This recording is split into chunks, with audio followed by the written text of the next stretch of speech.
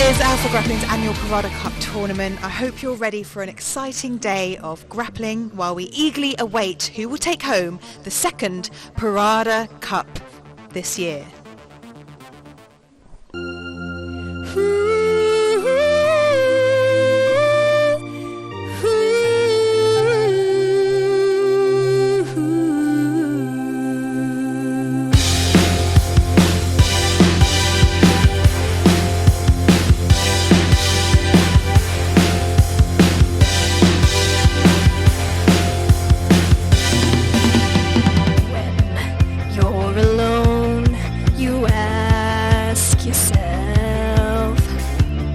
What are you searching for?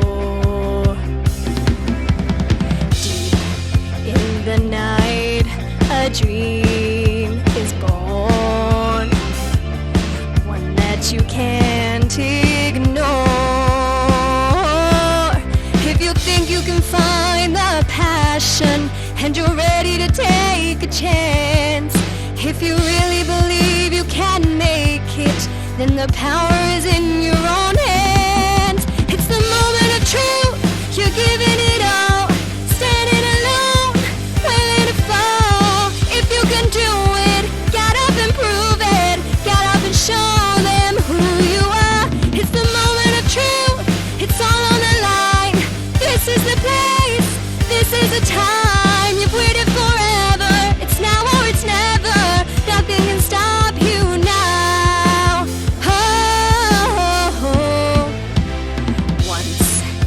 Your life, you make a choice, ready to risk it all. Deep in your soul, you hear a voice, answering to the call. Though you know that it won't be easy, it's a promise you make for love, in the people you keep believing, and the ones that you're dreaming of.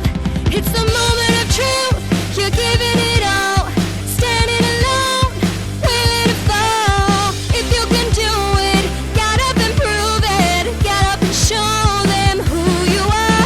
It's the moment of truth, it's all on the line. This is the place, this is the time. You've waited forever, it's now or it's never. Nothing can stop you now. It's the moment of truth, you're giving it all, standing alone, willing to fall. You've waited forever, it's now or it's never.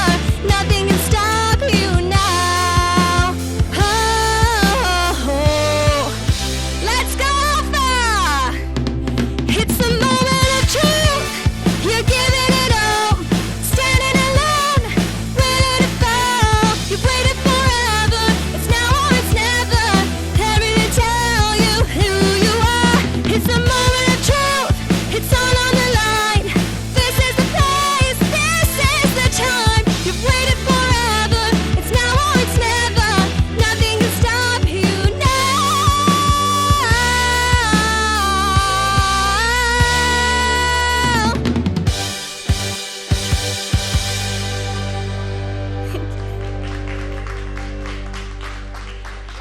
Hi guys, hi, how are you doing today? Good, thanks. Yeah, I'm alright. How you doing? And how are you feeling about today? Quite excited. Yeah, there's going to be a lot of good matches. Yeah, there is. And also, how do you feel about the two different divisions this year, under 77 and over 77 kilograms?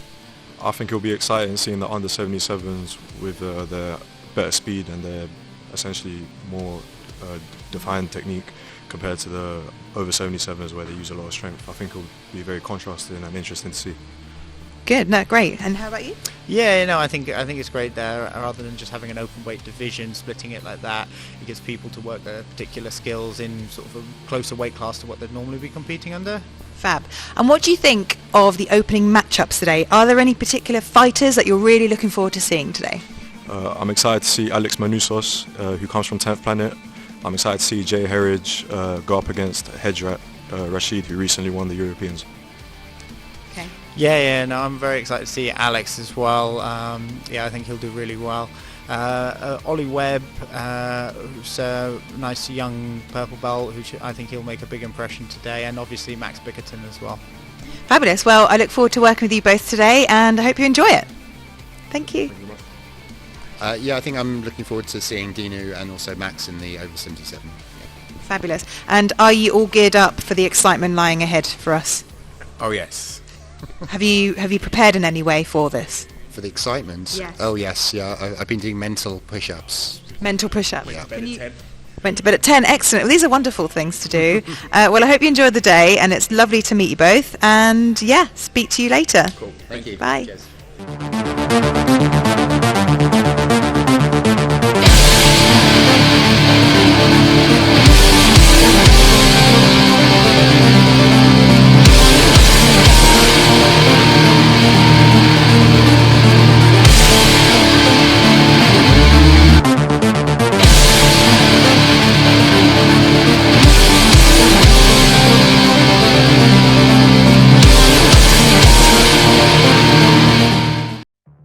How are you doing? I'm doing good, you?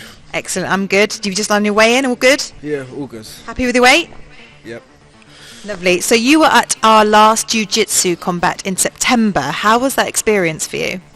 It was new, but I enjoyed it, and I hope to do it again someday. Lovely. And are you back officially now? Yes. How do you plan on winning today? Either by a back choke or a heel hook of some sort. Exciting. Very good. Well, we look forward to seeing you in action later, so thank you very much. How do you feel about that? Yes, I think it's a tournament quite challenging for me. Many matches, I hope, and I will do my best for finish everyone. Very good. And any last words before battle? Yes, so good luck to my opponent for the match. Oh, that's nice. Well, we look forward to seeing you in action, and good luck.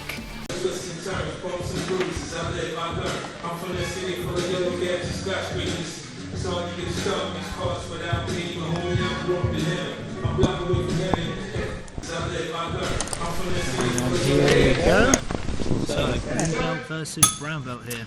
This is always a lot of pressure on the higher belt, but again in Nogi sometimes I'm not even sure if he knows his opponent's belt colour. True, very true, man. Both very seasoned competitors though. Both Alex and Mehdi have been competing at a very high level for quite some time. Mehdi is a regular here on Alpha Grappling. He's been on a couple of other shows. Okay, so it's a shoulder lock attempt by Mehdi, who's putting it in, but I think Alex might try to use it as a guard pass. So armbar attempt now by Mehdi, going for that armbar, but Alex is able to break away and break free. So far, quite an even match. Mehdi has been training quite frequently. He's living in Paris, but he visits London quite frequently to train with London Grapple. That's his home away from home, with Ross Nichols and the other guard players at London Grapple. He has a similar style, the seated guard, posting that left hand behind him and waiting for Alex perhaps to come in so he can use his right hook. Alex comes in with a guard pass attempt. He's trying to go for a head and arm tie as he guard, but good footwork, good butterfly guard there by Mehdi, who's controlling Alex quite well. He might be looking for a heel hook, an inside leg heel hook there, but Alex seems to be defending quite well. Bit of a leg entanglement going on, but both seem to be quite aware of what's happening.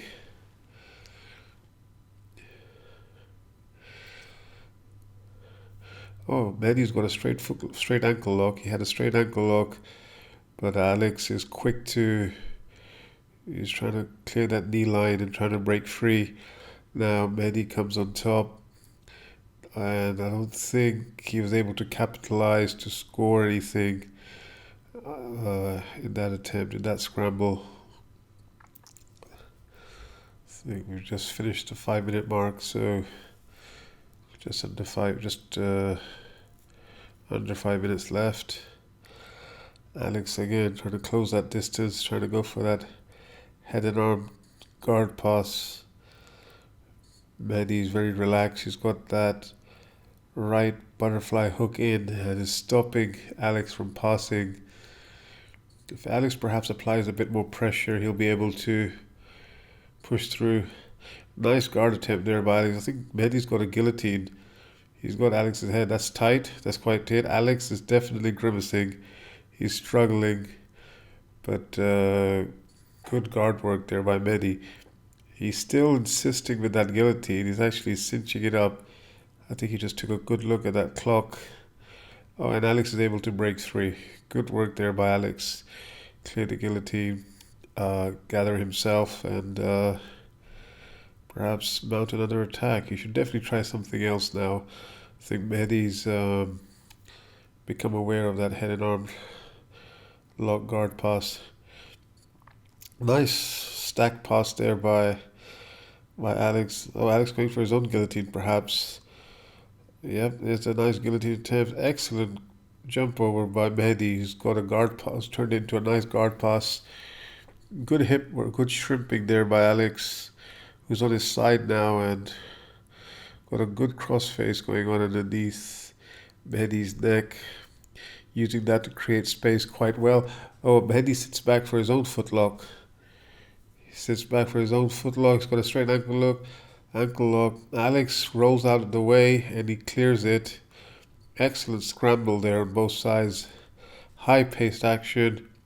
They're head-to-head. Mehdi very, very comfortable in that seated guard position. Alex measuring him up a little bit, seeing what he can do. Mehdi very passive. I think that's the point to Mehdi so far. With 2.5 minutes left.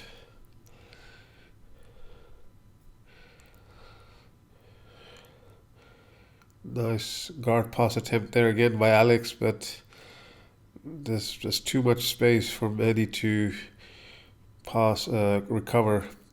Nice guard pass attempt again by Alex, but the knee of Mehdi is causing him a lot of trouble. He jumps over again. It might be a footlock attempt, and Alex rolls out of the way. Now Alex takes a look at the watch. He's got exactly 2 minutes left. Mehdi is up by 1 point. Alex really needs to mount an offense and score at least a point to make it even. Otherwise, Mehdi will be walking away with the win. Alex is posting on Mehdi's head a cartwheel guard pass, but could have just pushed himself into a triangle. He doesn't have Alex's arms, so Alex should be able to break free of this, but it's very tight. It's very tight, and Alex is twisted quite well. He could potentially still finish this. Alex is definitely struggling. He sits back to create space, but Mehdi's got it locked in completely well, even without the arm. And nice guard stack pass by Alex. He just has to keep that pressure. Could he turn this into a pass, perhaps? Nearly. And nice roll around. Oh, he could take his back and turn this into a back choke. But Mehdi's got a nice single leg. Oh, beautiful. He's going for a bulldog choke, Alex, and excellent work there by Mehdi. Good transition from a triangle to a single. Now he ends up on top. But that's a point there for Alex now. So it's 1 apiece. The score is 1 apiece. Got 30 seconds left. Okay, Mehdi seems to be a little tired. He's looking up at the clock again. He realized that it's even now. He's lost his lead. So he's clearly a little anxious to win this one, to get a point. But he has to open Alex's guard to mount a solo attack. And that actually is time. That's the first round in the bag. Now it's an even, 1 point even. So it's the referee's decision. Whoever he awards it to, whoever is the most active. I believe it will be Mehdi, and it is Mehdi. And okay, now they're waiting for their 1 minute break, as there's a 1 minute's break between each round. So Alpha Grappling operates a best of 3 round format. Each round is 7 minutes long, and there's a minute break between each round. And this is the first break. Both fighters a little bit tired, breathing heavy, so I'm sure they're making the most of this 1 minute. Our referee, Jack Burrell, resetting the fighters into their respective corners. He's asking for the timekeeper to come in, and that's time. So here they go again. I believe slight error on the scoreboard, and there you go again. Shake of hands. So Mehdi Mansouri won the first round. Alex has to win this second round to stay in the match. Nice single leg attack there, Mehdi. He's driving through, and good capitalization. He ends up on top. He's got his own shoulder, arm and head lock. But nice cross face attempt there nice barrier there by elbow by Alex, using that to create space. But Mehdi's good guard work, and Alex is able to get his hooks in and get Mehdi off of him. Excellent guard work there by Alex for recovering. There's a point for Mehdi. I believe that must be for the takedown, for securing that takedown a few seconds ago. Alex again insisting with that elbow across Mehdi's neck. He pushes him away. He comes in with the underhook. He's looking for a butterfly sweep. A very good. I don't think he's deep enough, so Mehdi's able to base out quite well. Just going back and forth, not really getting anywhere.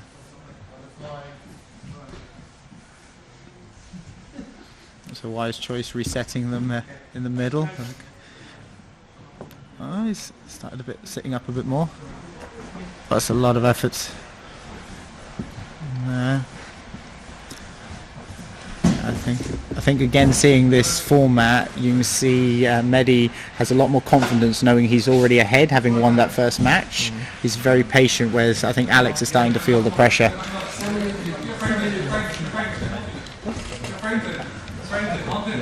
Nice.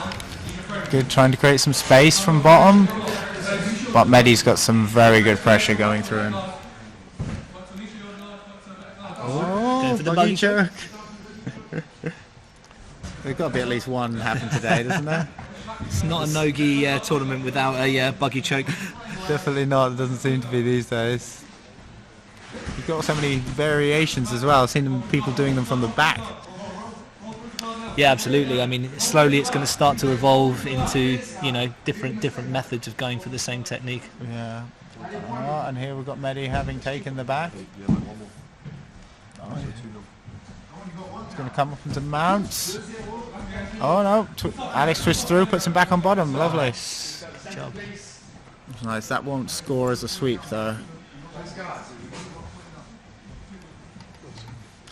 And as we know from the first match, Mehdi is very happy to be on his back, so I don't think this will be a drastic advantage for Alex, but it's definitely an improvement from having Mehdi on his back. 2 points up as well, so Alex needs to really start working here. Got Definitely. 3 minutes 40 on the clock. Yeah, Needs to get that guard open. Yeah, he can't waste any time now. Now this position isn't what's going to win him the match. He's going to need to start being active, getting his posture back, opening those legs.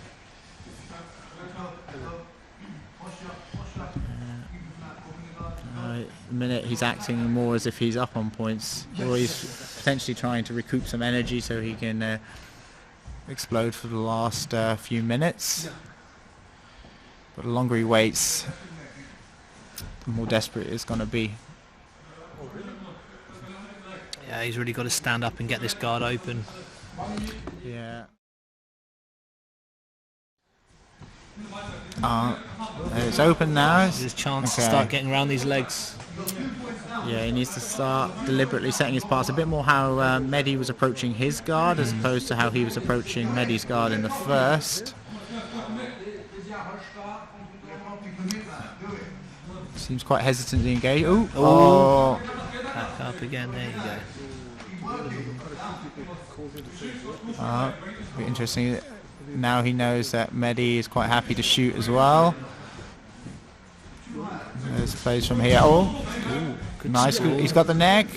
Perhaps he can make something happen. No, he's released it. Now Mehdi's got the underhook from this position as well. He's doing a good job of getting him elevated from here if he manages to get his butterfly hook. There you go. Nice. Very nice. He's onto single X. Looking for the legs. He's advancing his position from here. He's just slipping out. It looks like... Oh, he comes back up on top.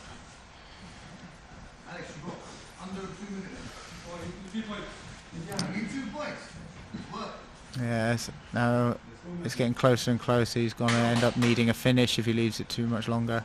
Especially with this 1 point position, you can't just make it back up with like a guard pass or a back take. No. You're going to need to score a few positions. Yeah. It's a lot of work to do in 1 minute 20 seconds. Exactly, yeah. Especially with someone who's got such good guard retention like Mehdi. In my mind, he's going to need to try and go for broke and catch a submission, a bite of something on the arm or the neck. Earlier there was that momentary Kimura grip he had. He's briefly had the neck, but both times it doesn't seem like he's very confident in those attacks. He's like abandoned them fairly quickly as soon as he had the option to switch to a position.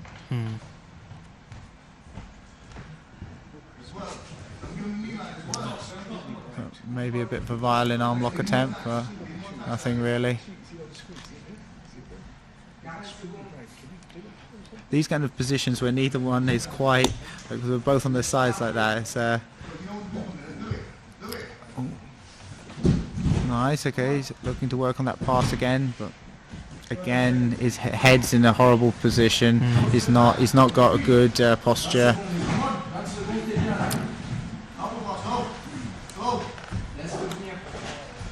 Yeah, I think Mehdi's got this one wrapped up now. Yeah. A flashy finish, but I think it'll be too little too late. He gets the pass though. Points, yeah. That was a good match, but Mehdi definitely had that all the way. Mehdi first.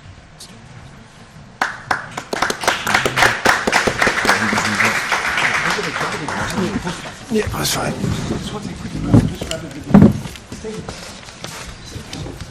We defend very well the leg lock entries, very physical. So I want also to wrestle with him, see the level to challenge, but very good, very physical, good match. Yeah, no, it was exciting to watch. There was a lot of moments for both of you. How are you feeling for the rest of the tournament? I'll try to improve my game, be more offensive, to finish, to submit. Nice. I was a little bit in defense sometimes. I'll try to attack more for the first ones. Well, looking forward to seeing it. Best of luck for the rest of the tournament. Alex, obviously not the performance or result you wanted, but it was both were exciting matches. How did you find it? Find it as expected, as I find a higher belt. I did my best. Next time I probably got to work a bit more on my passing game against someone like him. Yeah, no, I mean, you got the pass at the end. It was unfortunate, like for the timing, but you definitely were very dynamic and exciting to watch.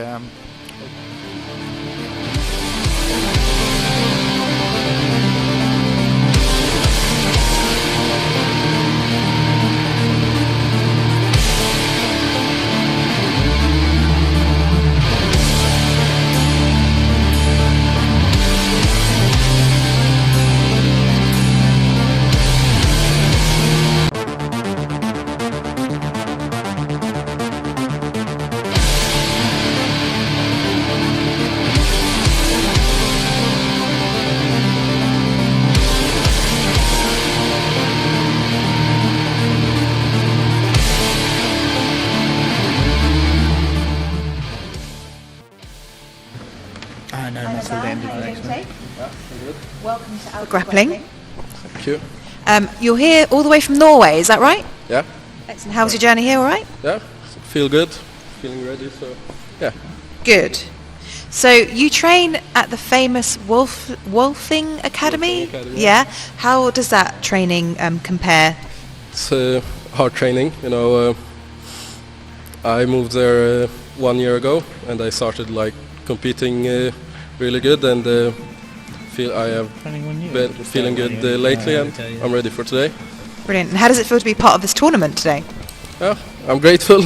You know, it's my first time competing in a kind of a private competition, and I'm looking forward to today. So I hear your brother Mohammed is also in this tournament. Yeah, we're in the same bracket. To be to be good to meet him maybe at the final or semi-final. Well, I was going to say, what would happen if you're against your brother? How would that work out? We'll just try to kill each other.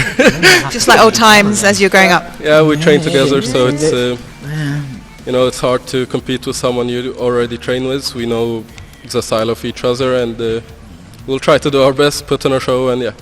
Good. And how does your team intend to win today? Yeah, it might be. You might be. I'll try my best. I don't know. I'll just try my best and be as competitive I am, and just go for it. Sounds all amazing, and we look forward to seeing you in action very soon. Thank you. Thank you. So next match up, we've got Mazen Azam against Reese Connor. Mazen's just weighed in, so we're just going to be doing the pre-fight interview and weigh-in for Reese Connor. This will be another exciting match.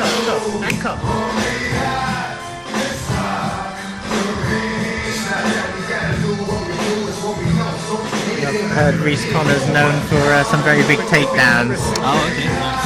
It'll be interesting to see. Yeah. I mean, looking at the two, I feel like Mazen is a bit more physically imposing, so it should be interesting. That doesn't always play out in the wrestling department how it looks, but I think definitely this should be some fun stand-up.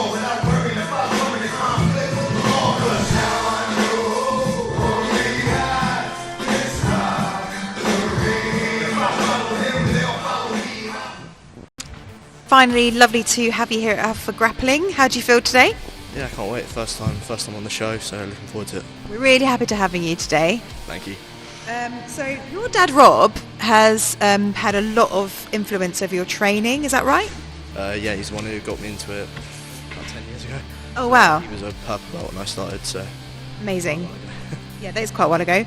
And he's probably one of the first few to actually start jiu-jitsu and stick with it after all these years, is that right? Yeah, he's been doing it 20 years now, something like that. 20 years, that's quite a lot. So do you find that some of his style has leaked into your game at all? Yeah, definitely. All I was taught for the first few years was around his style, so it's definitely my preferred way of fighting. Amazing. Now, you were very keen to accept our invitation today. Is there anyone particular you're looking forward to fighting against? Everyone in the group's really good, so any fight I get would be a great experience. Just looking forward to it. Great. So at your age, starting your professional grappling career, what would it mean to you to win this tournament today? Yeah, it'd be a great start. You know, first time fighting on any show. Like, Alpha's a really good one. Really happy to be involved and hopefully come away with the win. Great. And any last words before battle? Just going to do my best, play my game, see how it goes. Very good strategy. Well, we look forward to seeing you in action very shortly. It's the attire that you like to compete in as well, isn't it, Dom? Yeah, generally, yeah. No, just makes passing feel that much easier. Less friction. I'd have some wrist wraps though.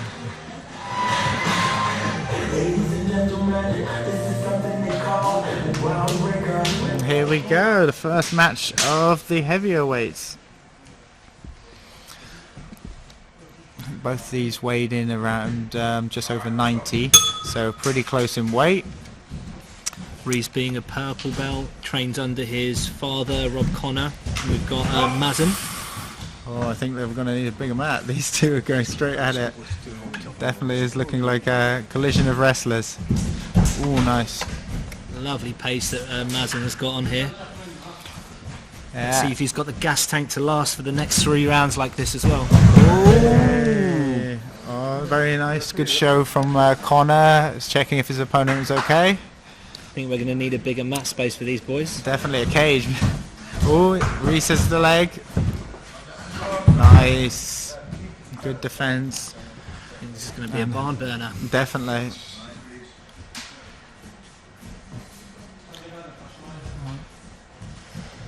Very aggressive hand fighting, and they're out. Mazen seems to be doing more of the entries at the moment.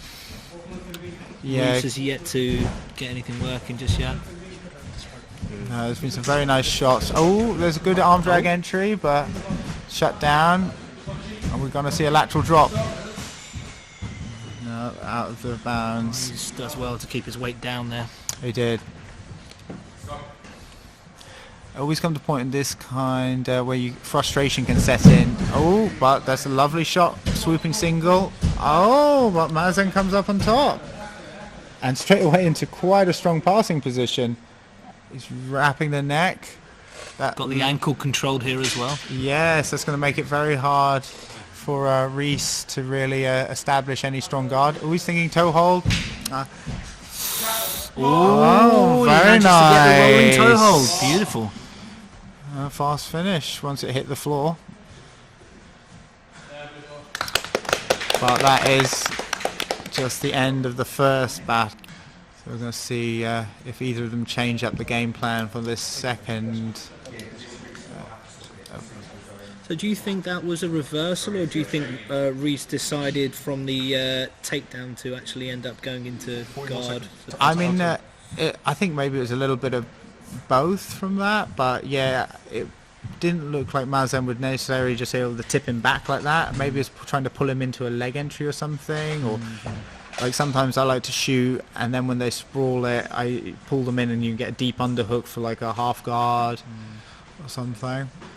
But I'll have to ask him.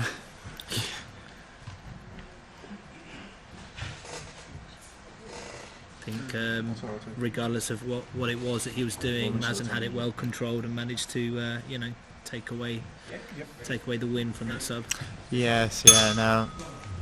Again, he looks very fresh still. I don't think either expended too much, but he looked ready to go after about 30 seconds. Love the energy that Maz is giving as well, man. He's just keeping it relentless, isn't he? Be interesting to see his brother on the next side of this bracket as well, that they could potentially meet up. Yeah. Just manhandling this. Yeah, again a nice show of respect, but yes, he is taking control of this quite literally. Yeah, definitely see that Maz has got the physical control here. And I think Reese is starting to feel that.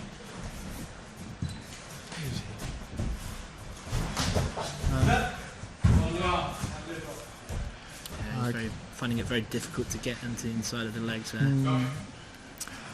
He's playing on the edge of the mat a little bit now as well. Oh, arm drag entry, and he's got hands connected, but nice whizzer. Nice. Slightly off the mat. That's a shame. We could have seen how that played out. That was a good... Again, this kind of thing can get a bit frustrating when all of your takedown attempts you're kind of ending up going out of bounds with them. You can start to play on how you're going for your entries.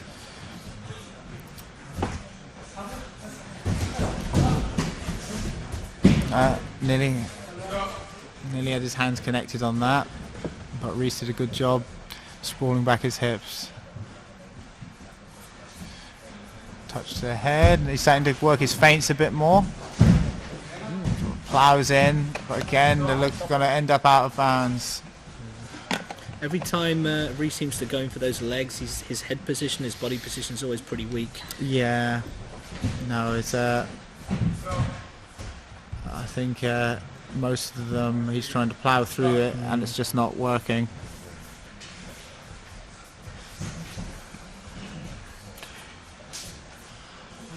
Nice hand fighting. Oh, going back to that arm drag, but as Ab is working those underhooks. Yeah, he's doing a really good job of keeping on the inside there, Maz. Any time that Reese tries to get in, he's always trying to fight for those underhooks, the body locks. Ooh, nice. Just going to have to try and initiate more from the centre, so they've got more time to try and complete these takedowns. What do you think Reese should do to try and change the direction of the game right now, Dom? It's hard to say. I mean, he's not getting a lot of success in the wrestling department, but then when it did hit the floor, he got finished quite quickly. So up guard pull, he might be unwilling to go on his back and expose his feet again. But I feel like that's probably going to be his best bet. I don't see him taking Mazen down if it continues how it's looking.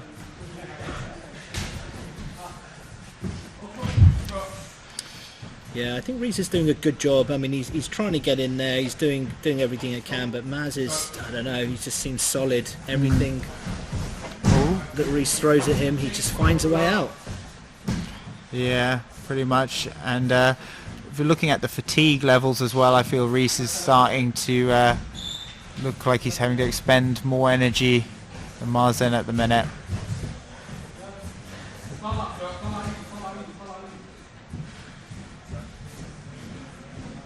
But Reese is definitely not giving up. He's still working. He's aggressively pushing the pace, trying to work these arm drags.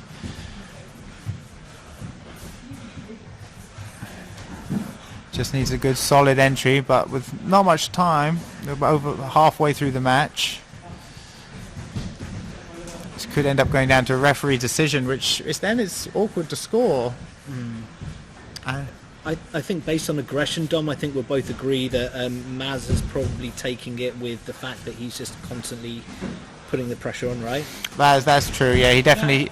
here's another initiation. This time he can... Oh, nearly connects those hands. It's been very... Oh, he has got them connected now. Yeah. Oh, this could be a take... Oh, nice. Ooh. Oh, beautiful and lovely sequence. Reese, oh my God, and they're out. Lovely. That was pretty awesome. Good effort by Reese there as well. Very, very. That was lovely. He turned in for this score. Whoever gets this takedown could win it. Oh, very nice. Then back up again. Lovely action. That was beautiful. Some really nice wrestling on display here.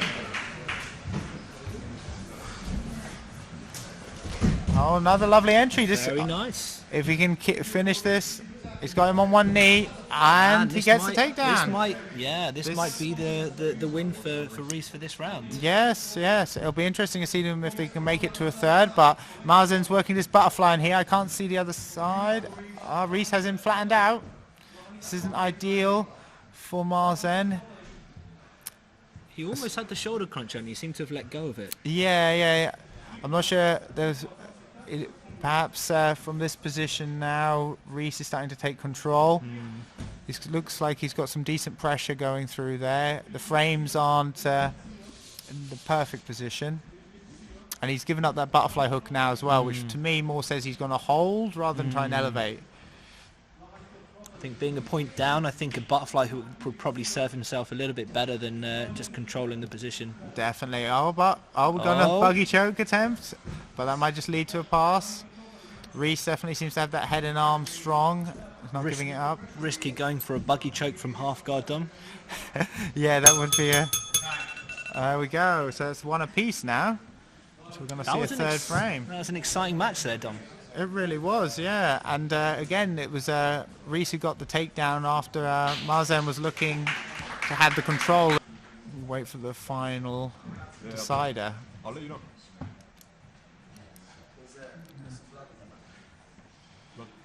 All right, so again, having this kind of format just gives you a chance to see the athletes in greater depth.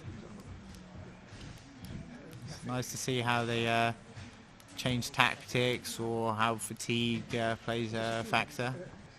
So how do you see either guys playing this now there, Dom?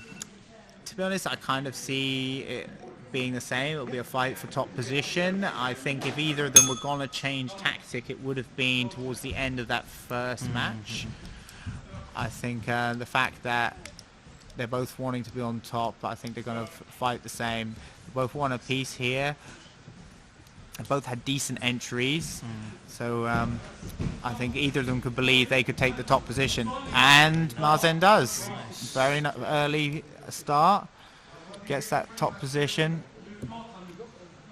I think that was the most committed body lock takedown that he's attempted within these last 3 matches. Definitely, he's been trying to work for that a few times, but has never quite got the deep enough grip. But Reese is already working his arms on the inside. Yeah, he's managed to get double unders. Mazen still holding onto that control, and to be honest, it looks like he's still got Reese in quite restricted. It feels like he's losing those arms slowly. I'm not sure how strong he is. He's trying to fight for the underhook now. He's losing the head. He's lost the underhook as well. Oh, Reese is elevating. Nice, very nice. Oh, but Mazen is just moving like lightning. I'd like to see him here go on his toes, put some more pressure on him. A lot of people get to this position, go on their knees. Oh, nice. But back into full guard for Reese. He's trying to shoulder crunch. Still lots of time to work.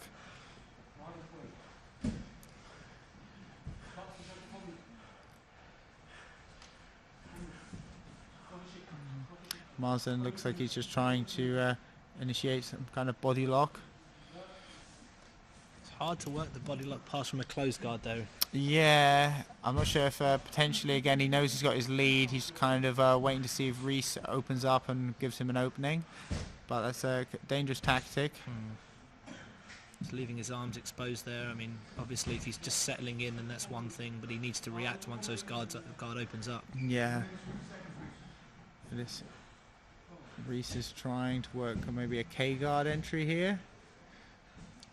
Maz's weight's far too low and way too well distributed to get underneath him. Can't see the other side. Has he got a shoulder crunch? Maybe going for an armbar here.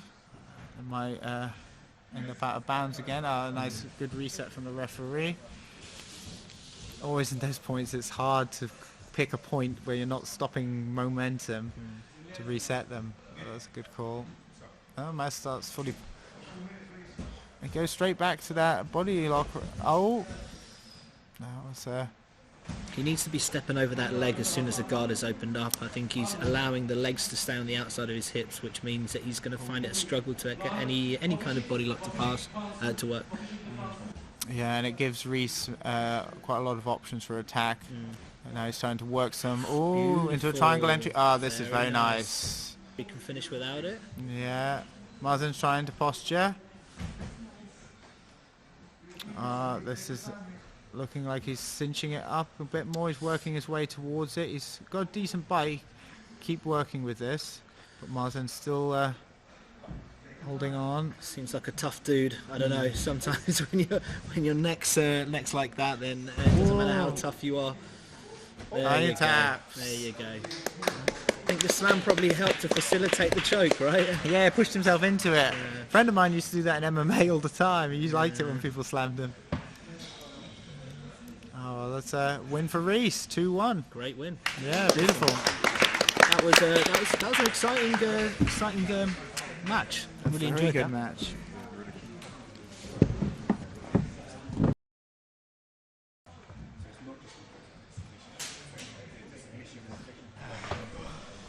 This way.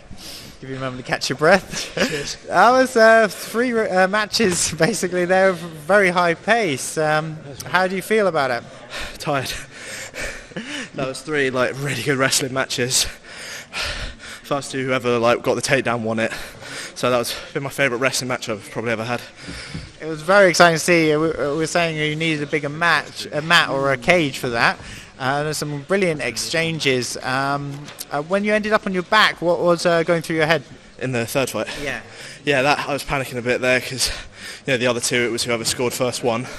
So I just had to, been working on my ground, bottom game quite a lot recently, and had to have faith in that and just take my time, be patient, and eventually something opened up and I caught the triangle. Yeah, no, it was interesting as it was very different to the first two, and he definitely seemed to slow down a bit when he was in your guard, and then you got that nice triangle entry, and you were just patient and worked away for the win. How do you feel with the slam? It was alright, the adrenaline kept the pain off, but it's a good attempt. Lucky I was able to hold on and finish the fight. Nice. Well, congratulations and best of luck in the rest of the tournament. Thank you very much. Nice.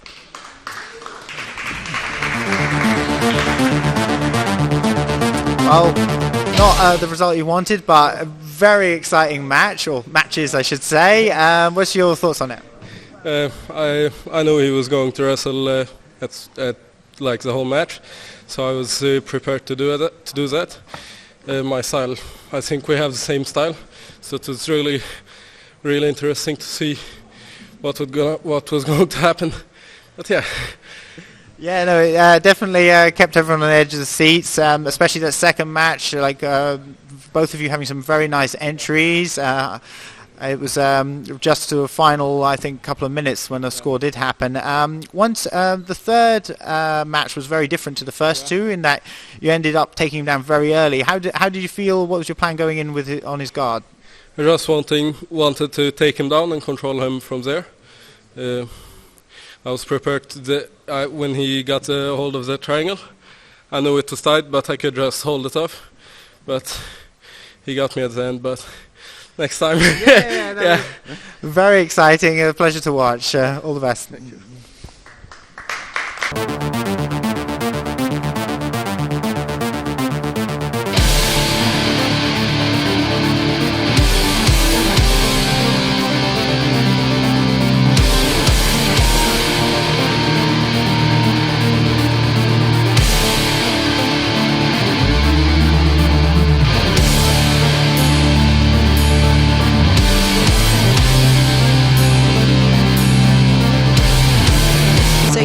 Busy grafting away this past year. How's your training been going? Same old, you know, always pretty much the same. Good. And you did extremely well at the Europeans a couple of weeks ago. How did that all go? Yeah, good. How did it feel to earn your first brown belt? Yeah, it's a privilege. Speechless, just Yeah, lost for exactly, words. Are you looking forward to competing today? Yeah, definitely. You were at our last Porrada tournament this time last year, weren't you? Yes. And how was it for you making the finals against Jed? Yeah, he's good. Definitely then as well. Even now he has more experience, but then especially. But yeah, it was good experience. And what would winning the tournament today mean to you? I wouldn't go home disappointed. Okay, that's good. Well, we look forward to seeing you in action today and enjoy.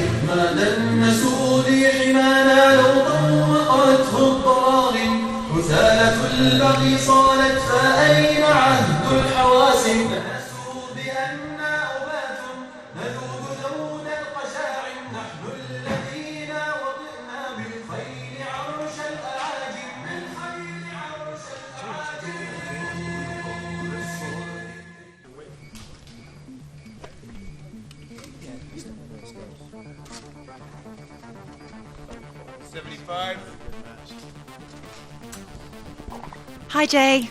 Hello. Welcome back to Alpha Grappling. Good to be back. A home away from home, right?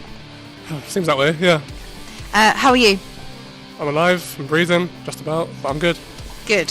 So you missed our September show event because of a knee injury, is that right? Yeah, I was in a car passing scramble at Grappling Industries. I tried to turn out, but my foot was still pinned, and then my knee went in the process. And I got a knee bar straight after because I was stupid and decided to carry on. So Standard. And is it wise to be competing so close to a professional event? Probably not. I wouldn't say so. Okay. So you have a few friends in this tournament today. How would you feel if you were facing any of them today? I mean, friend or not my friend, it's jiu-jitsu. What happens on the mat stays on the mat. And you've faced Hej before. What would it mean winning today against him? I mean, win or lose, don't really mind, but he's fucking good, man. He beat me on like 4 points at Raw Grappling, and he beat me on one advantage again after that. But it'd be good to get my own back, even settle the score, even up a bit. And is there anyone else you're really looking forward to facing today? I mean, I'll fight anyone and everyone. Don't really care. Okay. And finally, what would a win in today's tournament mean to you? I think it means I get paid more. I think that's what it means. Is that all you're here for? I mean, why do we exist? For money. Very good. Okay, well, we love your entertaining style, and we look forward to seeing you in a bit. Well, thank you. Bye.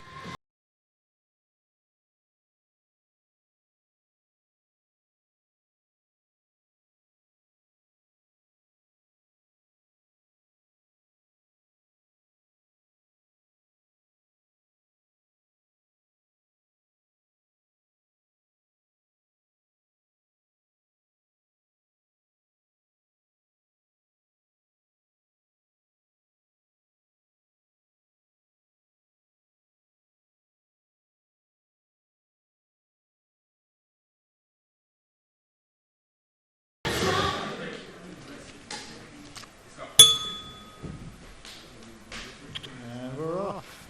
This will be a very exciting match.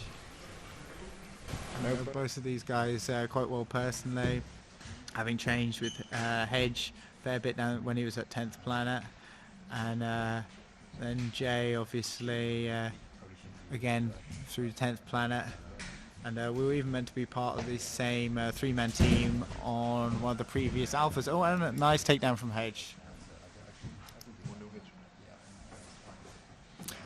Hedge is a very good truck. Oh. So currently 2-0. Hedge seems to be taking the advantage within their last two matches. So Jay's already mentioned that he wants to try and settle it up a little bit, or at least get a little bit closer. Well, he could do it here if he's got potentially a chance to beat him twice.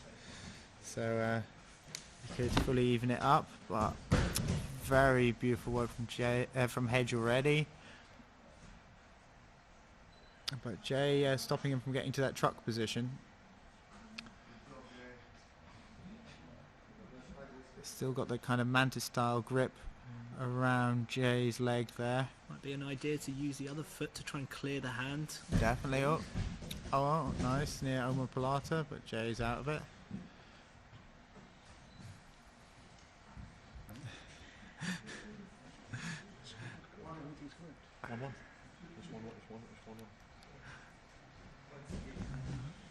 Oh, false reap entry here. Jay's wise to it, and we're out of bounds. So which knee did Jay say he injured? I think tactfully he didn't actually say which one. Okay. But yeah, I think it was his left.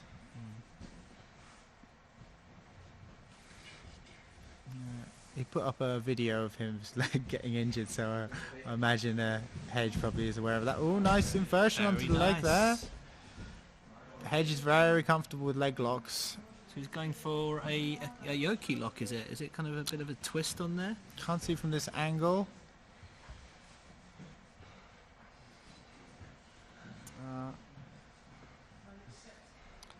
Would that be a point now? Now he stabilizes on top? I'm not sure. Oh, outside heel hook. Outside heel hook. Looks dangerous. He's switching Getting to a a good reverse bite grip. on that as well. A reverse grip has going to have some power in that. But Hedge doesn't look too concerned.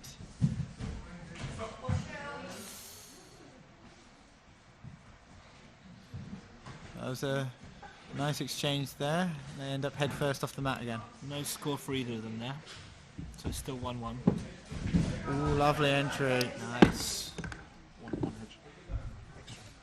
Again, I feel for Prudence resetting them in the middle now would be good. Oh, there we go.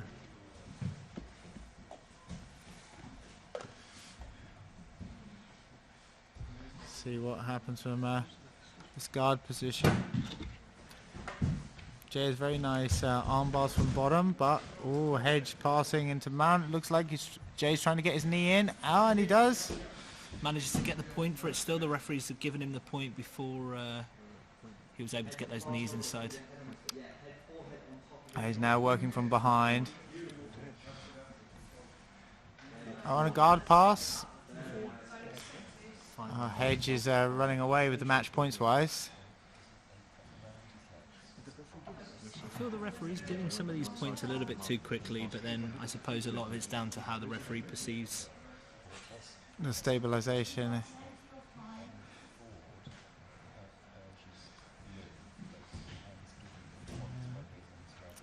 I think either way this is going to put Jay into desperation mode to try and start getting a finish, but Hedge is very nicely chopping up Jay's upper body here.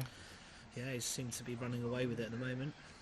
Good crucifix position, he's looking to stay. Oh, but Jay nearly gets a reversal out of it. Ah, very nice entry, violin arm lock, but Jay's out. Straight away, Hedge is back in on the arm. Yeah, that's beautiful. Yeah, and we have the finish. Armbar finish for Hedge there. That was nice. Very smooth, but again, that's just the first one.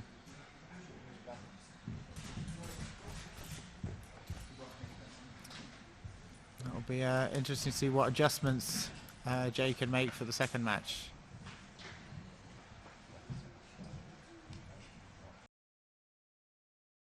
I think Jay might have aggravated some kind of back issue. He definitely seemed to slow down in that last section when he was on his back. Difficult to move. I'm not sure if he's pulled something. Knowing Jay, he's always carrying an injury or three.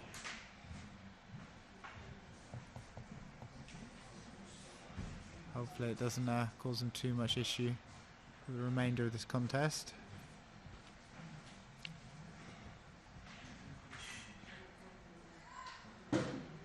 Quick shot of Lucas A can fix everything.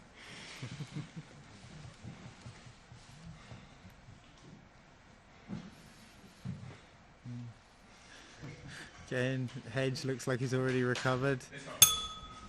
Round ready two. to go. Jay visibly breathing a bit heavier.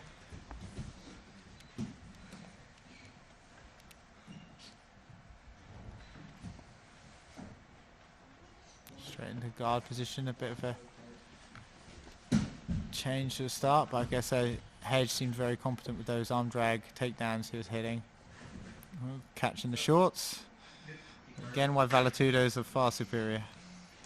Or Jay's tight shorts. Yeah, well, yeah. They're going to catch anything in those.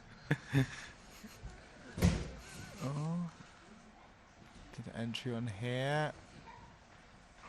And a nice attempted back take from Hedge. Oh, beautiful transition, but I think Jay might have hurt himself on something. Yeah, I think he landed on the knee. Yeah, I heard that. I think he hit something hard.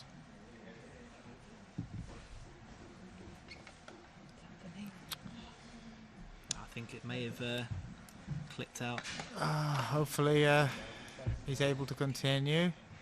Like to see him be able to put in more of a performance, but again, trying to compete while still injured, it's very difficult.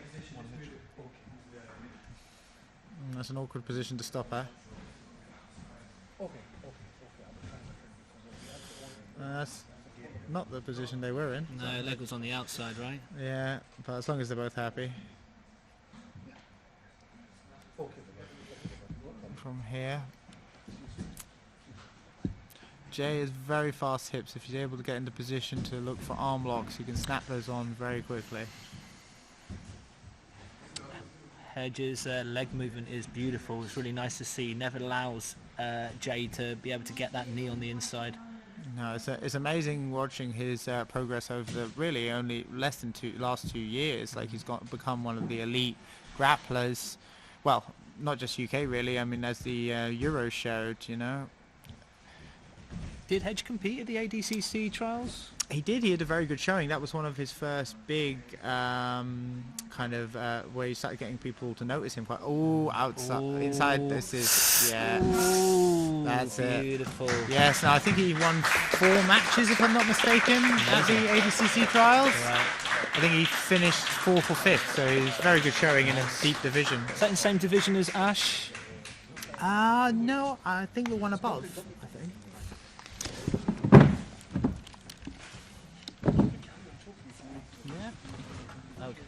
I'm just on his way for a post-match interview with Jay and Hedge.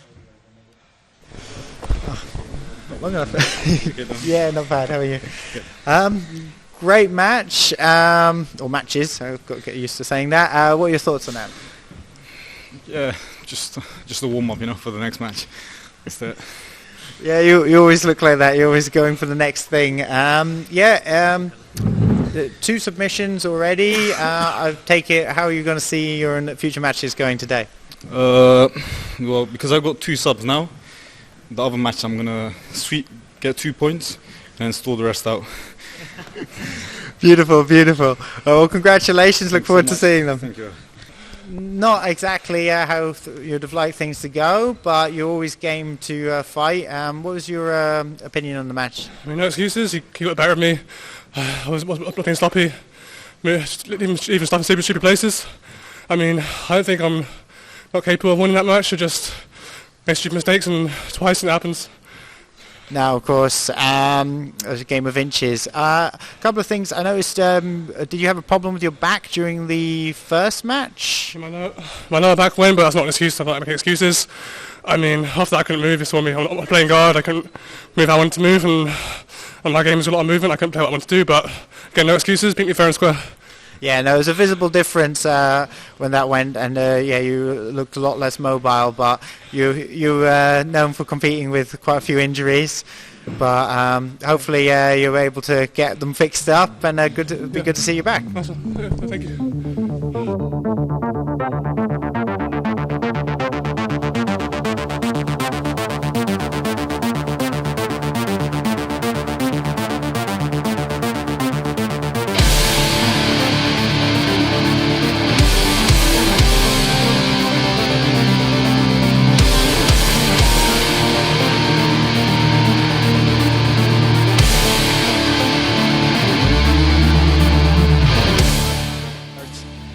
I'm ready now, so. Is that today?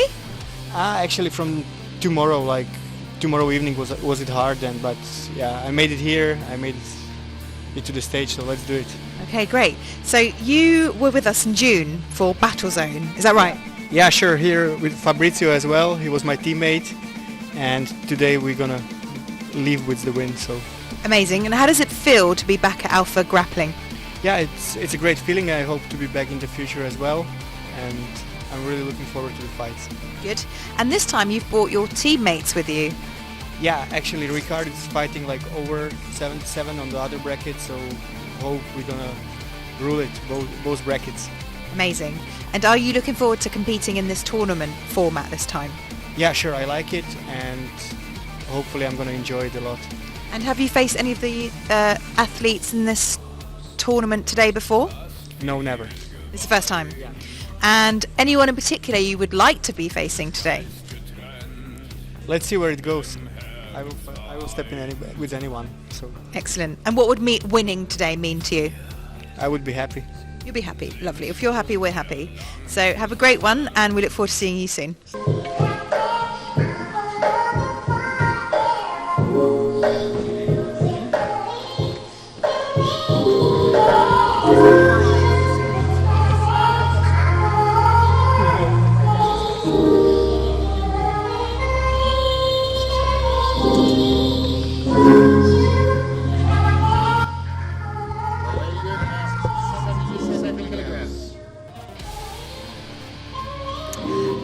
Hello Sam, how are you doing? Yeah, all good. Good, nice to see you back at Alpha Grappling. Oh, thank you very much, good to be back. Good, you excited about today? Yeah, very excited.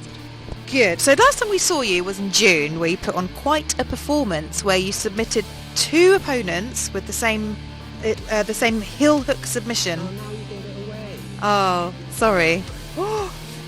So are you gonna plan to do that again tonight, or? I don't know, probably. That's my A game, so I might as well. Okay, and anyone in particular you're looking forward to facing today? Just my first opponent, and then we'll see where it goes from there. The night takes you. Yes. I like your spirit. So what would winning the entire thing today mean to you? I don't think I'm going to win it, so no danger. That is a very good attitude to have. No, I'm sure you might. Okay, so, and last one, what last words do you have before you begin? Yeah, no, just excited to go out there and perform. Lovely. Well, we look forward to seeing you in action, and see you in a bit.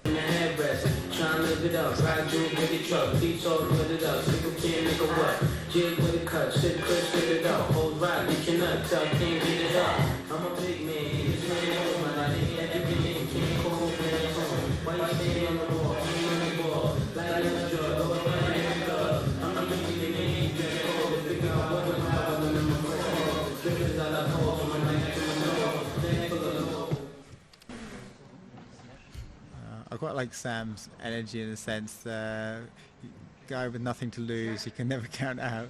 I call a double guard pull. Oh. Martin goes for guard pull. In. There, trying to elevate him. Got to get rid of that angle control. He's off balancing him nicely from the bottom. Sam with an underhook.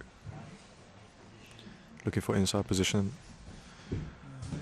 We know from the interview that Sam wants a heel hook, but right now it looks like Martin is trying to elevate, potentially getting on the legs. Martin doing a good job hiding his left leg. Yeah, there's nice control. Ooh, looking for a K-guard entry. K-guard. He's going to come up for the sweep or try and chase the leg. Yeah, but Sam now has a kind of single X position where he can, and he's straight on the looking for it, and there it goes. Guess he called it. Lovely.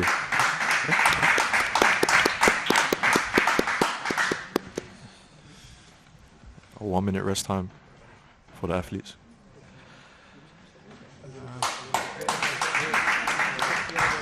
Again, a fast sub leaves them both pretty fresh. It'll be interesting to see if any adjustments. Maybe Sam will pull. Perhaps this time we'll get the double guard pull.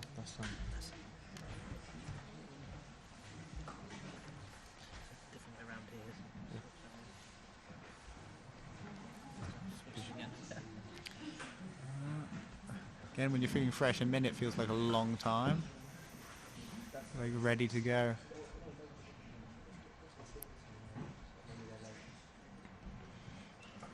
Both primarily leg lockers. Let's see if we get that double guard pull that you're saying this time.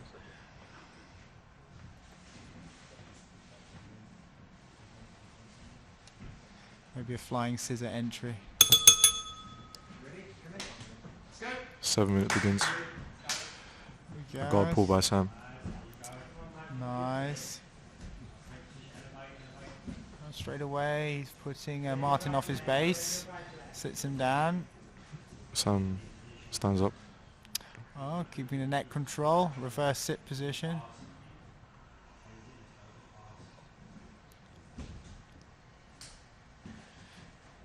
Sam looking for a DOS.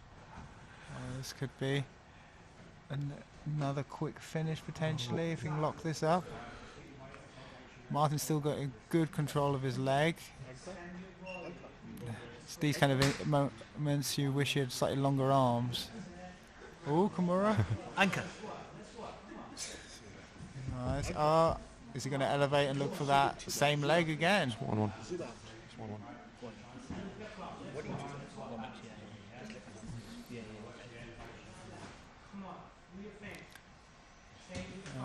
Martin trying to get some passing going. Oh, nice. Oh, lovely. 1 point for Sam. Good reset before they go careening off.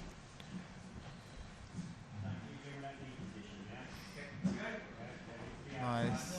Sam's been switching really nicely between hunting for submissions and scoring points. Oh, he's sitting back now, potentially going to give up a sweep. Martin's looking for the leg. Martin go for a toe hold. Nothing really. Oh, starting standing again. Who do you think will sit first?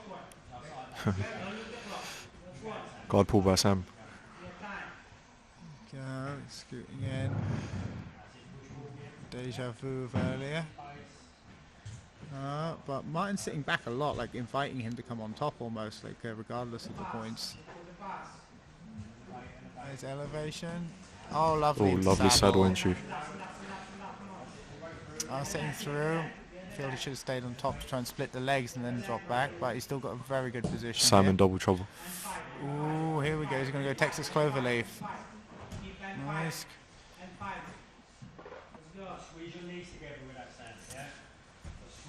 He's giving it some pressure.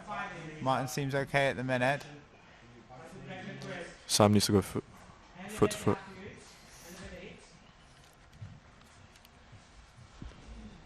Some discussion. And continue. Can't quite see the legs from this angle.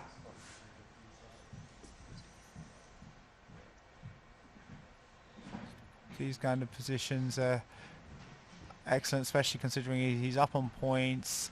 He's got control of both his opponent's legs. It's going to be very tricky for Martin to really change this to an offensive position. And Sam can take his time to work on a finish.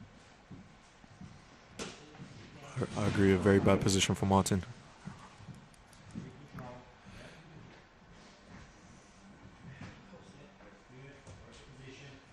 Nice, trying to come up on top. Sam going for an inside heel hook. It's like splitting the legs. Let's see if he hasn't quite got a bite on that heel yet. Oh, there we go. Now he just needs to... Martin slips his knee line. Very nice. Very nice. But he comes on top again. So that would be another sweep. 1 point to Sam. His his awareness between the sub attempts to points is looking very nice. Bodes well for the tournament. Although next match he'll have, if he does go through with this, which is looking at the minute, he'll have quite a tough test with either Dinu or Alex.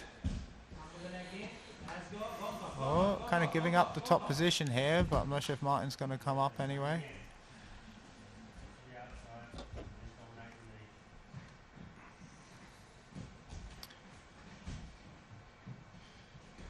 Nice 2-on-1 control Martin has.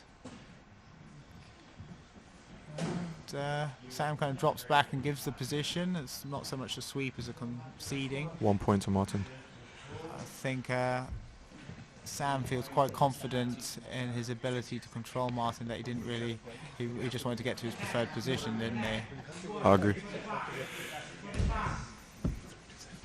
Oh, there we go. Looking for the same leg he got the first match, wasn't it? Sam going for an outside heel hook. Good defense from Martin. But Sam still has that leg. He's locked up the saddle. Oh, and he's got the leg. And there we Martin have it. taps. Twice in the same leg.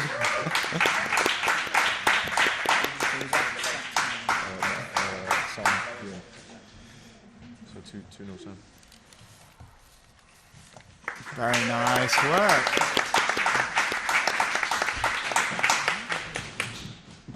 Two wins there, outside heel hook on the same leg. How do you feel about your performance? Yeah, it was really good. It's nice to go out a little bit longer this time versus last time. Get to cycle through different positions, a little bit on top, a little bit on bottom. So yeah, nice match. It was a good match to watch. I was particularly noting you played very well between submission threats to scoring points. And that final part where there wasn't so much a sweep for him, you kind of conceded bottom position. Are you very comfortable in your guard? You look like it. Yeah, I felt like I was comfortable with there's not going to be a threat for pass. And yeah, I knew I think a couple of points ahead. So I was like, yeah, I can just sit back and work on the leg without any risk really. So yeah, it's good. Nice. So next match you'll have either Dinu, Bukaret or Alex from 10th Planet. What are your thoughts on either of those matchups? You faced either of them before? Yeah, I've lost to Alex when we were blue belts, I think, or white belts. Just a brilliant guy. Never fought Dinu before, but obviously one of the best guys in the UK. So yeah, either way it's going to be fun. All good. Nice. Look forward to seeing it. Best of luck. Thank you. Nice. So not quite the result you were hoping for, but give me your thoughts on the match. Yeah, it happens. We did a good fight, so I'm not disappointed. I hope we'll be back. And next time I will be back stronger, so yeah, that's it. Yeah, that's the only philosophy really that works in this, isn't it? No injuries, like he tacked the same leg twice? No, it's completely fine. I think I rather tap earlier than get break, so completely okay. Well, that's good to hear. I look forward to seeing you again.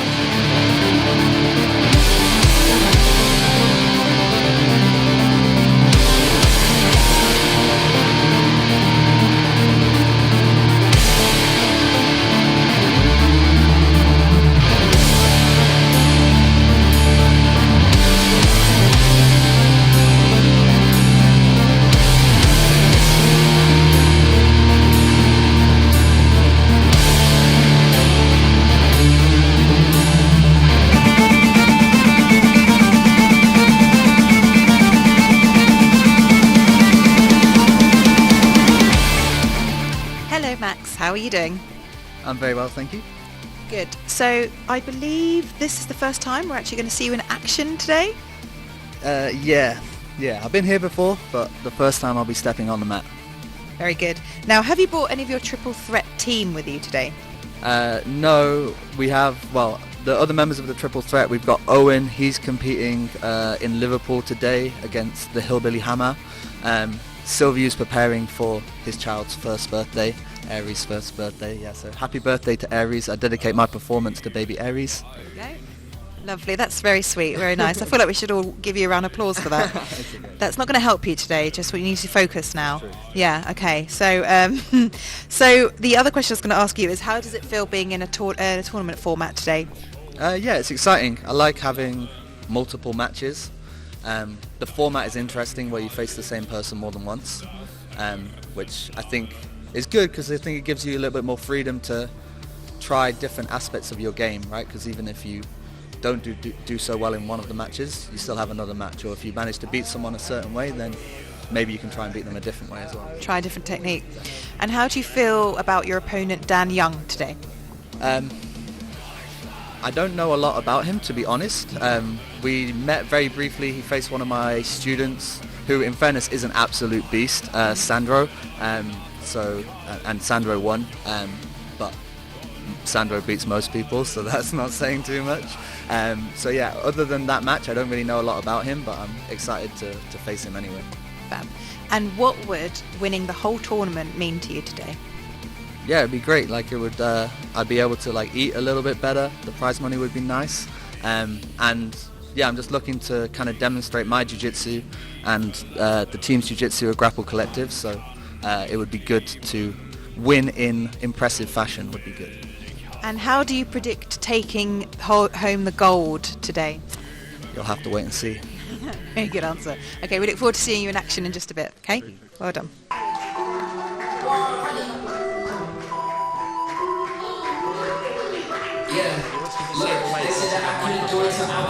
Yeah, sure. Top of the world, Elon Musk, I'm trying to bankroll. New Tesla, just did I say so? Electric whip like Ivan Vanko. I just did it. W's only, you know I've been winning. Top of the world, the globe is 100 kilograms. Dan Young.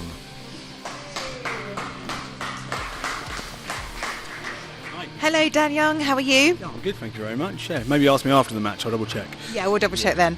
Welcome to Alpha Grappling. Yeah, excited to be here. Good. How's it feel? Yeah, it's exciting. It's a nice setup. Just excited to go out and scrap, to be honest. Very good. So we love your full steam ahead, tooth and nail style here. Are you intending to repeat that today? I mean, that's what a man looks like when he doesn't have a plan, I'm afraid. So yes, we'll see what we can do. We're here to have a good time. Very good. In the promo video, you asked for Max, clearly stating that you wanted a bit of a challenge today. I mean, I don't know if I asked for Max. I certainly mentioned his name, mentioning it was a big mountain to overcome. But really excited to fight Max. Great grappler. See him on the scene a lot, and yeah, excited to do it. And what would winning against him mean to you? I mean, and then I'll probably have to rematch Sandro, and I don't want that, to be honest. So. Very good. Makes sense. And what would winning the whole thing mean to you today? Oh, well, that would mean my jiu-jitsu has increased considerably since this morning. Very good. Very good. Well, we look forward to seeing you in action and with all your style. And yeah, good luck tonight. Amazing. Thank you very much.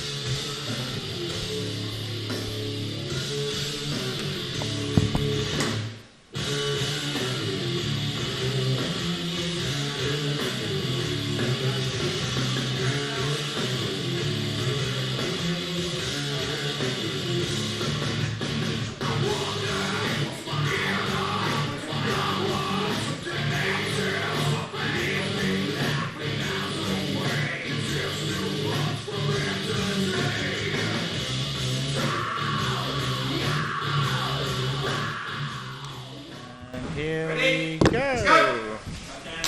Oh, this is a fun match. I mean, Max, I think, in a lot of people's opinion, mine included, is probably the favourite for this bracket. But Dan going in there as a purple belt, like, it's a great position. You've got kind of nothing to lose. You can just really go for it. and vice versa. Then you've got the pressure. Like Max knows he's meant to win this match. It's a lot of pressure sometimes that way around. Yeah, I agree totally. But I think as Max is a seasoned competitor, I don't think he feels that pressure. Oh, he definitely looks like he's taking control of it now. He's got that nice underhook straight to the front headlock, dragging Dan down. Very nice. Oh, hooking the leg. He's putting Dan already in all sorts of difficulty. So he's starting to fight the hands. Max just maneuvering Dan to where he wants him. Oh, Max. Switch off to a single. And down he goes. Takedown. 2 points. 1 point, I should say. Too many IBJJF habits. See what Dan can throw up off his back. Looks like he's trying to work some kind of rubber guard, potentially. Let's go for a shoulder crunch. And this isn't really where you want to be with Max. He's got a very strong top game. Oh, maybe some kind of attempt at a shoulder crunch here. Max is just taking his time.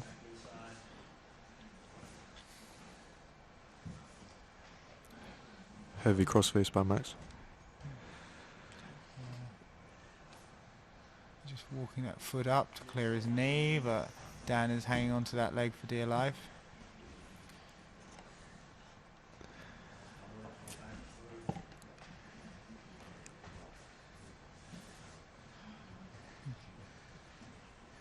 Again, he starts to try and clear that knee. Oh, potentially looking at the Kimura over the top.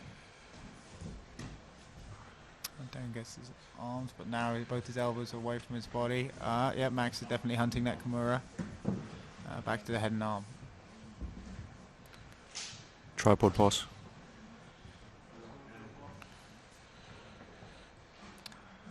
Max has some serious pressure going through Dan's face right now. I think this pass is a matter of time. Max in 3/4. Seems to have double unders. And he into mount. So that's one for the pass and one for mount.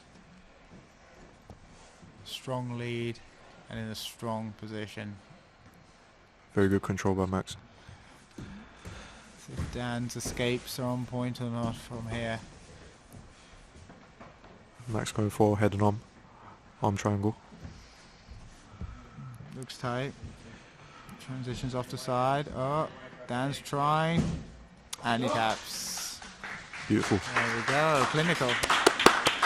I think this is then the interesting downside for this like best of 3 format. Like after a performance like that, being Dan, how you feel going into another match where it's all very one-sided.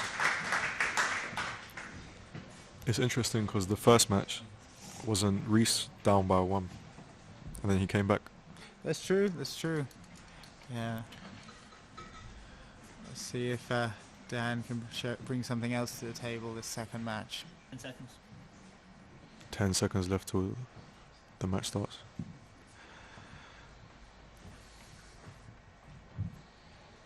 And here we go again.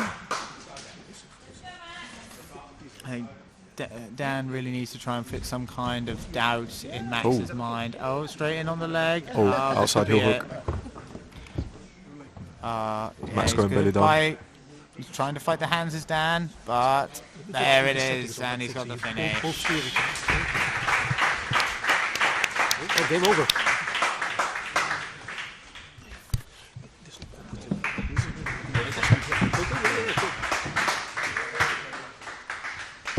Nice quick finish by Max there, so he manages to take his side of the bracket quarters 2-0. I'm quite happy with my performance. obviously I got the wins, which is good, by submission. Even better. He felt strong when he came out. Had good hand fighting from the standing position. I managed to kind of weather the initial storm a little bit. So, and snapping him down. Got him to a front headlock. He did a great job of staying in a 4-point position, which like good for him, to be fair, because it's not easy to stay in that position. Switched to the single leg, took him down. My wrestling coach hopefully will be pleased with that. And then, just kind of, that was my plan for the first match. Get the takedown, and then I'm pretty confident in my guard passing against anyone. Second match, my plan coming in was, if I can win by wrestling, then let me try and pull guard, show a different element of my game, try and win by leg lock, which obviously kind of did that one, so that was good. So yeah, overall happy, focus on the next matches now. Nice. Well, best of luck, and I look forward to seeing them. Thank you. Hi, how are you feeling after that? Leg hurts a bit, but other than that, doing okay. Yeah. Nice. I mean, it's one of those things, isn't it? I mean, Max is one of the arguably best black belts in the UK, so there wasn't a lot of pressure on you. How did it feel coming into this? I think exactly as you say. He's, again, one of the best black belts in the UK. I was excited to go against him. Just a fat purple belt. I've got to go work on Monday. Well, glad you got 2 good legs for it still. Was there anything that surprised you when you connected with him at all? Everyone sort of feels really strong in the opening part of the match. Level changes felt good. The snaps were really nicely timed that he did. I was trying to set up something from the front headlock position, but he was doing such a good job of keeping that leg far. I like to sneak under and grab it, but that was absolutely not happening. I expect the guard passing I knew was going to be a nightmare, and the leg locks, again, it wasn't a surprise. No. Yeah, no. Well, it was a very tall order, but brilliant attitude in taking it, and hope to see you again. Nice one. Thank you, guys.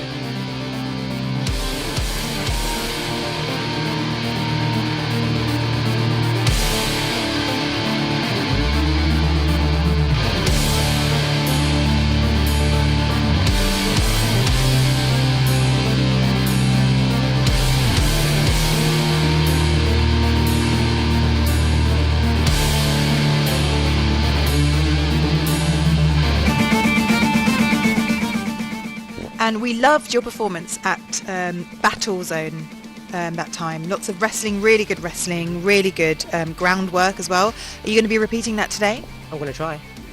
Good. Okay. And you're first up against a well-known and highly regarded coach and practitioner, D. Faced him before? I've never faced him before, but this is the first time I've stepped up to this high level, so I'm excited to just get it going against a respected guy.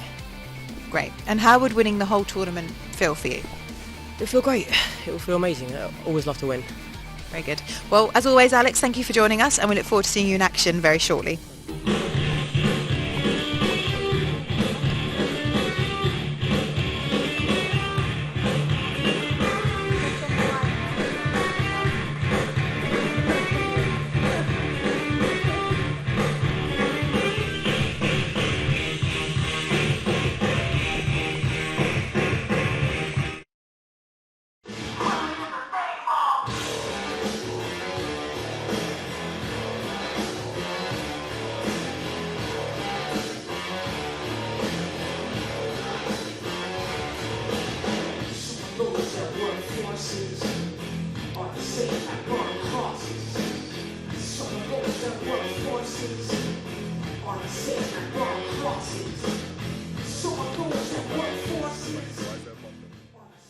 Yeah, I know what you would. Yeah.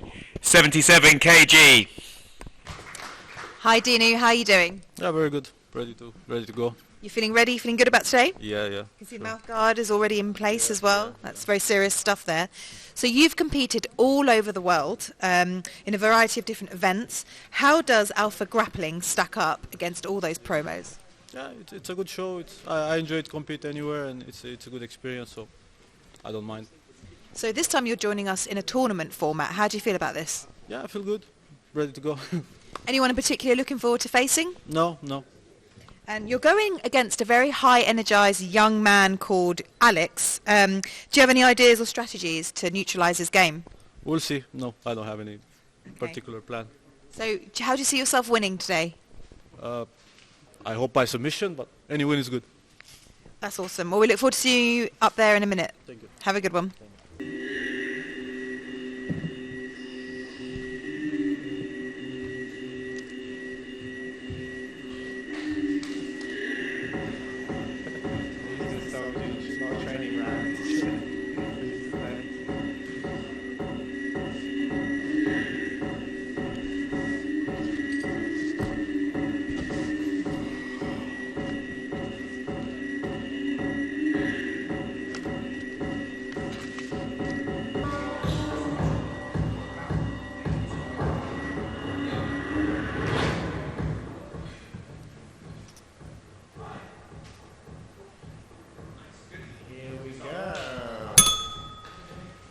Quite excited for this match. Know both gentlemen quite well. Alex, I've trained with a lot down 10th Planet, one of my favourite training partners down there. And Dinu, having trained with and competed against several times, should be a good match. Good chance for Alex to really show what he can do. Dinu's very seasoned, fought on pretty much every promotion, very highly regarded. Coaches as well down London Grapple. Oh, nice attempt from Alex. Let's see what Dinu's top game is looking like at the minute. Alex is a very good guy. He's very bendy, very hard to lock down and shut down. Straight away looking for those double unders. Dinu's a very patient grappler. And quite deceptive as well. You can almost often, he almost takes time off rounds. Like you can see him kind of sussing out his opponent, and he lulls them a little bit by letting people do well against him. But nice takedown. Straight away, but 100% grip from Alex. This is good for him. But how Dinu's driving back into him and trying to get his weight on top of him. But Alex is walking his hips out. There's the spin. Good, nice reshot straight away from Alex. Nearly caught Dinu napping there. Yeah, I think he's Dinu's wondering where his point is. One Dinu. Dinu. Back to center. Alex has really been working his wrestling this year and it's improved a lot. Like, it's interesting. I mean, again, Dinu is a very accomplished wrestler in his own right. He's won the catch wrestling worlds. But look at that lovely entry. Alex has got, and he puts him down. Oh, but Dinu manages to reverse at the last minute. Oh, very nice attempt on the leg, but Dinu was wise.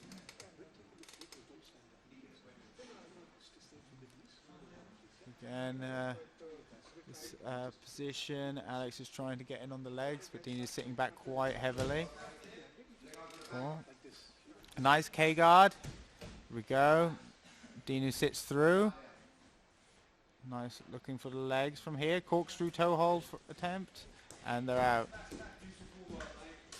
Oh, nice. Alex is on the neck, spins to the back. Oh, bit of a fireman carry over the top. Dinu very calm, controlling his energy. But Alex is getting a lot of success, and the pace he's setting is going to draw Dinu into that. I'm not sure if like Alex has a very high work rate. If you try and match it, it's going to end up fading.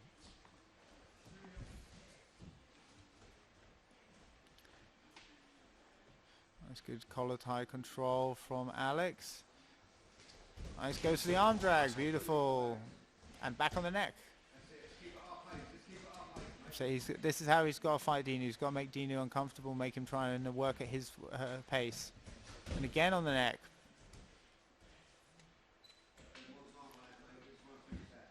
Dinu prefers a much slower, more deliberate pace. Starts feigning for that double again that he hit earlier.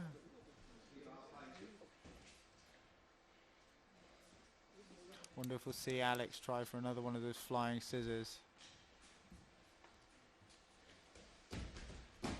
Again, trying to get on that neck. Alex really aggressive, pushing the action. 3 minutes left on the clock. Nice, beautiful entry, beautiful entry. Dinu, you're looking for that. lock. He's looking to reverse him into truck. Nice. Alex comes up straight away, shoving Dinu out of bounds. Very aggressive.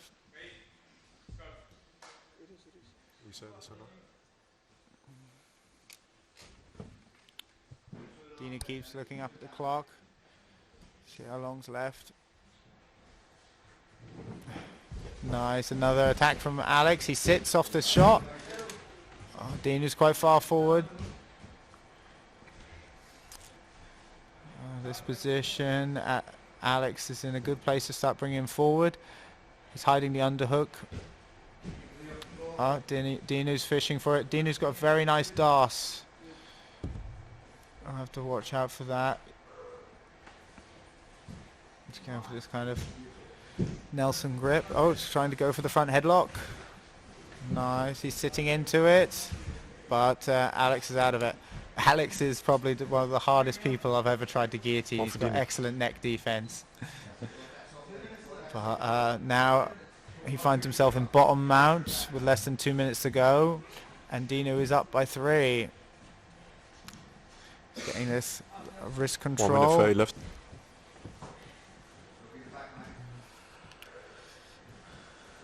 But again, because of this format, he will get another go, even if he's not able to get the finish, which I think now he needs a finish against Dinu with a 3-point lead. It's going to be hard to score back in the time remaining.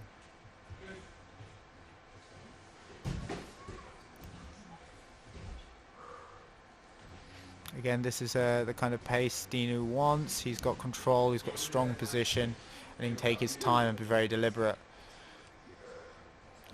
And it's now playing. Alex needs to get out so he can use his speed again. Dinu looking to take it back. Both Double hooks in.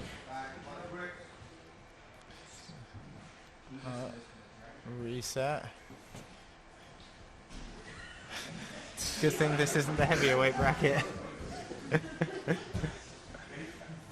He's got to switch to the body triangle. There we go. No. Those hands. A bit of time on the clock. I think Dinu would really like a submission to finish this off.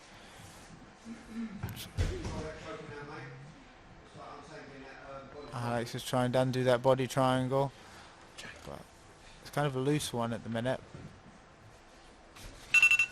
Time. There we go. Dinu wins the first by points.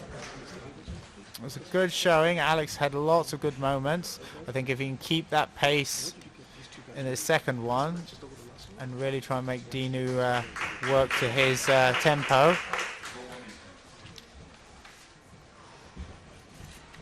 that will give him the best chance of setting up something.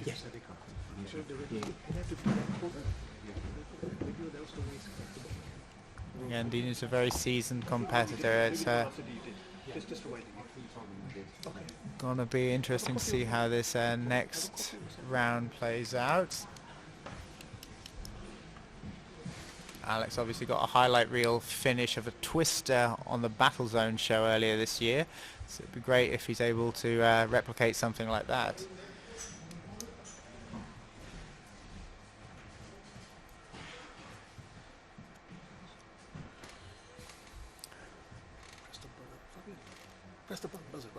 And we are off. Oh, straight away aggressive double entry. Oh, but Alex rolling through. Kind of transitional position. I think they'll reset standing again. Hopefully neither were injured going off the mat there.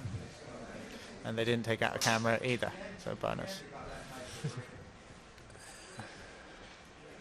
Dinu's going to look for that double again. Yeah, he feigns it with that head. Can get it wrong here, almost going to eat his headbutt. Nice aggressive stomp. Well, Alex is doing well with the hand fighting. Tries the knee tap. I think he's going to look to get back on the neck again. He had a few goes at that. Oh, maybe in the flying scissor again. Lovely. Oh, but Dinu ends up on top. and his strong position, head and arm. Oh, but Alex fights back on the inside. Nice, he's got the lockdown. See what he can make happen from here. Dinu checking his position up on the cameras. Pro move. Yeah, looking this leg weave. Oh, it comes out. Alex switches to half butterfly, or butter half as Amos would say. There we go, he's up. Again, Dinu starts with the lead. Off a nice bit of wrestling with some crazy transitions. Oh, but Alex is standing. Okay, we're going again. I think how it's looking is Dino is feeling pretty confident in being able to win the takedown exchanges, though Alex is fitting a lot of good stuff out there.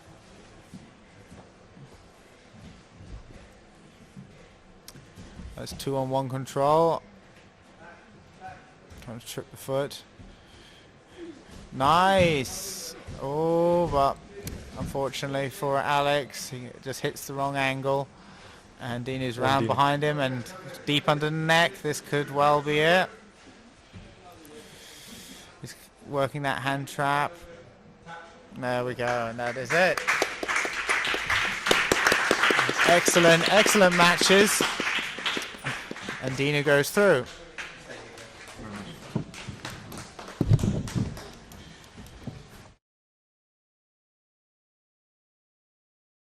Yeah.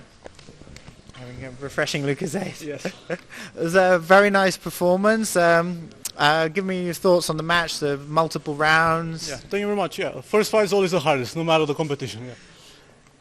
But I feel good. Yeah, it was a good fight, Alex. Tried really hard, so it wasn't easy.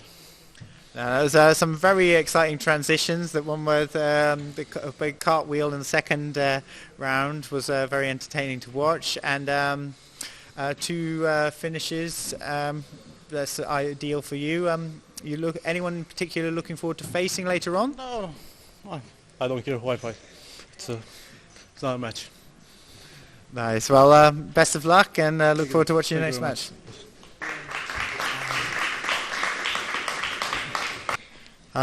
Obviously not the ideal result, but a very exciting match where you took on a very experienced black belt there.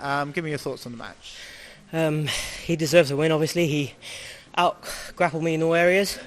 My plan was to just put a pace on him. That's what I'm good at doing. I was never going to out-wrestle him. He's been wrestling since he could walk, I think. I don't know. But, I don't know, man. I'm a baby in this competition scene, so give me another few years. Who knows what happens in the future. Yeah, it'll be very exciting to see. You know, it's definitely clear, like the pace you were putting, and the very nice wrestling exchanges. And yeah, but good. Look forward to seeing you back in the future. Cheers, no worries, man. Thank you.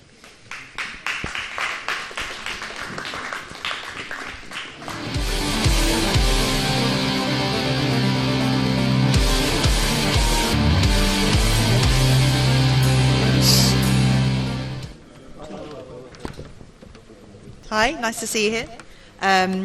Martin's going to be translating a little bit. Okay, great. So, hi Martin, hi Richard. Welcome to Alpha Grappling. Are you excited to be part of this tournament? Yeah, of course. Yes. Okay, good. And this is your first time competing with us? Yeah, it's first time. First time. And you're very excited? Yes. Yeah. What would winning today mean to you? No excursionosti. Just new experiences. Okay, great. We wish you all the luck, and we look forward to seeing you fighting in a bit. Okay. Thanks.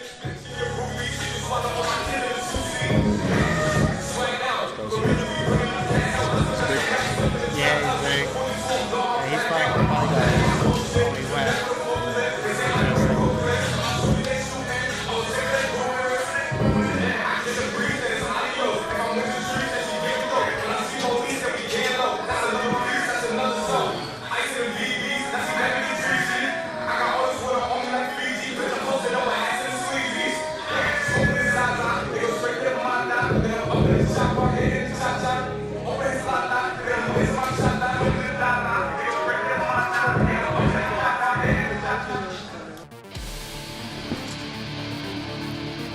weighing in at 80 kilograms. I'm good, thank you. How are you? Good, good. Good. So this is your first time with Alpha Grappling, is that right? Yes, yeah, I was supposed to be on a show before and then I had to pull out due to injury, and now I'm replacing someone else who had to pull out for injury, so yeah. Okay, and you're John Hathaway, which is your coach, right? He's one of my coaches. I go and train down John sometimes and do some wrestling.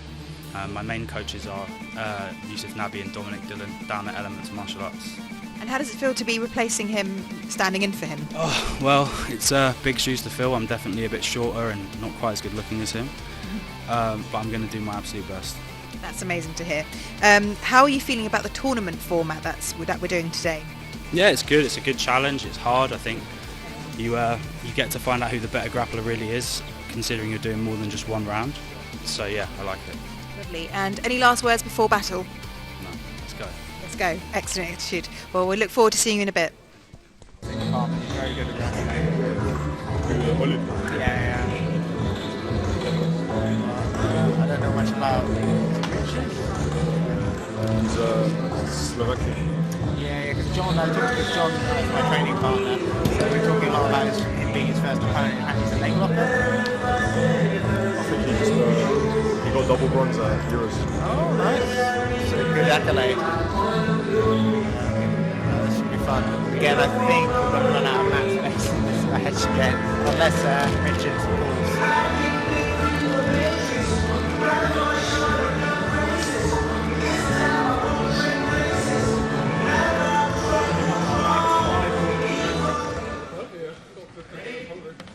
Here we go. Let's go, Ollie. There's a big support from his coach and teammates on the side. Right, yeah, no, Richard straight away pulls guard, looking to entangle those legs.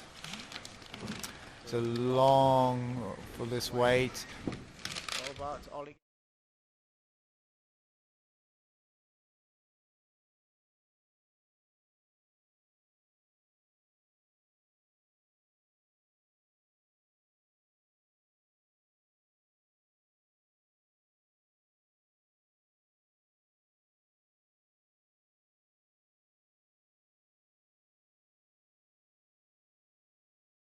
Good ankle control. Oh, nice. He was trying to set up the Kayatera footlock. Looks like he's going back to it again. But Ollie slipped out. Nice. Nothing doing there. Very nice bottom game from Richard, who looks the bigger of the two. Normally you'd expect him to try and play more of a top-heavy game, but looks very smooth off his back. Ollie trying to settle into some passing. This position. Under hook grips for Ollie, overhook grip for Richard. Richard's quite flat on his back now. That left leg's quite high though. Let's see what he tries to set up. He's back on the inside. Looking for a kind of a neck and shoulder control position. Trying to elevate the butterfly, but Ollie passes. Nice, there's the first score. Beautiful work. And he's looking to mount. Oh, but leg entanglement on here. He's trying to clear his leg. And that's the sub. Straight footlock finish. Looks like Ollie might be a bit injured. Let's see how he is, whether he's able to continue. It's unfortunate. It's a good strong position, but that's the thing with mounts sometimes. And those longer legs able to come on the inside. He's not walking happily on that. That might be it. Hopefully he's able to continue. He's looking very good. Some lovely positional work. There's a deep bite on that leg though, and the pressure, especially when fighting the bigger men, and the size difference, the amount of pressure they can put through those kind of leg locks. Yeah, comes on way quicker. Definitely. Again, it's heel hooks get all the worrying press, but straight footlocks can still mess you up. Yeah, a lot of people on Polaris are winning via straight footlocks. Yeah, No, definitely. Straight foot lock has really still got a lot to work. I think it looks like Ollie is going to continue. That's good. Interesting. Positionally, he seemed to be finding his groove, but it looks like Richard is capable of throwing those subs out of everywhere. Again, we have the sit. He's going to have to watch this if he passes again. Oh, straight away, Richard's trying to work those long legs over the back. Passing these kind of guards is always so annoying. And he locks off full guard from here. Going omoplata. Ollie's out of it, but straight away he's back in Delahiva. Nice. Now Ollie goes in on the legs, gets saddle. It's a shallow one, but if he keeps control, he's got both legs. If he keeps working this, he's going to look to split. Nice. That's it. Okay, now from here, he's going to have to look to start setting up a sub threat, but he's got good control. He's crossed the ankle off behind for the saddle, so that is hard for... Oh, Richard. But the bite on the inside. Nice. That's one apiece. Beautiful work. Both via leg lock. Now that should be interesting. That will give Richard a bit of pause for thought for going in on the legs. That's a lovely finish. Inside heel hook. Again, with this format, you saw Richard tap quite quickly, even though, which is advisable, especially when you know you've got another chance to go. As you can see in the first one, Ollie's leg, if that was worse injured, it messes up the rest of the match. It's a different consideration with these kind of best of three, which I really like, kind of homage to old style catch wrestling, best of three falls. Okay, let's see how this two subs via leg lock so far, one apiece. Game one.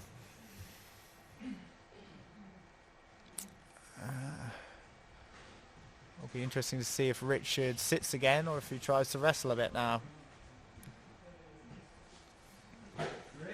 I know Ollie would be very happy to wrestle. Another set. Obviously the winner of this match gets Max Bickerton, which will be a massive opportunity. Another nice entry on this pass. He's already crossed off that bottom leg, but Richard's framing very nicely. But Ollie's nearly beaten the knee. Nice. Richard forces him back into half guard. He's trying to play over the top. I think he might be trying to link up some kind of Kimura grip. Ollie should be well versed in Kimura defense, I hope. Just needs to start fighting off that wrist. Needs to start fighting off the wrist, ideally. But Richard has a strong position. He's literally picking Ollie up and shaking him to try and break it. This is a strong grip. He has everything he needs to try and escape this. The transition to the arm lock is here. It's unfortunate. It's close on the hitchhiker escape. But there we have it. Richard wins 2-1. Richard, yeah.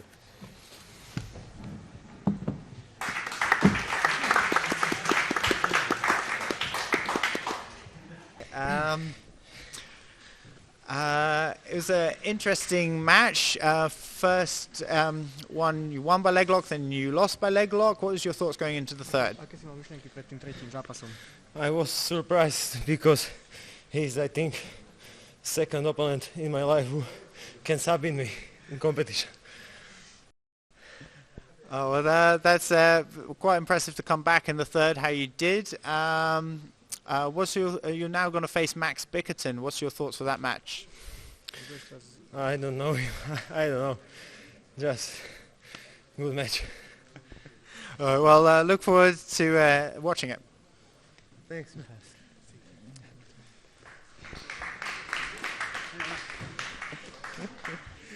I know not the result you wanted, but a beautiful finish in the second. Give me your thoughts on the match.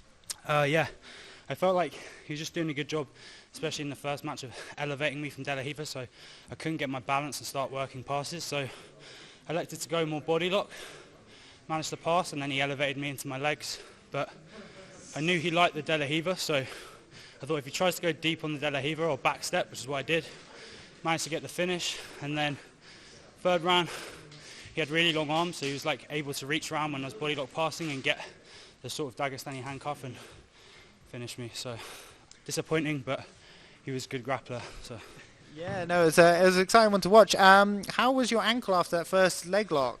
It's kind of fucked. It wasn't really my ankle. I thought he was going to break my shin somehow. He's just so fucking strong. Cheers, mate. He's a big boy, yeah. The length, like you mentioned with the arms, was that quite an issue with you're setting up your body lock passing as well? What do you mean, like entering into the body lock, or? Just in general, like dealing with Trying such. to avoid that. I just didn't want to get off balance and elevated, so I tried to body lock pass. But he had long legs. He was stretching me out. Yeah. He's doing a good job. Nice. All right. Well, we hopefully see you back in soon in the future. Thanks, bro.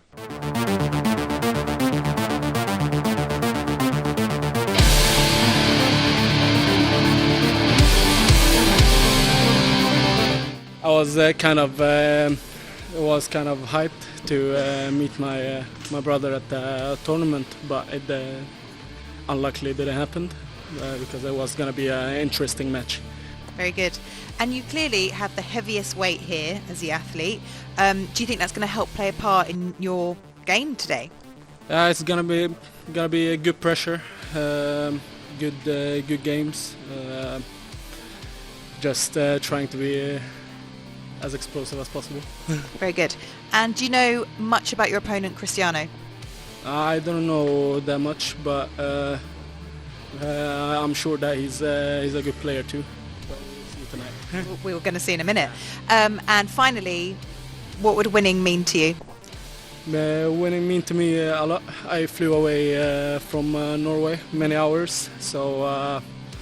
Be worth it. Yeah, it is. Very good. Well, we look forward to seeing you in action very shortly. Of course, yeah. No worries. My English is work in progress now. Yeah, okay.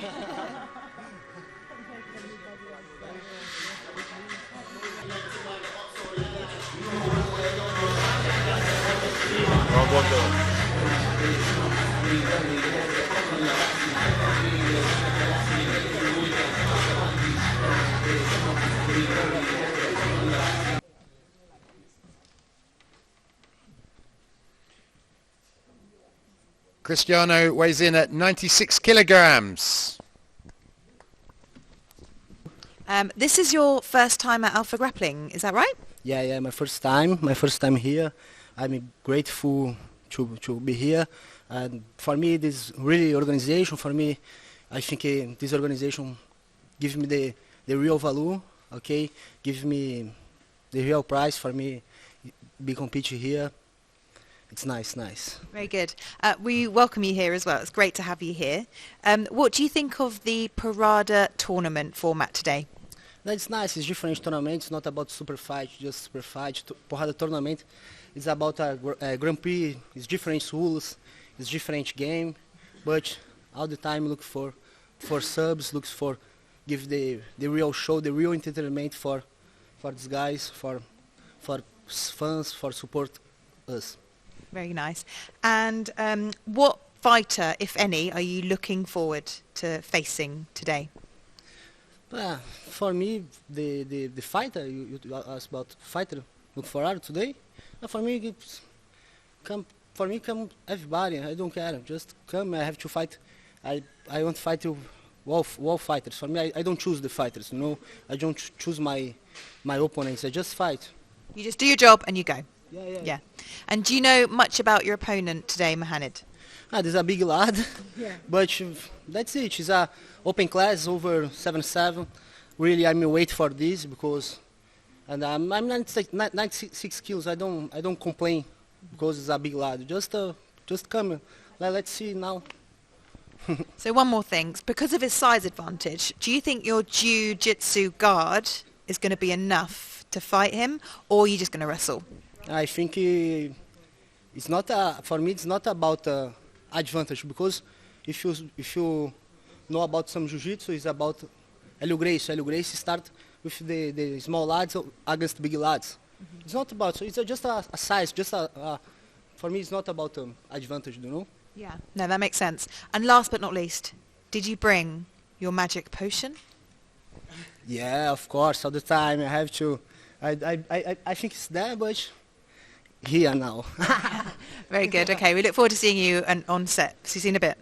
Say again, please. We look forward to seeing you in action very shortly. We'll see you in a minute.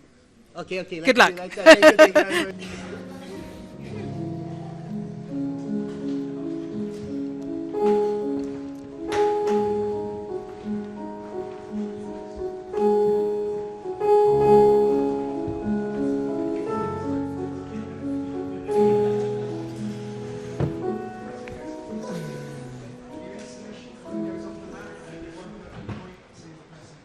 Interesting walkout song. Yeah, it's I feel like a slight difference in mentality between the two of them. So here we have Cristiano, originally training out of Brotherhood BJJ in Brazil under the legendary now deceased Leandro Lowe. Currently training with Owen Losey, as I understand, based up over in Hull, isn't it? Yeah. Expect to see Carson some Gracie. throws. And then we've got Mohammed, brother of Mazen, who trains in Norway under Tommy Langaker. His brother was quite impressive earlier, particularly in the wrestling, so it'll be interesting to see if he follows suit. Yeah, absolutely. He had a very different energy to his brother Mohammed, but yeah, Mohammed seems a little bit more tactical. It's not really kind of diving in too early. I think he's probably respecting Cristiano as well, being a black belt. It'll be interesting because if he wins, he will fight his brother. Which oh, there's a shot from there. A bit far out. Oh, it looks like Cristiano might be even baiting him a little bit, standing quite upright.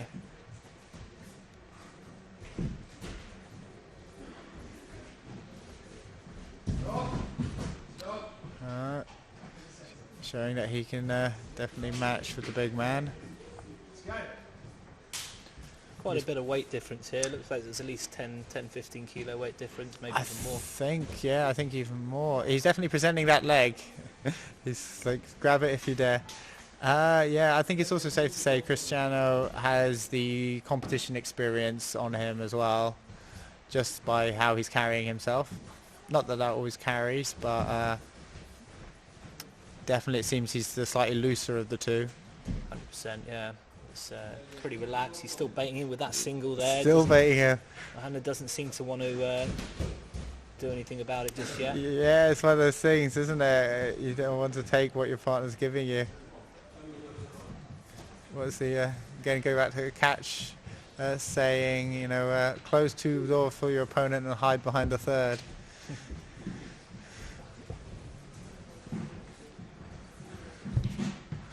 lot of hand fighting going on.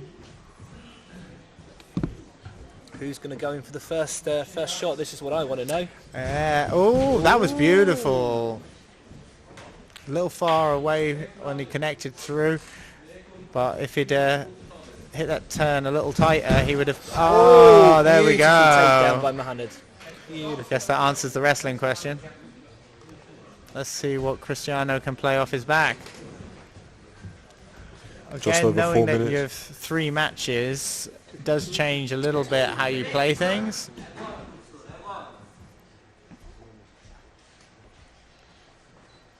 So now we get to experience some of Cristiano's guard that he's been talking about. Yes. Yeah, I hope he had enough magic potion. Oh, wrist lock attempt. That's always cheeky. Just keep you on your toes though. You don't want to play handsies from this position. Don't see a lot of close guard in no-gi nowadays, right? No, but there has been quite a lot tonight. Yeah. Not, I wouldn't say a lot of offence from it, but it has shown up a lot. Yeah.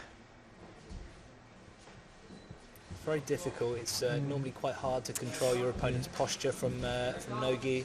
Yeah, trying to use it to enter K, but no success. Oh, he's back to standing. I'm not sure if that's a wise decision. And he sits.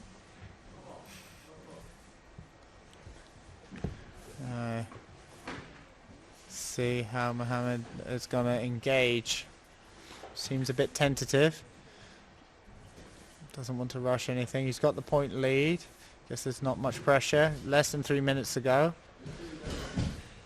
The Nice foot emphasis on control. Cristiano to attack now, right? Definitely, yeah. Yeah. No, Mohammed's definitely quite far outside.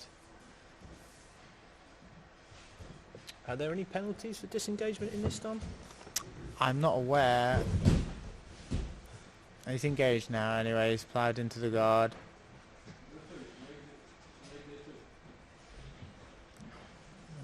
We see what Cristiano can work from this position. Starts sitting up, changes sides of the half. But again, he's kind of chasing Mohammed around the mat. 2 minutes left. You can have these kind of cases where, particularly I think with lower belt, higher belt matchups, well, while one has the advantage in, say, the wrestling, they don't quite feel confident in engaging in the jiu-jitsu on the mat. Like, and I feel that might be the case here. Well, Mohammed's definitely kind of quite tentative about stepping into his guard. Oh, here we go, though, having said that. But then he's straight back out again. Jumps out as quick as he jumps in, yeah. Yeah, exactly. Manages to settle up now. He's got the knee tucked underneath. He's keeping a heavy crossface. Cristiano's trying very hard to try and get underneath. A lot of effort here. Not much time. Oh, and he does. Oh, but this could be... Oh, very nice. Oh, I hope they get that position. Same position.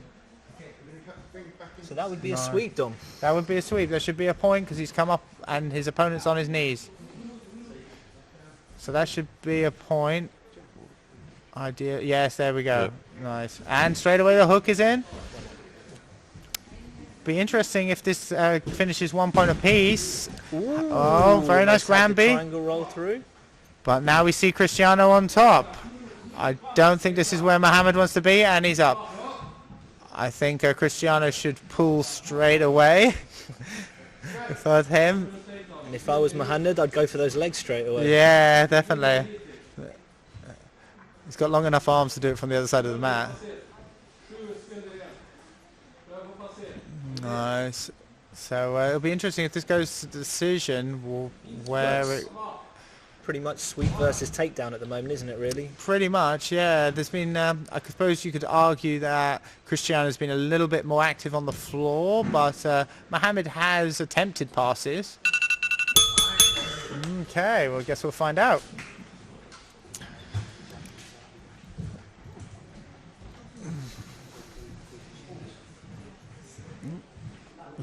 Okay, Mohammed gets the win on the first one.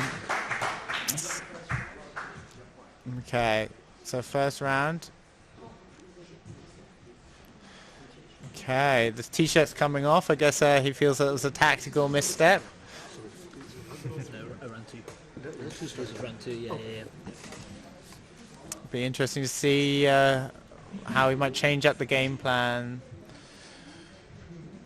from how Mohammed's attempts to pass his guard went. I'd imagine Cristiano's thinking of pulling straight away.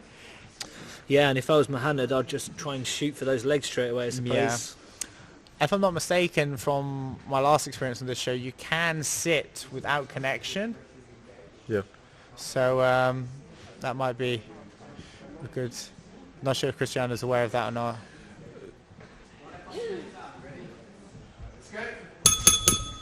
Okay, and he is aware of it. Was the t-shirt removal tactical? Definitely. I never compete in a t-shirt. It changes particularly the connection with passing when people try and get chest to chest. And yeah, it's a few other ones. It can change back control as well. So it's normally a personal preference. It's interesting because I always train with a rash guard, but if I have the choice, I never compete in one. Yeah.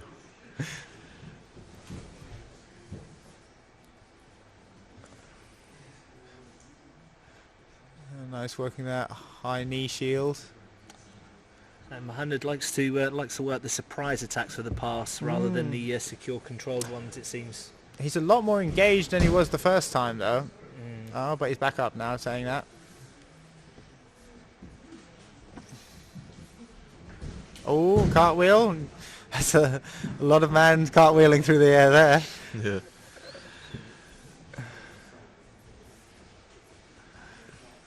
Nice. Bit of mercy going on.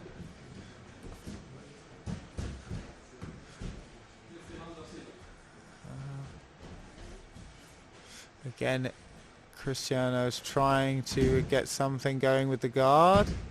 Ooh, what have we got here? Nice K-guard entry, beautiful. Oh, but Mohammed's putting him off. Can Cristiano come up for the sweep? Lovely. And he does. That's beautiful work Cristiano. there. Mohammed's, hang on, Cristiano's got the leg. Oh, feeding 50-50. Again, playing leg locks with the bigger man. Oh, but has he got the inside heel? He's working on it. Yeah. That heel was exposed. He's crossing the other foot over. He's going to try and fight. Oh, but Mohammed looks like he's working something of his own. Lovely defense. That was a very good sequence. Ooh. It showed a part of Mohammed's game as well that we weren't aware of up to then. Or at least I wasn't. Oh, the starting standing again. And down he goes. I've gone full circle on this. I've gone from hating it when my opponents used to do that to now doing it myself.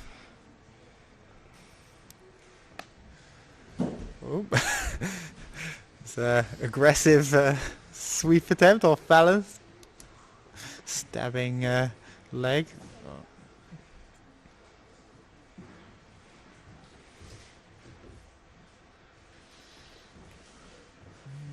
Still quite a lot of time to go.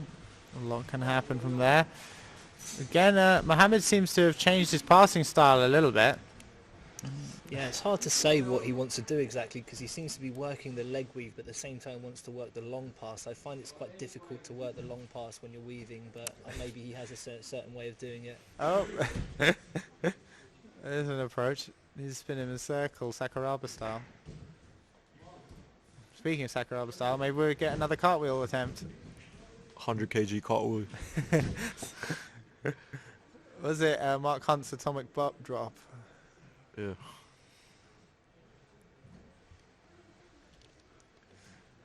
Nice grip in the armpits there. But is he going to look to stand with it? He seems to just be staying on the knees. I'm trying to elevate Cristiano's hips a little. No, go back to that grip. Okay. Oh, it looks like he's coming up. Changes his mind.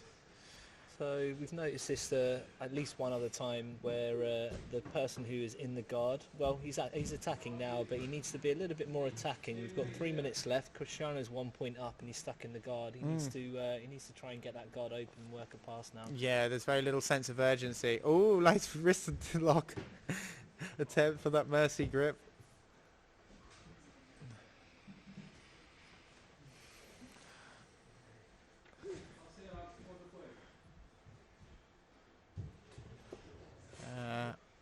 Yeah, he's being a little patient considering he's behind. Just over 2 minutes left. Oh, that could have ended. Not sure what that was. Was that flying triangle attempt? Or? I don't know. It looked like a "This is Sparta" kick. Yeah. Oh man, that would have been unfortunate. Accidental nose break.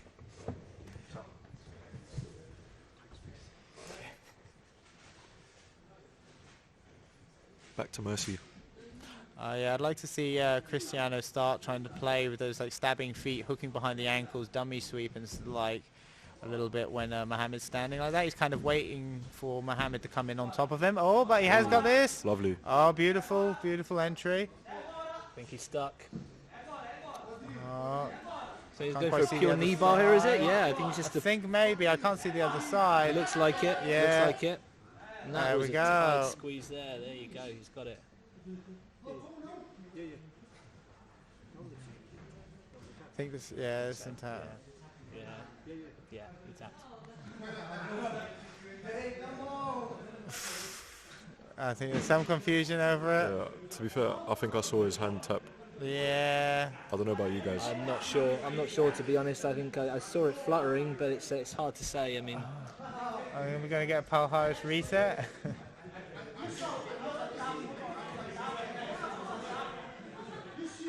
Referee's call at the end.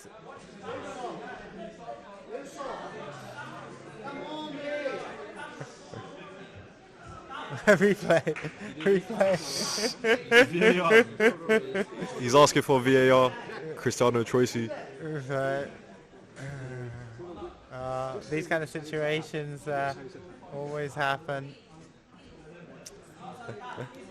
Yeah, no.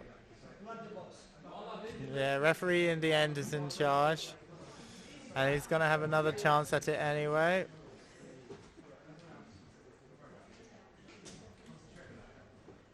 Going to go into a third one, most likely. So it's 1-1. I feel like Cristiano might have found, with that guard sit from disengagement, a route around Mohamed's most offensive techniques. Dom, do you think it was a tap? To be honest, it looked tight. I didn't actually see if he tapped. But it's one of those situations where it didn't look like he had a clear defense. He wasn't directly hand fighting. He wasn't. The weight was on the bottom leg. I don't see him necessarily getting out of that. It's it's one of those cases where what was his defense? What was he trying to work? If there isn't a sound defense going on, it would have resulted into a tap sooner or later. Yeah. how long is it? 10 seconds. 10 seconds. 10 seconds. No.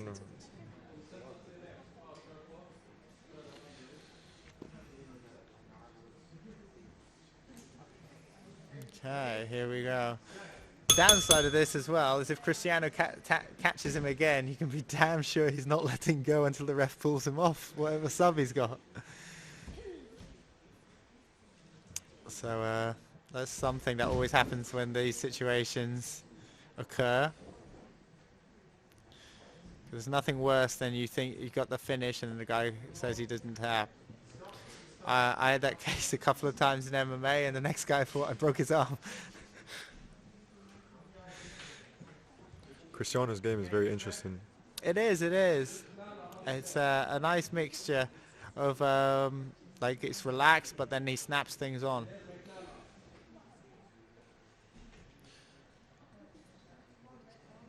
Again, he's trying to work the leg weave. Not quite sure what he wants to try and do from here. He's kind of almost backing out as he's leg weaving. I think he wants to get back to standing, but then that begins to question why he dropped in the first place. Yeah. I think he's just this kind of showing the difference in experience between the competitors.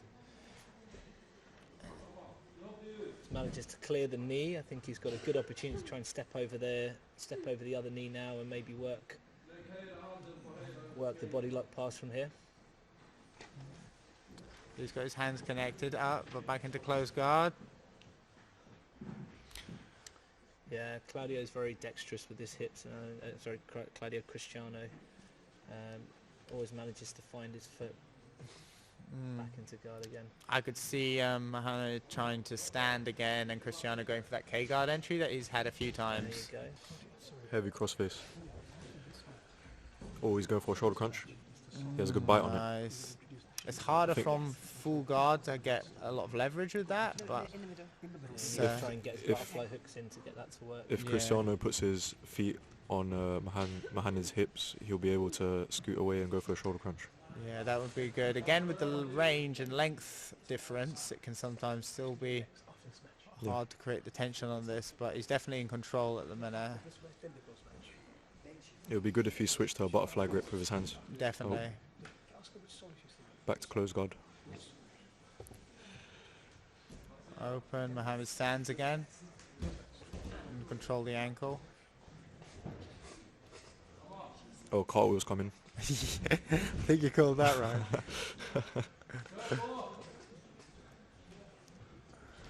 As you start getting slippery as well, that's even more of a dangerous move. Atomic knee cut, that was. Atomic knee cut, I like that. Yeah, my brother likes that kind of thing. He'll just come flying at you from about 3 paces back. Half and guard pass, half and flying knee to the face.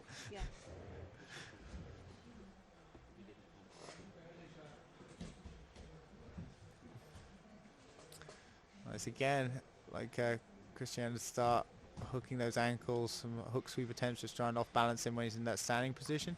He seems to go straight back prone, trying to invite Mohammed on top of him. It would be good if Cristiano got 2-on-1 grips. Definitely.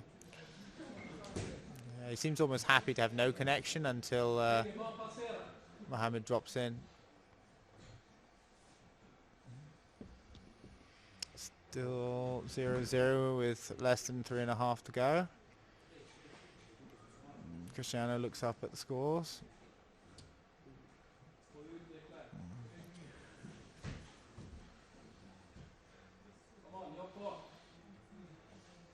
And the pace is slowed a little. Oh, sitting in for the leg. Oh, I'm not sure if that was a wise move. Nice. Didn't see what that was. Yeah. It looked like a belly down straight footlock. Yeah. And that time he definitely did. Cristiano blasted that. He really did, and it was off Mohammed trying to enter on the legs. Yeah, it was a counter. But that's the thing. You try and footlock a better footlocker, you get footlocked. Seeing the footlock game improve more and more. Yeah, definitely.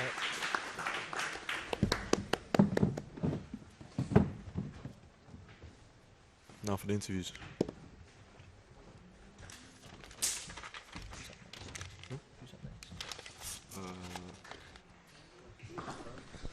Lovely finish at the end there. We really appreciate that.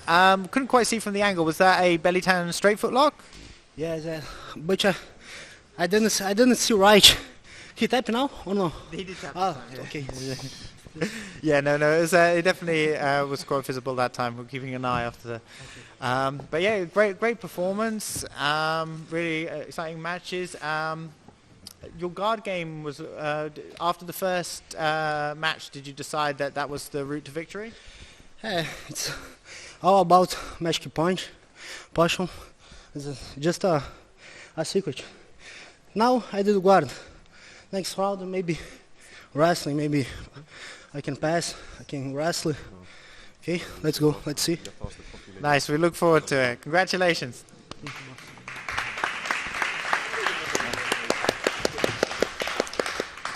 Not the outcome you would have liked, obviously, but a nice win in the first. Very strong takedown game. What are your thoughts on the match? Great match. Great opponent. The first match was a good wrestling game. He was strong too. So I tried to get a takedown. I took the takedown, but obviously he has a better guard than I have. Good leg looks. The second fight was not. I don't know. I'm my opponent. I didn't tap. I was thinking about it, but I didn't even do it. So yeah, next time we'll see. Well, lovely to watch. Great cartwheel guard passes, and look forward to seeing you again. Thank you.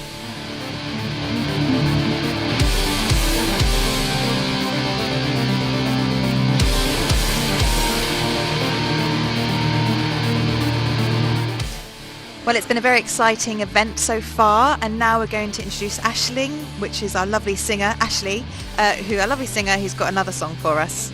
Enjoy. Try to be best, cause you're only a man, and a man's gotta learn to take it. Try to believe when the going gets rough that you gotta hang tough today. History repeats itself, try and you'll succeed. Never doubt that you're the one, and you can have your dreams. You're the best around, nothing's gonna ever bring you down. You're the best around, nothing's gonna ever bring you down. You're the best around, nothing's gonna ever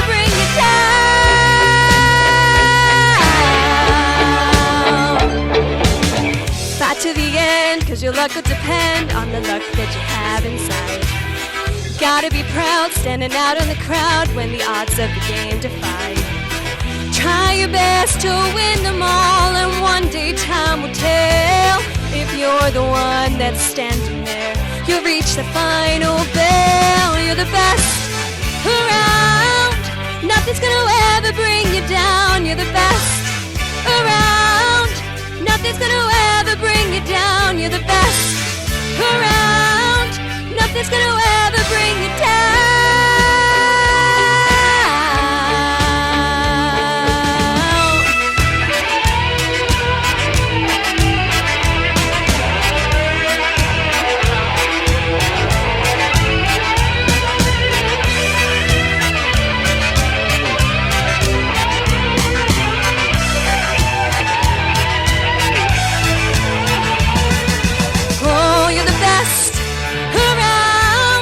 Nothing's gonna ever bring you down. You're the best around. Nothing's gonna ever bring you down. You're the best around.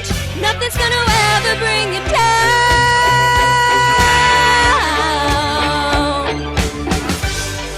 Fight till you drop. Don't give up till you stop. Till you reach the top. You're the best in town.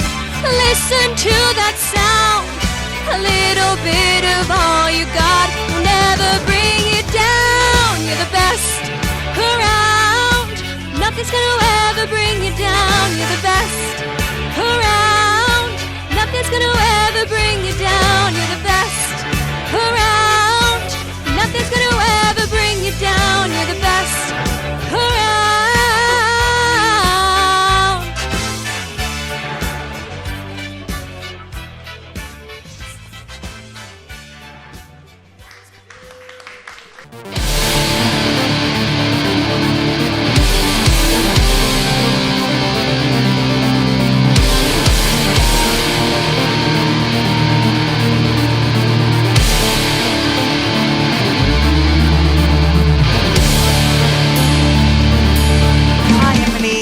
Great to have you here. Welcome to Alpha Grappling. This is your first time, I believe? Yes, it is. Thank you for having me. Sorry. No, that's okay. Thank you for being here. How's it feel? It's pretty exciting. Like, I've watched some of your shows before, and I think one of my friends was on one of your early shows, so I was pretty keen when you guys invited me. I was like, really, ooh, that's exciting. Good. I'm glad you're excited. You've had a very busy year in competition, is that right? Yeah, it's been up and down. I've been fighting a lot on AJP circuit, so it's brown and black belts, so it's a big challenge. So amazing. And your opponent Danielle was very keen on going against you. Do you know why?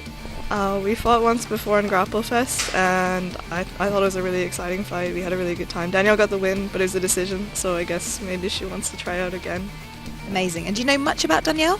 I think I know a fair bit about her. I think she's really cool, and I think she has really cool jiu-jitsu, so I'm really excited to fight her. That's an amazing attitude to have.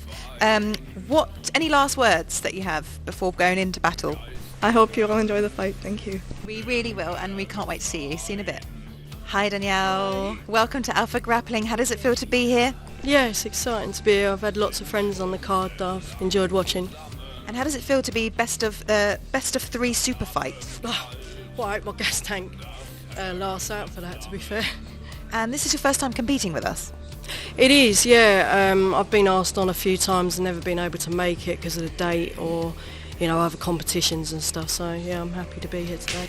Great. And how have you found it so far being here today? Yeah, I've really enjoyed watching all the other matches. The guys are really great, so, yeah, it's been great. And do you know much about Emily, your opponent? I know she's my friend. Yeah. That's good. That's a nice way to start. What would a win over her be for you? Well, because she's my friend, it wouldn't... I'd be... but sport, isn't it? Somebody's going to win, somebody's going to lose today. Exactly. That's a good attitude to have. And how do you see yourself winning today? Hopefully by a submission, but I'll take points. Lovely. We look forward to seeing you, and we see you in a bit on the set. Thank you.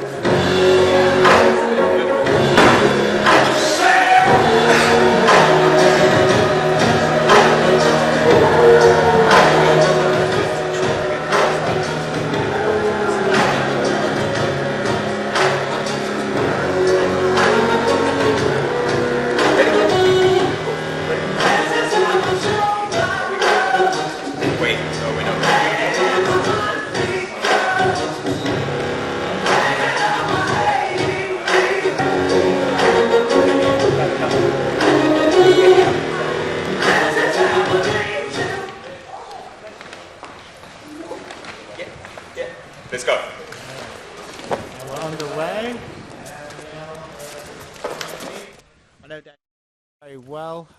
Trained with her a lot of years. She still comes up to some of my classes in Brighton. Recently got her brown belt. Very accomplished competitor. Emily, again, very prolific competitor, very active. Recently fought on Polaris against Violet Bennett. She ended up losing that by submission, but again, anyone who gets on Polaris, that kind of says all you need to know about their reputation on the grappling scene. A lot of fighting for takedowns here. Danielle has a very aggressive grinding style. Oh, but over the top to the front headlock, but Emily had her leg, and a nice sprawl off Danielle. She circles behind, but she cleared the shoulder line. Yep, she's got to the hips.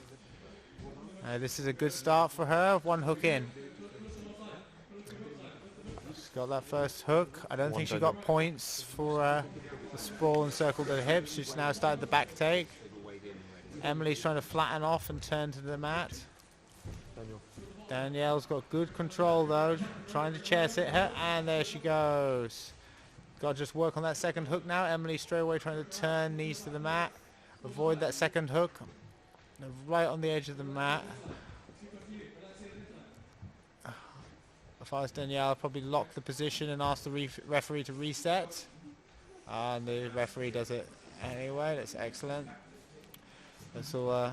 One hook in, one hook out. Yeah. Prevent scrambling off and losing the position entirely and having to reset standing or something. That's always a problem when you're like on the edge of the mat with that. If you don't, you best to like just lock in a position so the referee clearly sees what you've got, rather than keep trying to advance at that point. I see a lot of Suluev stretches from this position. Yeah. Thank you.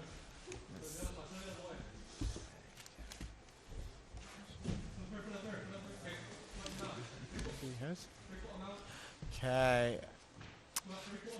Trying to work the position from here. Can't see if she's still got control of the wrist under the back or not. Might just be hugging the body. Just trying to work that three-quarter mount position for what it's worth. Emily doing a good job trying to stave off the points.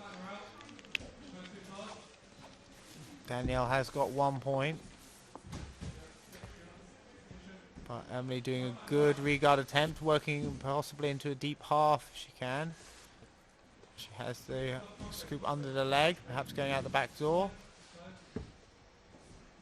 Danielle trying to pry some kind of upper body control. Nothing doing quite yet. Nice transition to a deep half. Danielle's got to watch Emily popping out the back door now. She's trying to work to clear that ankle. This is a strong position for Emily though. And Danielle hasn't quite got a bite on her upper body. Needs to get the underhook. Yeah, it looks like she's going for a half guard dogfight. A lot of torque on the knee. Danielle's got a weight back, posting on the head now. Good work. Could backstep the leg now if she wanted to. Right, now she elects to bring the pressure back in and nearly face plants. There we go, going back, nice. She's working the underhook now. Nice and active, aggressive passing. Oh, Emily trying to wrestle up a little bit, but Danielle forces her back to the mat. She's got the underhook now, this is excellent. She can walk that up to the head. She's got the knee on the mat already. She goes up, but she lets go of the underhook. She controls the wrist, forcing it to the mat. She can control it underneath the head. Oh, lovely chair sit. Can she get the second hook? Can she get the second hook is the question. Those ankles crossed off in the halfway home position, but her shoulders on the mat. Now she's coming up. She's got the Dagestani handcuff grip, or Boston handshake. We use lots of catch terms tonight. Nice, good positioning. She's a little bit high on the back. But as long as she maintains connection to the upper body, maybe a double wrist ride or something, hands on the mat, that means she's let go of the wrist ride on the other side. Kind of work back in for it. Emily's trying to turn. Still avoiding that second hook. Again, this shows like the caliber of Emily to be able to go this long with someone riding your back, but not conceding the points. That's like that shows the amount of time you've spent competing, your rule awareness from there. Equally, Danielle knows that this is where she wants to be. She's going to try and take her time, keep building her control, moving towards first scoring the points and then ultimately submission. From here, she'll really be posting on the head, start riding back a bit of her weight. She's having to now base her own weight on the mat. They roll into the side. It's better for Danielle. She's got to get control, stop Emily from using that. There we're going, very nearly. She's got the points. She just needs to get that leg in, keep control of the upper body, and sneak that right foot. Yeah, it would be good for Danielle to get her points. Definitely. Either that or she could go twist a hook and start like hunting for the sub, but yeah, I think she's intent on capturing this back. Again, it's this kind of position where she's on her bottom hip and shoulder, which isn't ideal. Emily has a chance. She's starting to try and pummel out of it. Now she's got the other hook. Okay, she's got points, although it's still only one hook technically. She's 2-0 up with 30 seconds left. Oh, so this is definitely her match. She's been very dominant. Yeah, I agree. Points or no, it's her match. Another chair.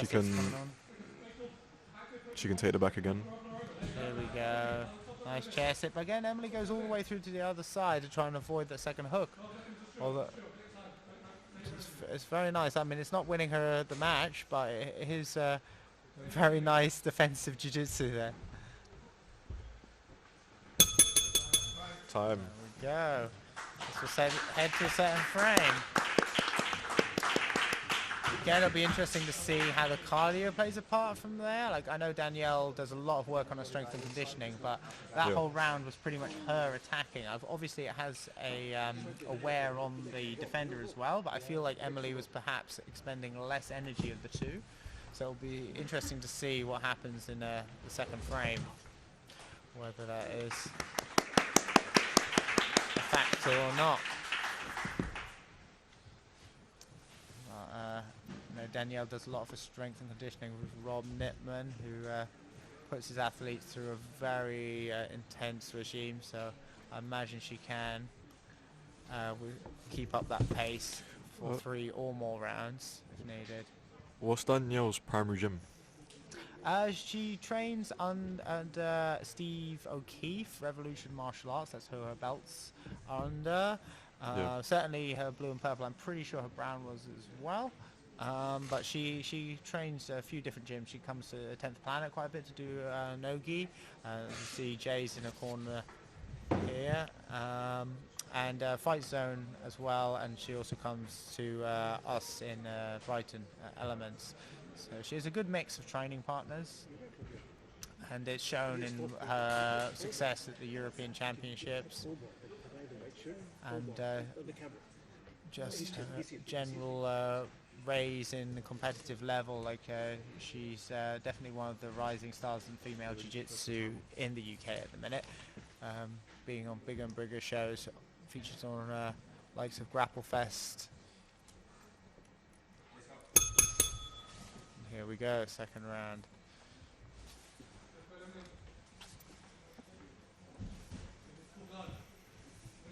Nice. Okay. Again, pull from Emily. Let's see if she can get anything working this round. Nice. Stepping on the foot for Tulio brothers' passing style.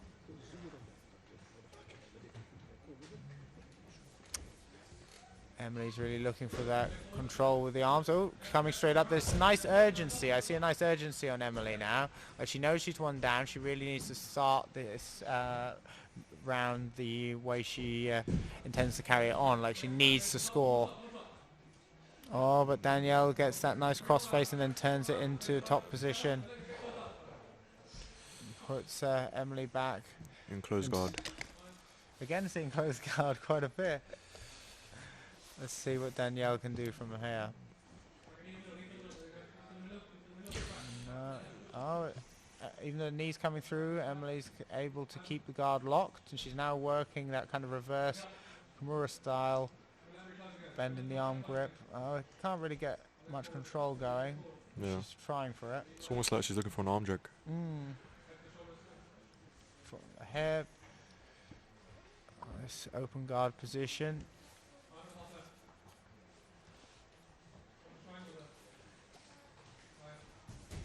And disengage. Definitely is Emily's more in this match than the first one. In the first, she was on the back foot from very early and pretty much stayed that way. Oh, but again, we might be seeing shadows of that first round because it's a very risky strategy playing half guard dogfight. yeah, especially pursuing it when like the position is kind of falling apart a bit and you try and just drive through it like this, and you end up paying. A very high risk, high reward move. But again, there's no points yet. So as long as she doesn't concede those hooks, which judging by that first round won't be easily achieved anyway, back control. I'm liking this wrist ride here. Good strong wrist ride from Danielle. She's doing a good job trying to flatten her with just the one hook in, to be honest. Emily's trying to fight off that bottom hook, clear it with her free leg.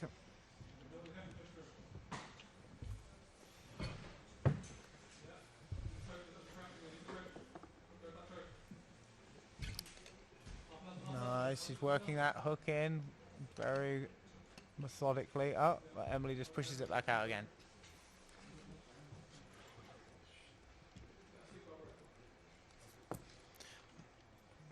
Nice. I kind of like to see her switch to maybe a power half on the opposite shoulder or something. Open her Emily up a little bit. But she's winning this match again, even though there's no points scored. Yeah, I agree.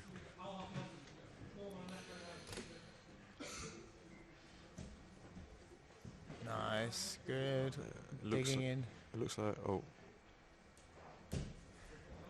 Again, it's constant work from Danielle. She's constantly trying something. She's working to either advance the position or threaten the neck. She's not giving Emily really any rest. She can pass them out right here. It seems like. She goes chair sit again, but the bottom hook is pinned. Okay, reset. Less than 3 minutes to go.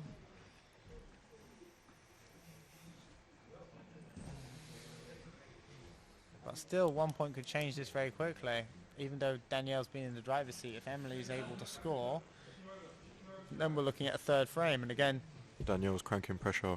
Yeah, her work rate has been very high.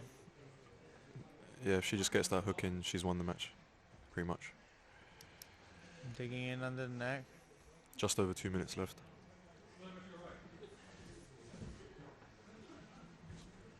Coming back out, good pressure, resetting for the back again. Again, not quite the right angle, but still in a very good position. Emily's really trying to free that hook, but nothing doing. Danielle's stuck to her like glue. Very nice control. Really got that top riding pressure. Again, the switch through, and again that bottom hook is just jammed and unable to complete its mission and get Danielle those points. Yeah, it looks like she's going to scoot her leg out. Now she's switched to that power Nelson grip. That's going to be good. Oh, she's come back to the neck.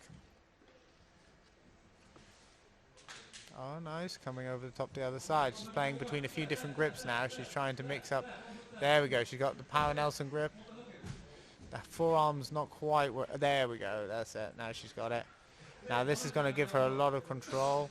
A lot of leverage. She's got the cross hip and cross shoulder. Like, this is basically as good as having, I mean, not points wise, but it's as good as having back control. She can't turn either way. And it's very good. You can set up a twister from there. Oh, Nice transition from Emily. She's back to a much more neutral position. But with less than a minute, she really needs to score something if she hopes to make it this to a third frame. Oh, it's a better, but they're off. Ooh.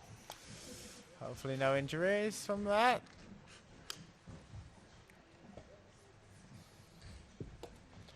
But with very little time, she's going to have to just throw herself at Danielle's legs. Which she does. She does, to be fair. Emily's shooting. Danielle should just sit.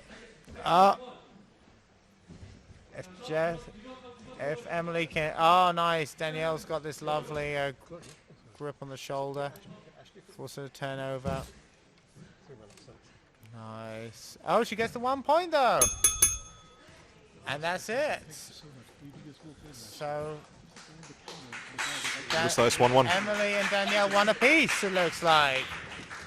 Oh my gosh. That's looks certain that she was going to shut her out, but instead now we've gone... Now this will be quite interesting at this point, because Danielle really has put a lot into these first two matches. It'll be interesting to see.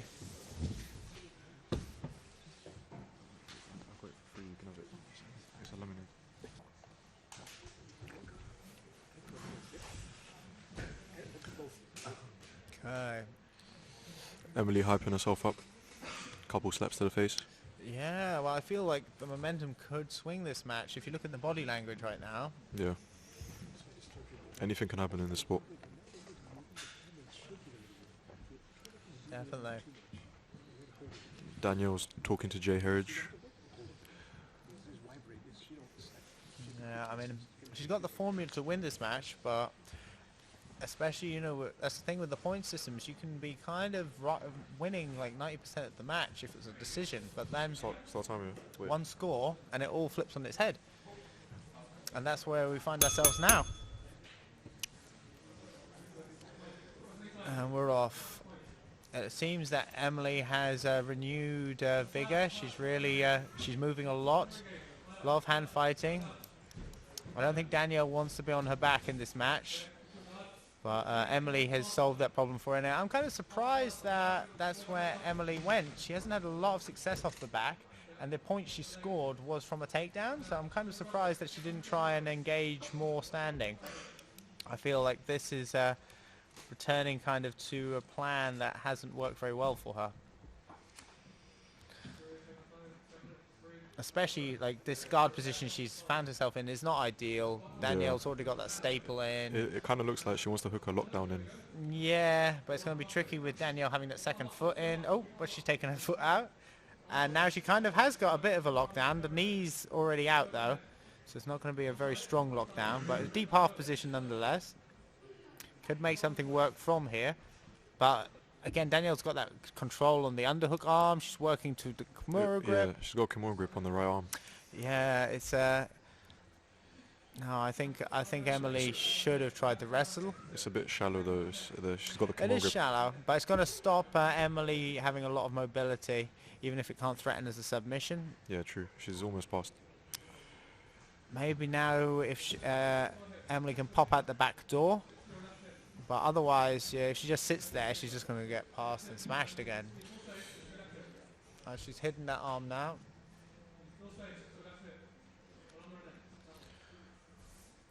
Yeah, she's going to try and work. She's got to pop out the back door, at least threaten it to make Danielle sink her weight back, because taking her back from this position when Danielle's got all her weight forward isn't going to work. Nice, good advice from Jay Herridge coming from the side.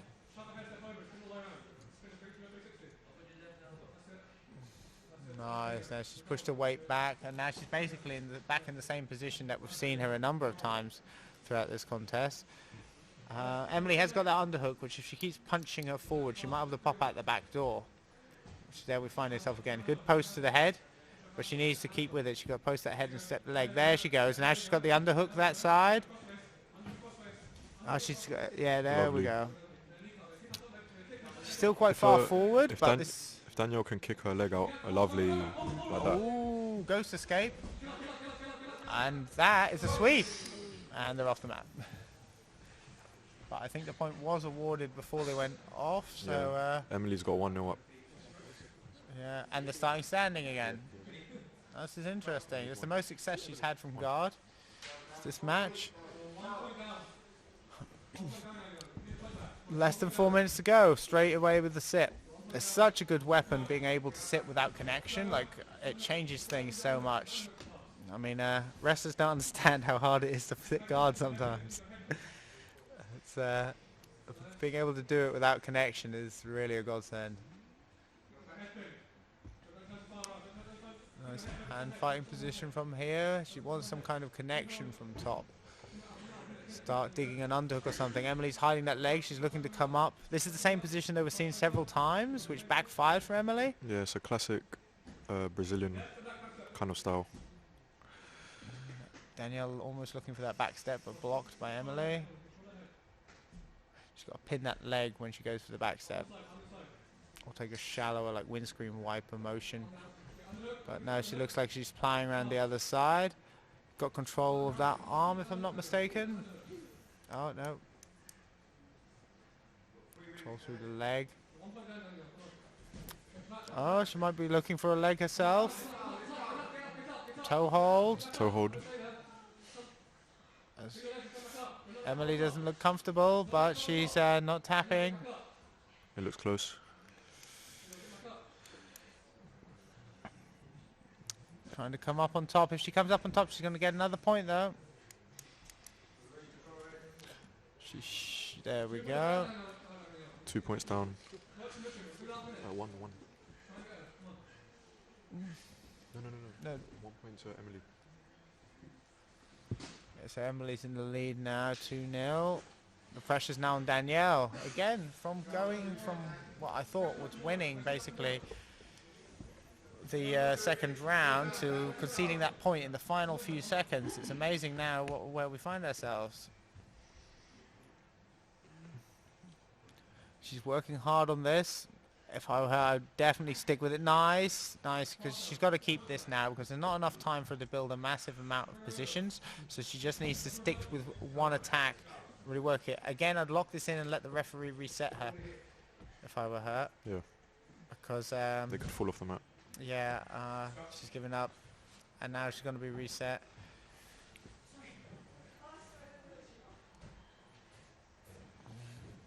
Yeah, those kind of positions, I mean, no, it's not for anyone, but I would say once you get that Kimura trap, you latch onto it. That was a super fast guard pull. That was, yeah, it definitely didn't take down. Which is interesting, again, as she's the only one who's actually got the takedown, if I'm not mistaken. She's going for a straight foot lock. She's be good. She's too high up on the shin. She needs to get a bit lower. Some foot readjusting. She's got a bit of time. To be honest, this is kind of the play she needs. There's enough time for her to make something of this. I don't think positionally she can probably win this now, but potentially a foot submission. But she seems to have given up the control, and Emily has attachment to her upper body now. Just bringing weight on top. Just over 40 seconds left. Not a lot of time. Dom, what do you think Danielle can do to win? I think she has to get a submission, and to be honest, I think that leg bite, she has to keep working that. It's 30 seconds, that's pretty much going to be the only thing. Shallow knee line, but yeah, if she can work a leg lock now. Outside heel hook. This is going to be her chance, basically. This is it now. It's do or die. And Emily's got a lot of control to the upper body, and Danielle seems a bit indecisive about where she's going, but this is her moment. She needs to catch this. It's going to be her only chance. Just over 10 seconds. Yeah, this is a horrible place to be as a competitor. When you felt the match just slip away from you and you nearly have that bite, but things just aren't quite in the right place. And there we go.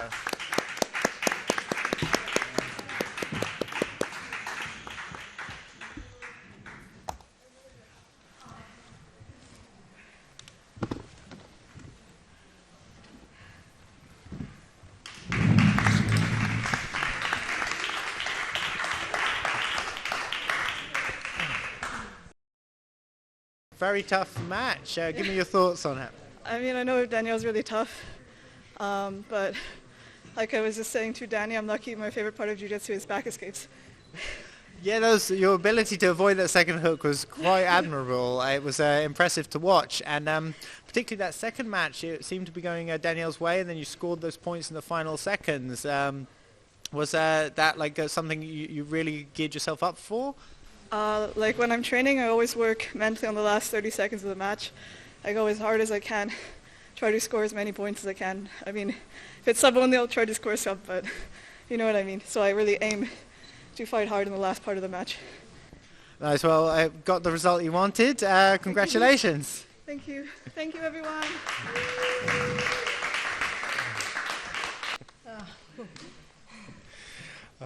Obviously not the result you wanted, but some very impressive moments.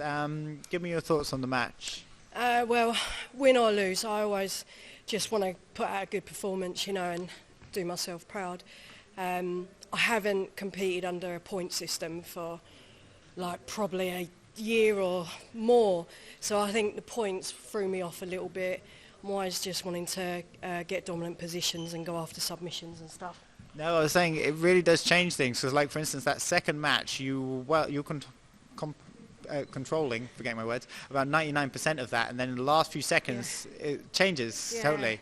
That's the sport though, isn't it? That's the beauty of this sport. Like you can be doing so well and then like take a little dip, but that's all right. I'm a good sports person, so I can accept losses. Nice. How do you feel with the 3 rounds going into that third one? Because you'd had a very high work rate the first 2 rounds. How do you feel going into that third? Yeah, my forearms are a bit dead, to be honest. Yeah, it did. I was trying not to do like 3 rounds, by the way. I was in the talk about this fight. I was just trying to get 1 10-minute match, because that's what I've been doing for so long now, just one big super fight, but yeah. No, it's definitely something else. Whenever I've looked at this show for competing on myself, that's always been something I've thought about as well. Well, anyway, great match, and you didn't laugh in the interview either, so well done. Thanks, Dominic.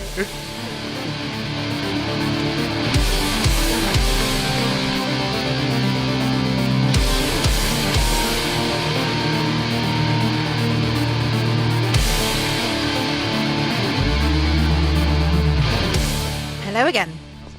How's it going for you? Yeah, great. So we're 1 step closer to the win. How are we feeling? Yeah, getting a bit sleepy to be fair, but... A bit sleepy? Yeah, but I'm going to have a coffee after I win this. I'm going to have a coffee. Good.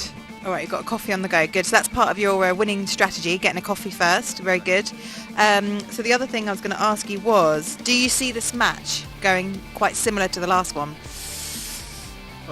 In some ways, yes. In some ways, no. Honestly, I just can't let him stall me out for the rest. If we just exchange enough, I'm sure I'm going to smash him. So. Brilliant. Well, I look forward to seeing you in action in a bit. Thank you.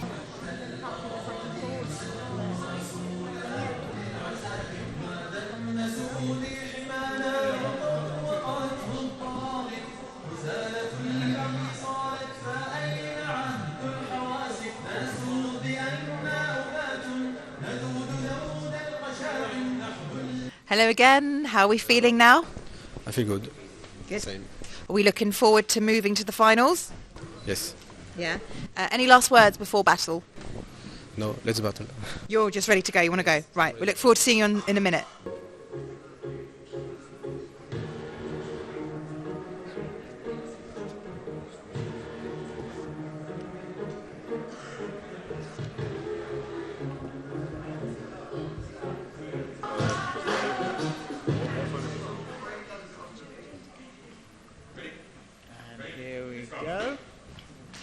Versus Mehdi. This will be a very fun match. Hedge's confidence these days is just sky high, as you can see.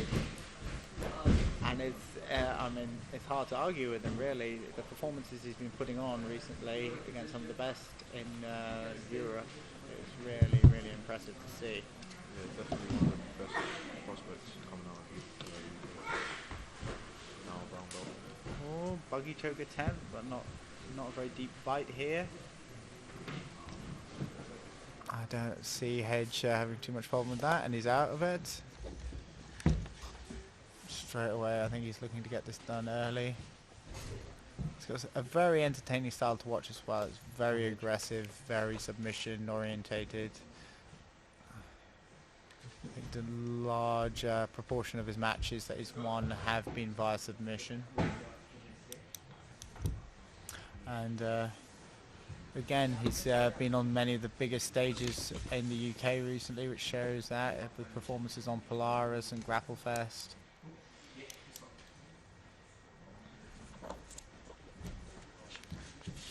Settling into this position from top. Again, we saw Mehdi earlier working quite a lot of nice off balances and leg entries in his match, but obviously this is a very different type of opponent to the one he beat previously. It'll be interesting to see what he can try and bring to the table. It looks like Hedge is trying to jump for a guillotine on Mehdi. Yes. Yeah, there it is. But there is kind of a bear trap set up. Oh, but Mehdi's let go of it. I would have wanted to keep that if I were him, but he's going for something else here. Scoots out and back in.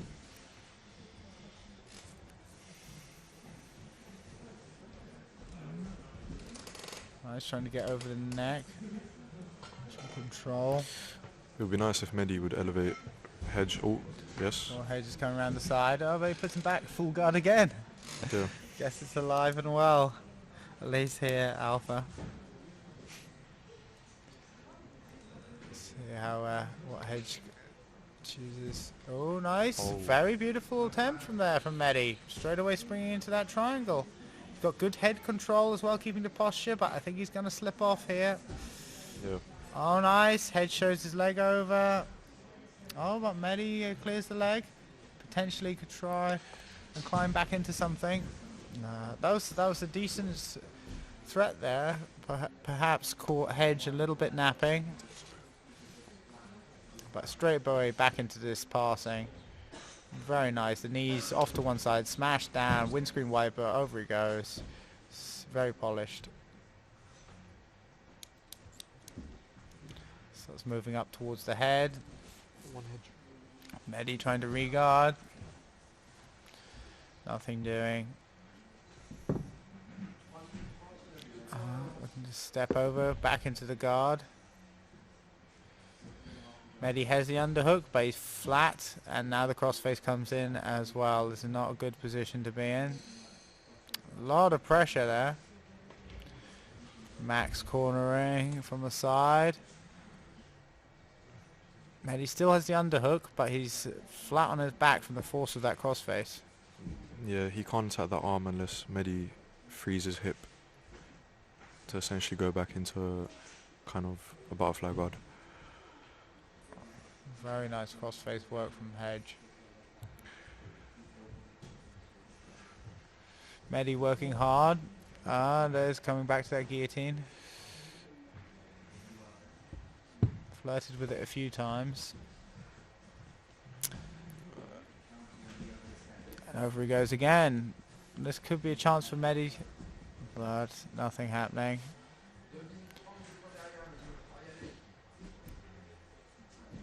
I think again Hedge is throwing so many things Mehdi's direction right now. He's struggling to know what to do next. Yeah, it's quite surprising. Hedge is a very well-rounded jiu-jitsu player. Very, yeah. Looks like he can do anything. Yeah.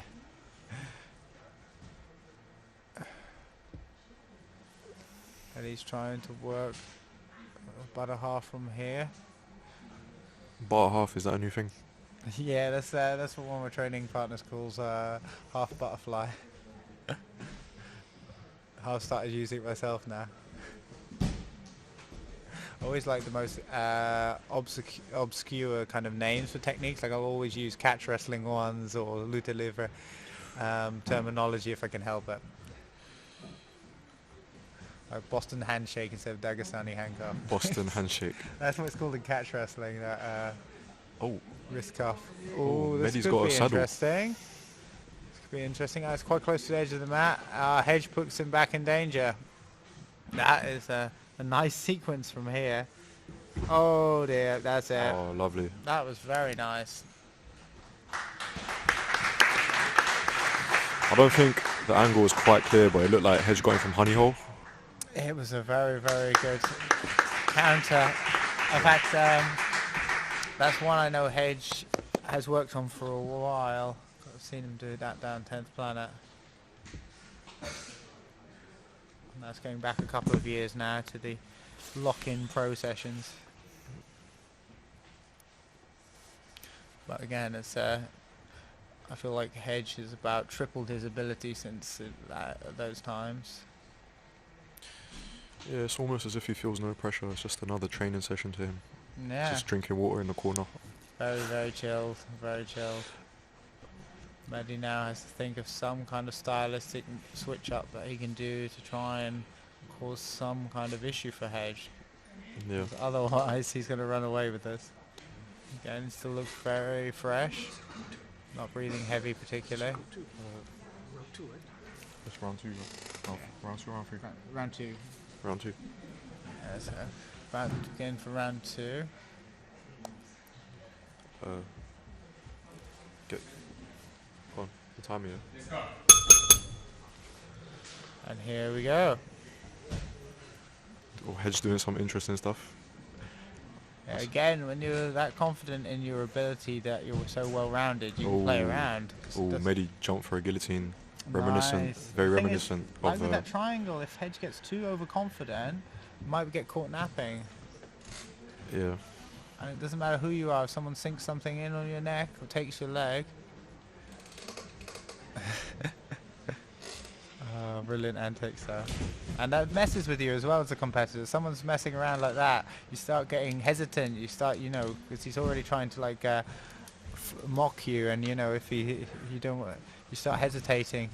It's the same as like showing the leg. Nice, and now he's in on the neck.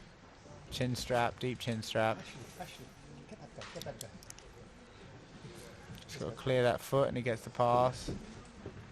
Oh, straight over the top. Nice. Very nice. Very nice. Oh, beautiful work. Oh, but can Mehdi come up on top? No. He gets put back into mount. Or put firmly into mount.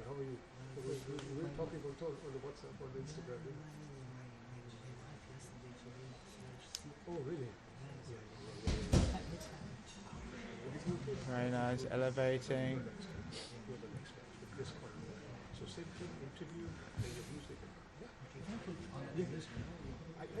Quickly.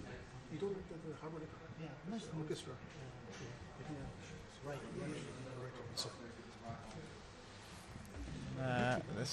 He's trying to work something, but again, even though he's got the underhook, Mehdi finds himself flattened out. What should be a position he can start working something from, he seems to be nullified. It's 2-0 to Hedge.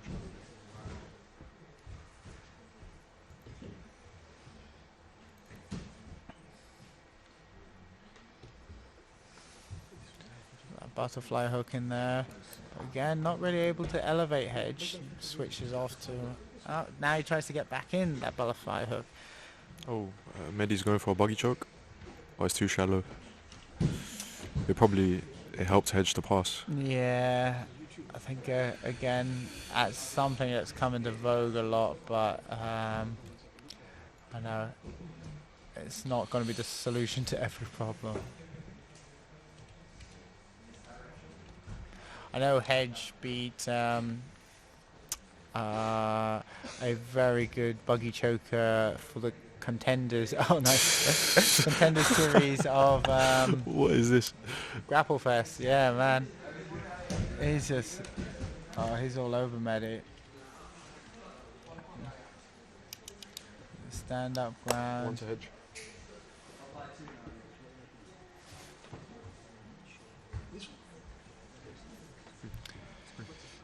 That's another point for Hedge.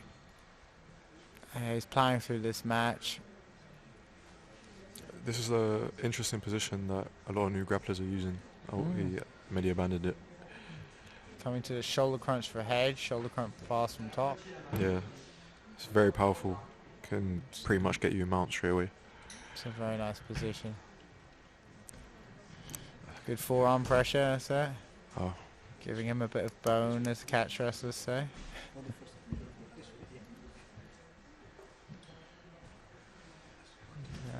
Again, Mehdi has the underhook, but can't really seem to do anything with it.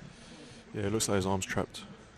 Yeah, again, it should be his advantageous position, but Hedge is just shutting it down. Mehdi needs to free his hips and get his knees out. Forceful crossface. Very forceful crossface. Scooping that leg. I love that scoop on the grip, on the leg. Nice, switching to a knee cut.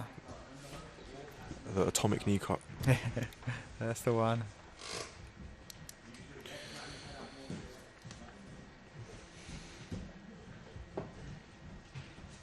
Good forward pressure there. Again with the buggy choke, but no, not really anything other than a Hedge goes north-south. momentary showing.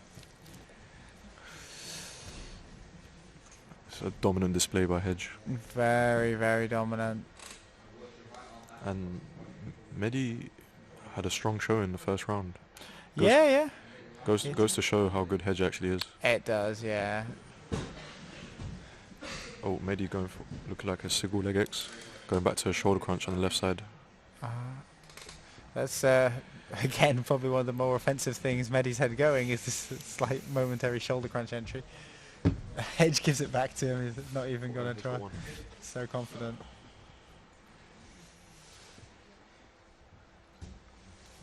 Yeah, he wants the right butterfly hook. I thought he was going to try and bring the leg over the top. Again, he's kind of not sure if he's like switching. He's half got the shot, going to go for the shoulder crunch, trying something else. It doesn't quite seem like he has a clear path that he wants to pursue from bottom. I think a large part of it is just Hedge just throwing so much out at him. He's kind of bewildered a little bit. Not sure where to go. Hedge doing a bit of showboating. Blowing a kiss to Max Bickerton.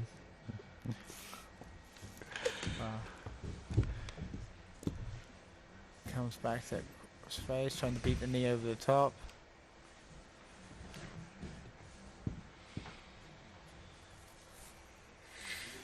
And again, it's where like Mehdi should be in desperation mode, but kind of he's just so blown up away. What a pass. Very nice.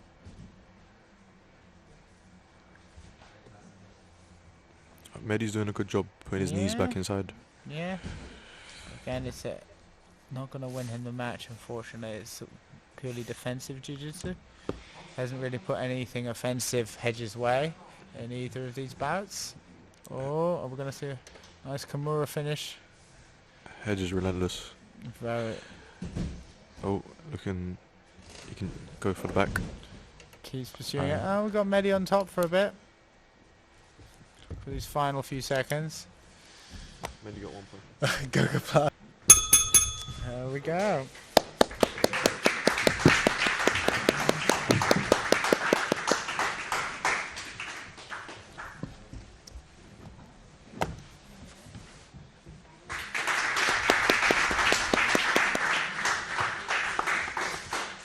Who's next? Congratulations. Thank you very much. Looked like you were having a lot of fun out there. Yeah, it's a show, innit? So fuck it, let's have some fun. Yeah, you're definitely putting on a good show from that. Was there anything in the match? It seemed like it was pretty much all you. Did he give you feedback much that made you have to like reassess or anything? Nah, I'm just kidding. He was good. Like he's very strong physically. But just watch the match now, not really. Yeah, no, it was a very one-way traffic. Looking forward to seeing you in the final. Thank you so much. Thank you. Best of luck. Obviously, a very tough match there. With very talented grapplers now going into the final. Give me your thoughts on how it felt. It was, yes, a good match, good grappler. I think he's better technically. So I made a mistake on the first match, attacking the leg. I don't very often roll with people with leg locker, so I was surprised to see new defense and new way to move. But it was a good experience to roll with him, and maybe next time. Exactly. Well, good match and all the best.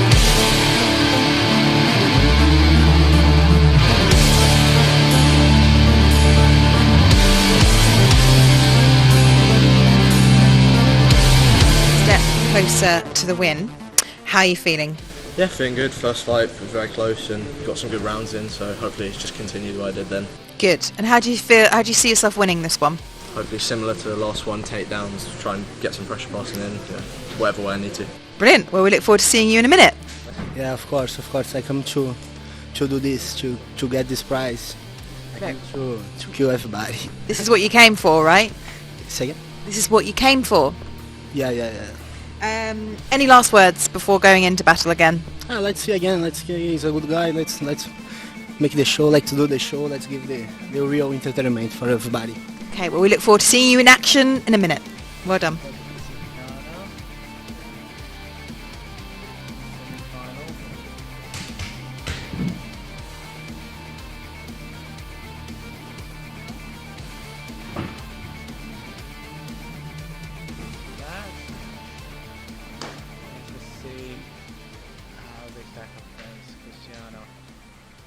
Again, both of these actually defeated a brother apiece. Their brothers are straight away. Cristiano sits. Reese trying to plow him from top. Ooh, that's cool. Looks like he's gone for a deep guillotine. grip on that neck. Cristiano's really gone for that chin strap. Well, Reese pops his head out. Oh, he's going for a knee cut. It's interesting that Cristiano now has opted to start with the rash guard again when he took it off during his last bout. It's his alternate costume. Yeah. Oh, nice control of the hips. Bit of back step from Reese. Here's some good control of the hips. To try and complete the position. Oh. And Cristiano comes up for the sweep, but drops back in for the leg, and that's it. Very fast indeed. Quick drink of water. Okay. So there we have it. I'm not sure if he needs a rest after that, but he'll get one. One quick 1 minute rest, and we're back into the action. Oh, that's gonna need to have a bit of a reset for Reese. Get his head back in it. Get ready to go again. I don't know, but it almost seemed like the straight ankle lock was on his right side. It was on the top hip.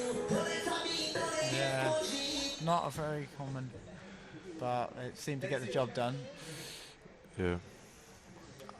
Again, I think the intensity he went for it and dropping into it with his body weight from that. A lot of people fear the leg lock game as well. Definitely. I mean, I'm trying to remember from Reese's matches earlier. I think he tapped quite quickly to a toe hold in his first round against Meisen.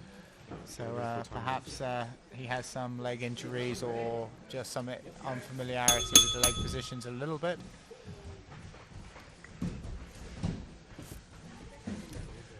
Nice, he's trying to aggressively pass from here, picking up those legs, putting them on the back. Forces positions, controlling the head, pushing the knee, nice. Oh, I know. Oh. I'm not sure. It's a bit of a blow to Reese's head.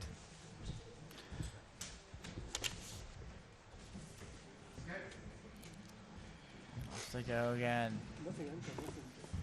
Elevates. Oh, he's going for a double underpass. Oh, lovely. Nice movement. Reese is applying the pressure. But again, Cristiano's got that leg. He's dragging him in. Not as deep bite as previously, though. There's a lot of pressure on that knee, though. Yeah. It looks dangerous. And he can swap to the other leg, which he does. Oh, outside Ashi. Yeah, nice. Feeding it under. Go. Oh, this could be a problem. He can go for an inside heel hook now. Oh, that was an interesting pressure on that. Again, yeah, that wasn't a standard ankle, straight ankle. Almost kind of like an Estima style pressure. From an unorthodox position. Yeah.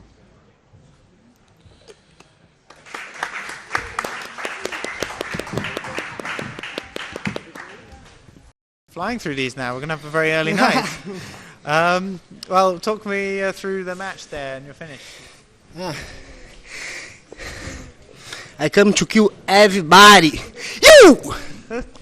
Well, that seems to be going that way. Well, best of luck in the final. Thank you.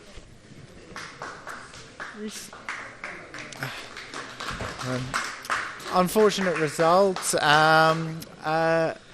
The attacks on the leg seemed very aggressive and a lot of power from that. What did it feel like? Yeah, they came on straight away. Didn't have many options from there. Now, on the scramble off the mat, it looked like you'd slightly been injured on your head or something, or take a blow? Just in the scramble, just got a whack in the head or something. Okay, well, best of luck in the future. Thank you for performing today.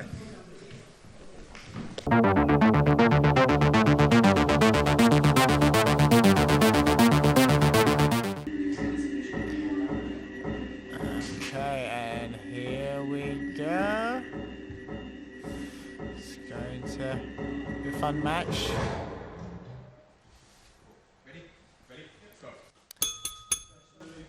Dinu, a very experienced black belt, definitely the favourite in this match, but Sam has proved that he has some tricks up his sleeve, so it should be interesting. Nice 2-on-1 control here. Yeah. Dinu has been wrestling since he could walk. So, fighting bears. Yeah. He's very, very proficient in all forms of grappling. Got his judo black belt as well, so he's a double black belt. But let's see how Sam can play this.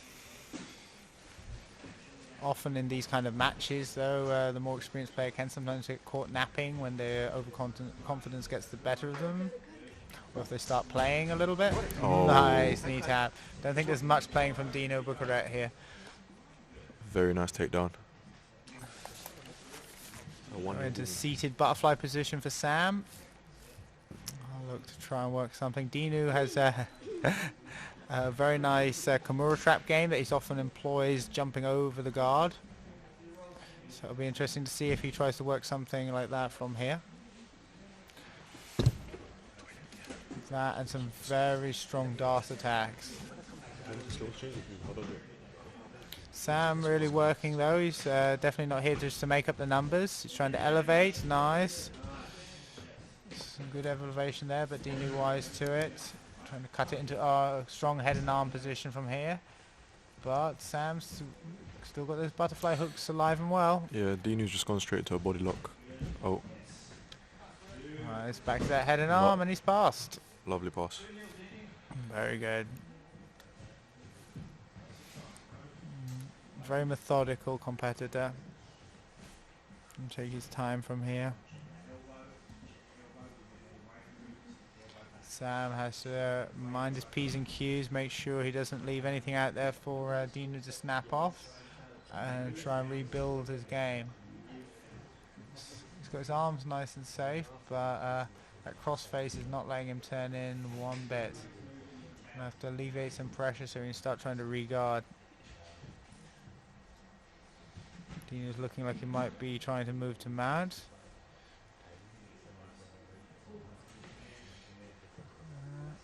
Maybe Sam is trying to wait for his next transition to try and catch a leg. Oh, the knee's coming in now. There we go. Decent re-guard, trying to perhaps get a sniff at the arm, looking for the leg. Oh, very nice inversion. That is very good. He might have something going here, but Dinu's looking for the head. He's got a strong dart attack. He's got a very strong dart attack. Yes. And that's it. Nice counter by Dinu. Dinu actually has a instructional on BJJ Fanatics on that joke.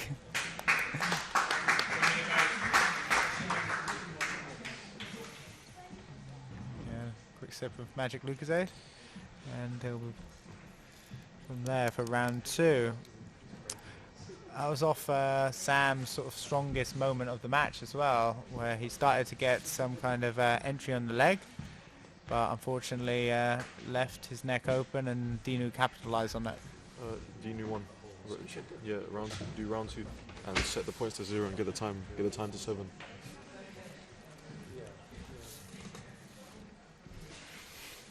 I think we're set for round 2 now. Let's see if Sam can try and even this up. He looks game, walks to the center of the match.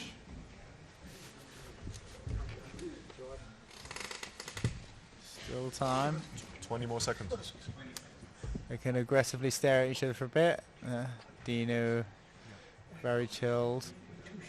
Sam looking raring to go.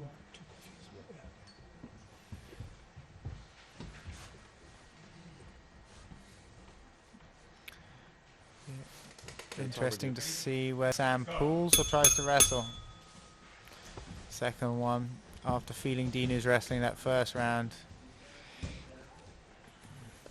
Again, it's an interesting mix because again of Dinu's judo experience as well as coupled with his wrestling experience. It's got that kind of floating looseness that you have from judo that then explodes into a takedown. Can be quite off-putting. Nice snap. Very good snap from Sam, letting Dinu know that he can't sleep on his wrestling. Gracie Barha wrestler. Have some mandatory singlets with the red shield on.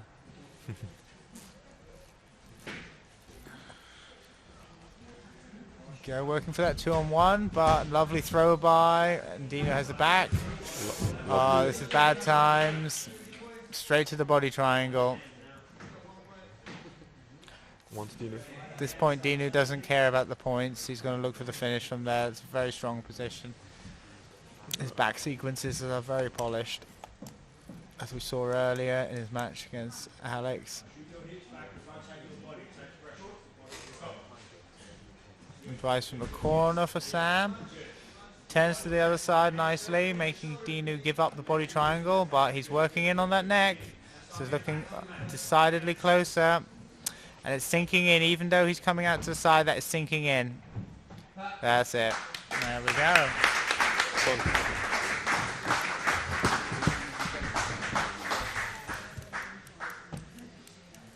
Dinu's through.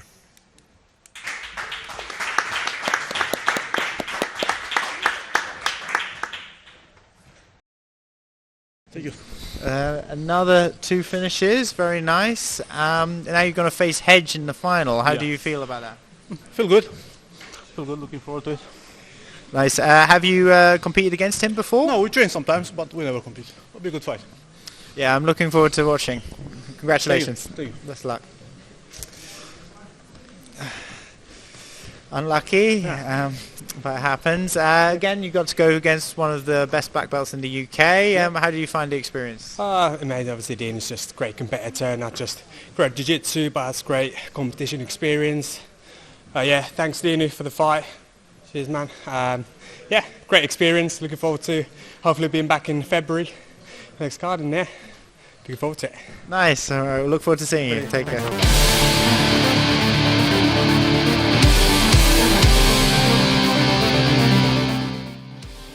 Looking forward to moving to the finals? Hopefully. Any last words before going onto the mats? No, just wish me luck, please. Best of luck. Hope it goes well.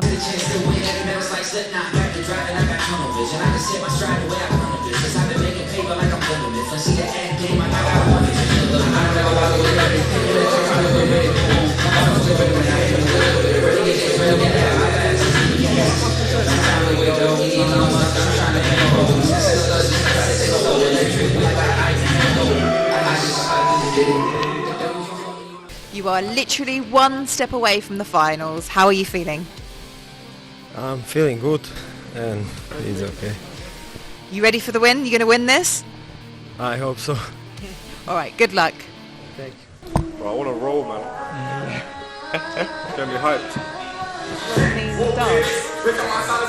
Roll mean dance. Roll? You say roll? Roll is like the slang for like grappling.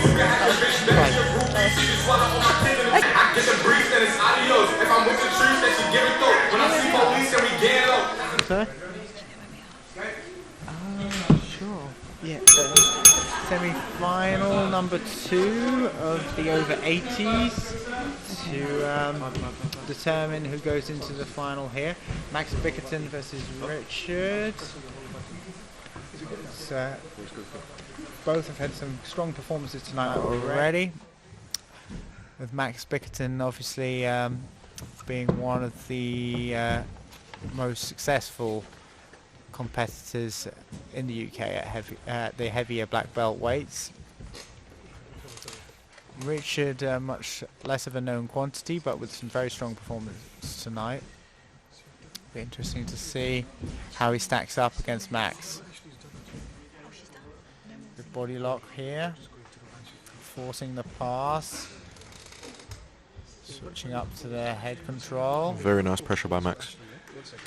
It's got some insane pressure. Looks like there was an attempt at a lockdown, but Max is out of it.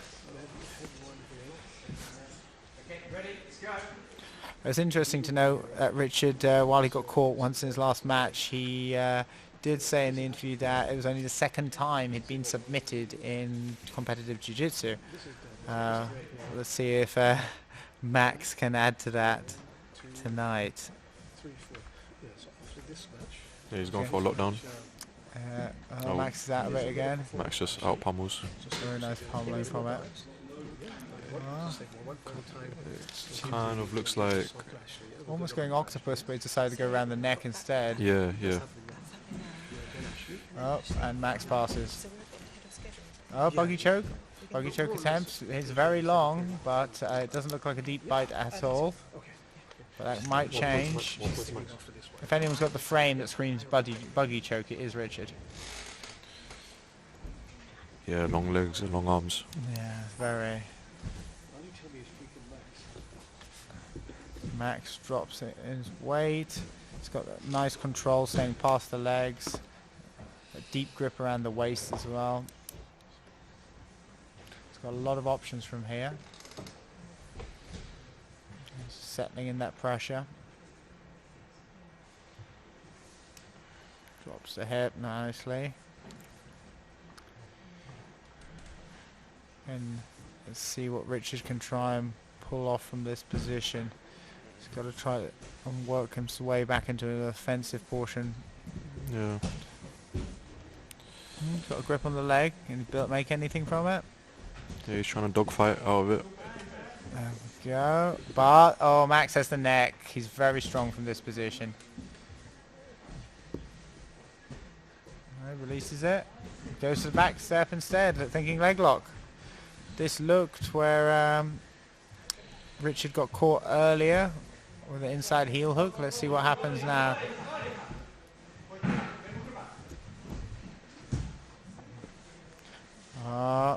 Max fighting hard to control the leg, but Richard has escaped it. Nice. Max puts him back on the bottom. Reset from the referee.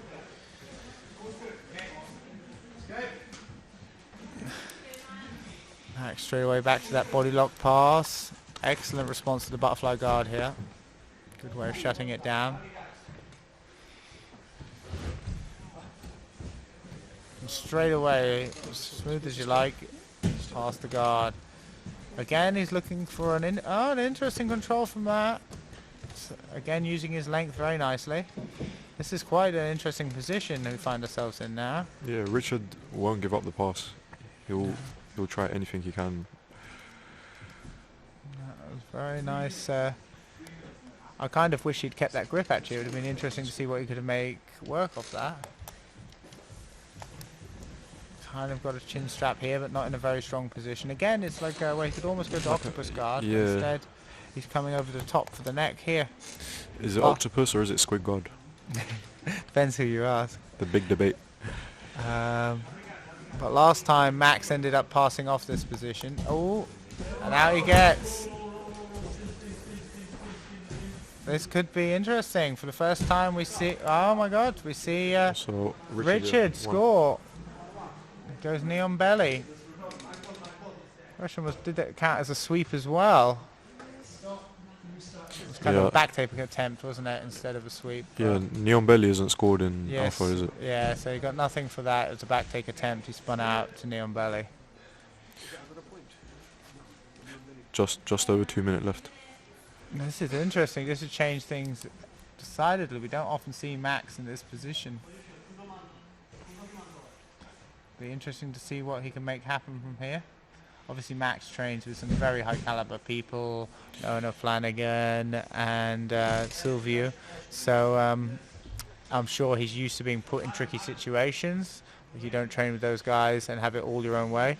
Yeah, it looks like Richard has a nice bite on Max's neck. That does. It looks very nice. It doesn't look like it looks like Max is panicking a little bit. But, oh my God, this is interesting. This is deep. This could be... Yeah. This could be a problem for Max here. Nah, he's composing himself and his arms are tiring. And Max has scored out of that. 1 point to Max. 1 point to Max. Coming back on top. The momentum has switched back towards Max, but that was a decent threat on the neck. If you could award points for submission attempts, that would probably be worth one. Yeah, but now Max is back where he wants to be. I feel like Richard should have went high elbow on that guillotine. Yeah, he went the under grip and couldn't quite clear the elbow as Max came up on top. But as it was, Max's face definitely changed colour a little. There was some decent pressure, but not enough. Again, a competitor like Max, you've got to have it dead to rights. He's basically got to be gonna go to sleep if he's gonna tap. He's not gonna just tap when it's uncomfortable. Oh, guys, speaking of uncomfortable, and it's going Scorpion. Yeah. I don't think Max would tap to that. Yeah, Max is known as the Juggernaut. Yeah, definite. You know. 5 seconds left. No, he's one. I think. Nice. There we go. So that's a win for Max.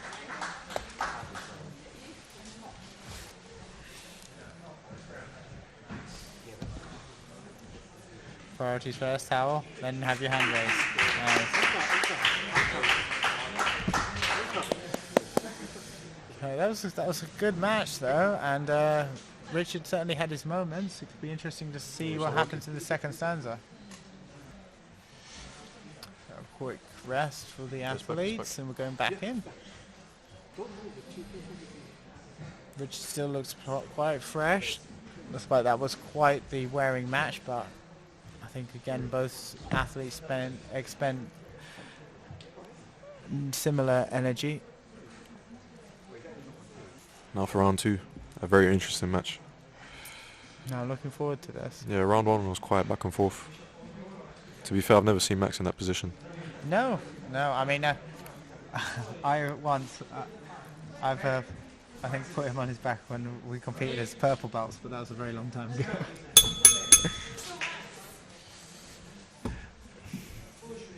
And his ability has only increased since.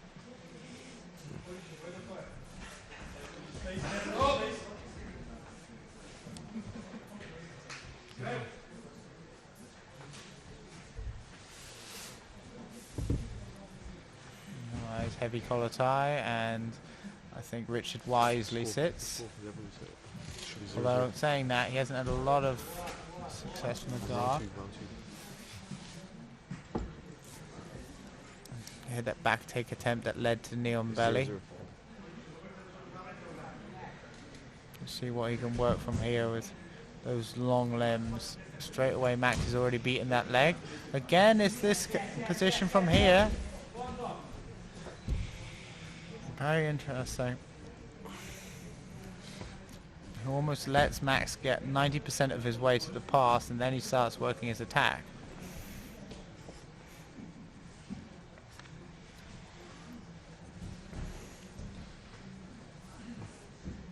Working that high leg, Max disengages, looks to go again,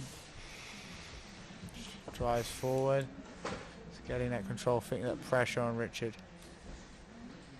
Indeed, the pressure is now on Richard. He has to win this to stay in it.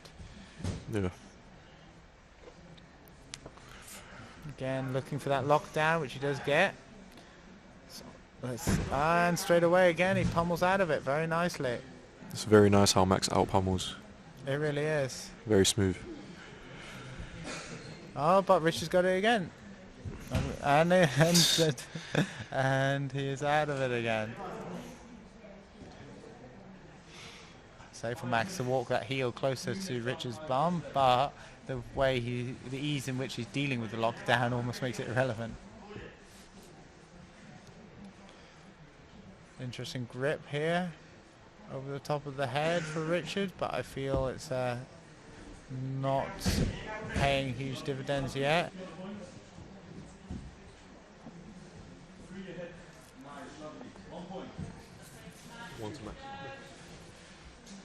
This is kind of a stocks position almost, and he's out. He's trying to work that underhook from there, but again, Max has his body pinned such that even though he's technically got the underhook, it's not really a factor. It's not powerful. He's not able to move Max with that underhook. And straight to mount, smooth as you like. Oh, heavy crossface studs in. I feel the pain. Yes. Just a bit. There's some pressure there.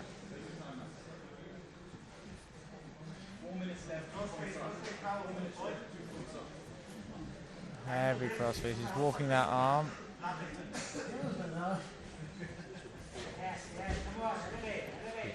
1 point to max. Very heavy pressure.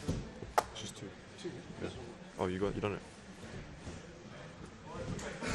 Switches back off to side control as Richard still has the underhook, but again now he's looking to remount. Heavy crossface pressure. Such pressure. Richard catches the foot, but I feel again it's only delaying the inevitable, and there we go. Passing again. Was he re-guarded on the other side? No, there's a mount. Nice. 1 point to max. He's trying, he's working hard.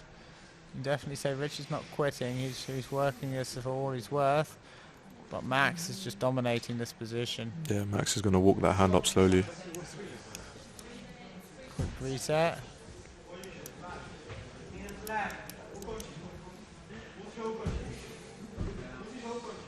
Max well ahead on the points and in a very dominant position with just shy of 3 minutes to work. It's not a bad bridge attempt. No, it's good, especially with Max on top of you. Probably be enough to send most mortals over. I feel with Max's jawline and the glasses coming on and off, there's a very Clark Kent Superman vibe. He's walking up slowly. Yeah. It's very methodical at this point. Oh, very good bridge. Yeah. That was quite the achievement, to be honest. Unfortunately, it doesn't really get him a lot, as Max steps basically back into the same position virtually. It's probably worse, because then he'll get another point. Yeah, you're right. There we go. Yeah, he's going to get the point now. Yeah. 1 for Max. He's back on top, back where he wanted to be. And Richard has just used whatever energy that cost him. Yeah, it's looking like an endless cycle. Yeah.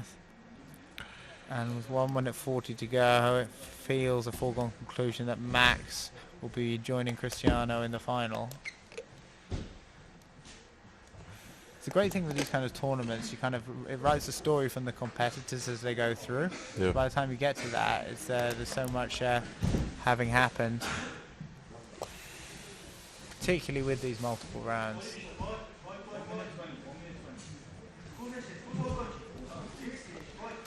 Another pass.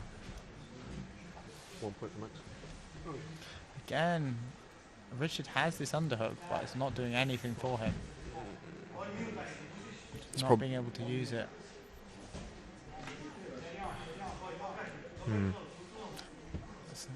Such control of the upper body that even with that, he's trying for all he's worth, but it's just not working.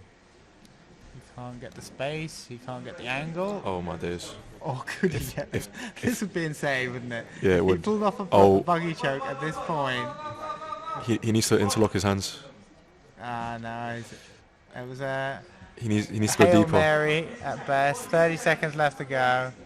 He'd have to put Max to sleep. Max wouldn't tap. Oh no.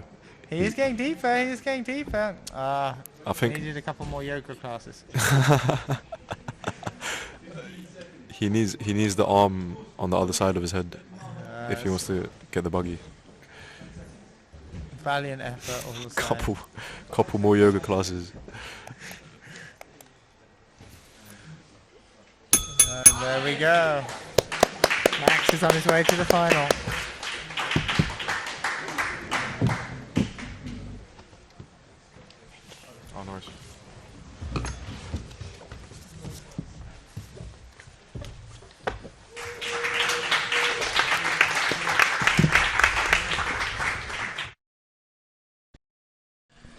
Congratulations. That looked tiring. That's very nice work from you, though. Thank you. Let's face that. So you're going into the final now against Cristiano. Russia, have you aware of him or watched any of his matches? No, but obviously I watched his matches today. He's having a great run, so hopefully I can put a stop to that. Looks like a very game opponent, so I'm looking forward to it. Yeah, no, it should be a very exciting match. Well, congratulations. I'll let you get a breath. Thank you. Respect to my opponent as well. That was a really good match. Nice. Yeah, very good match. Game to the end. Trying that buggy choke right at the end.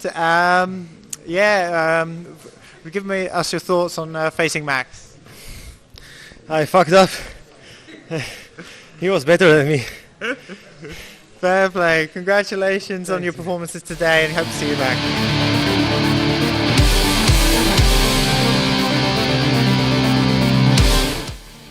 Hello again.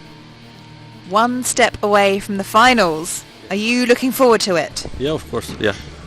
Any last words? No, let's do it. Let's do it. Superb. Good luck.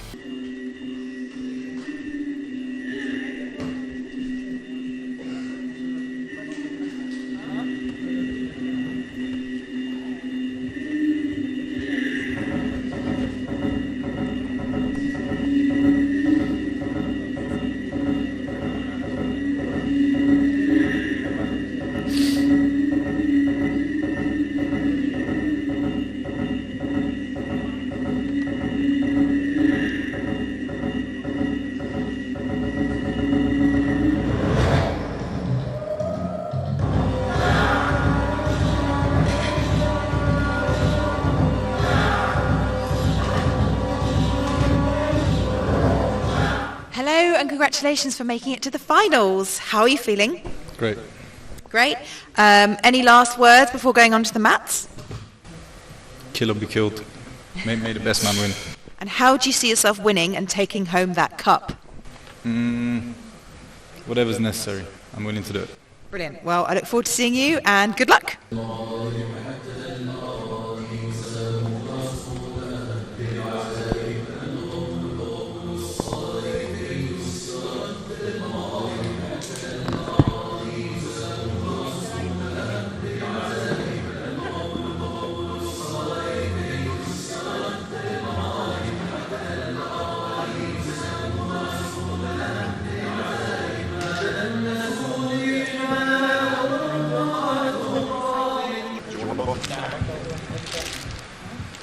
Okay, here we go, the final of the under 77 division. It'll be a good match between Dinu and Hedrat. Both very experienced competitors with a lot of success. Dinu a little bit longer term, a bit more seasoned, but Hedrat on an amazing run at the minute. He's really tearing up the scene. Nice shot. Oh, Dino's got the neck though. This could be problems. We saw earlier Dino has very good neck attacks. He's going for it. But Hedge is working on the leg at the same time. Interesting battle here. He's still got control of that neck. Is that not a takedown? I don't know what he's got in the neck.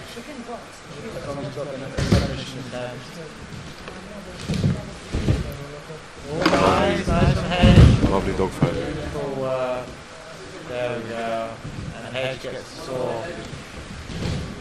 Dean's back to the feet. Hedge sits down. Very nice tactical work there. That's the first time we've seen Hedge really in any kind of worrying situation. Oh, throwing another sweep. Another dogfight. Beautiful work. Already very fast start this. 2 scores. Take down a sweep to open things up with.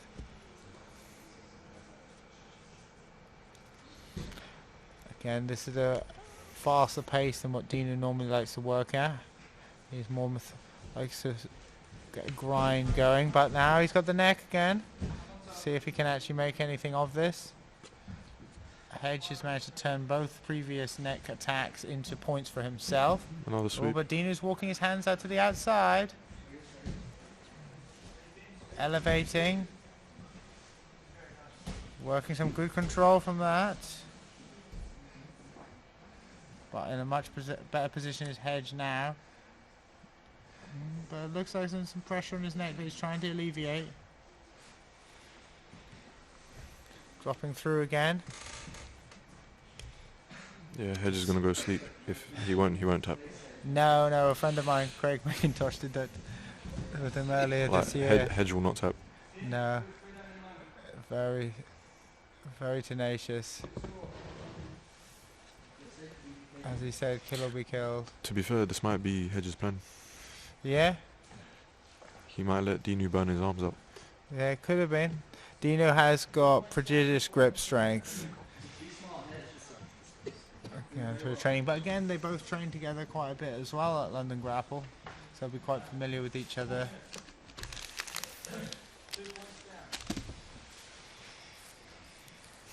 Again, this position from here. Oh, Dinu looks to be closing his eyes as he's grappling, going for feel perhaps.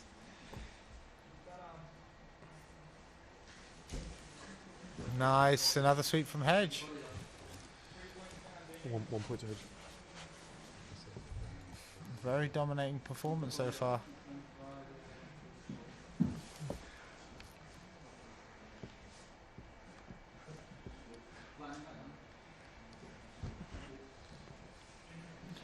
See what Hedge with the body lock, cinching it in a little.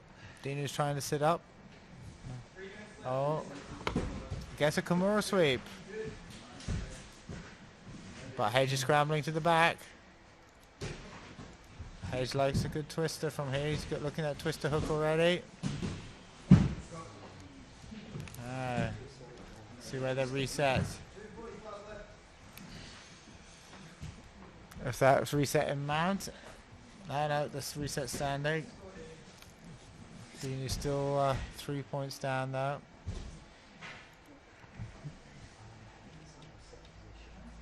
Yeah, Dinu's looking for a toe hold.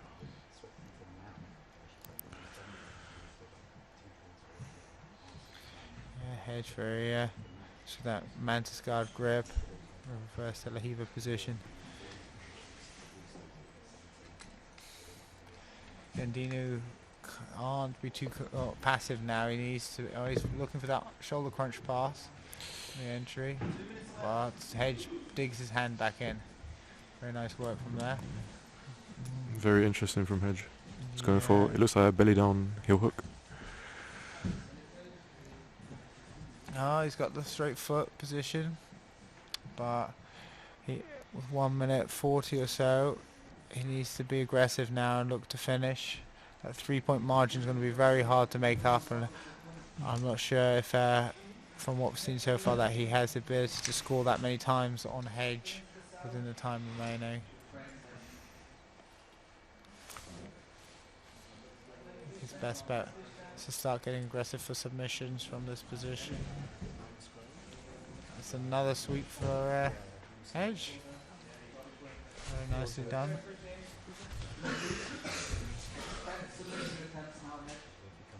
Positionally, he's running away with the match. Should this go the way it's looking, it'll be interesting to see what tactical changes Dinu can employ in the second stanza. Yeah. Toe hold. Got to trap that second leg. Go. Oh dear, nice, beautiful counter.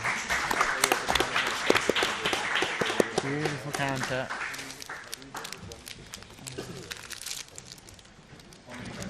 Okay, quick rest and then back. No, Hedge. Yeah, Hedge won by submission. Very nice heel hook counter.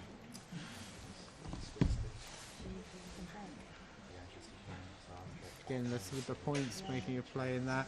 Otherwise, if there were fewer points on it, he could have just kept the toe hold to roll out of bounds, but he knew he needed the finish, so he had to transition. So he could have got 2 points for that. Actually, I guess it'd just been 1 under this rule set, wouldn't it? Probably works in Hedges' favour, because when you toe hold, it exposes the back. Yeah, but if it rolls off the edge of the mat, the ref stops it and you get a point. Well, normally 2 points. In just hop? Well, in any ref rolling out of bounds in the sub. So toe holds are normally quite good for that. But he had to transition because he knew he needed to finish, and that kept them in bounds.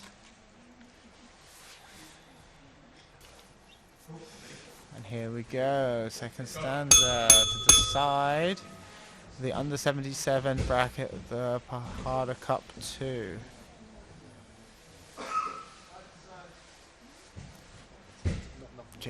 Hedge straight away sits.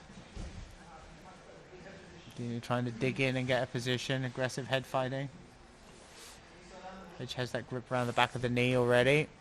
Oh, nice underhook, but Dinu's leg is not... Oh, are we going to have another leg lock attempt? That didn't work out well for Dinu last time, but he's in a stronger position. He thinks better of it. Comes back to the pass attempt. I don't think Hedge is letting him. He's trying to draw him into that leg lock exchange. Oh, nice attempt. Boston handshake around the back. Oh, yeah. Again, just needs a little longer arms. Oh, there we go, and he connects. Nice, this is it. And Hedge is out of it. Again, this is the dilemma. Dinu is in a good leg lock entry position, but when they're trying to engage a leg lock attack against a better leg locker, which I think we can probably assume Hedge is after that last submission, it takes away some of your options. So it leaves Dinu forced to try and continue to pass from this position.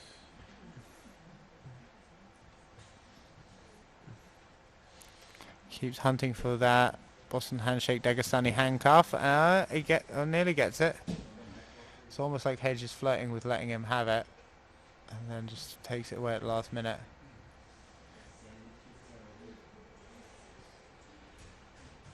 Pressure. If Dinu wins the underhook, he might try and knee cut over towards the open side, but he seems intent on getting that grip around the back.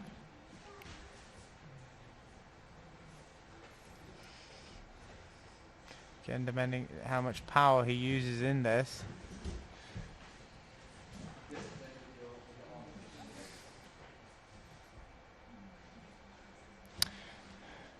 He has got those legs locked up quite tight from that position.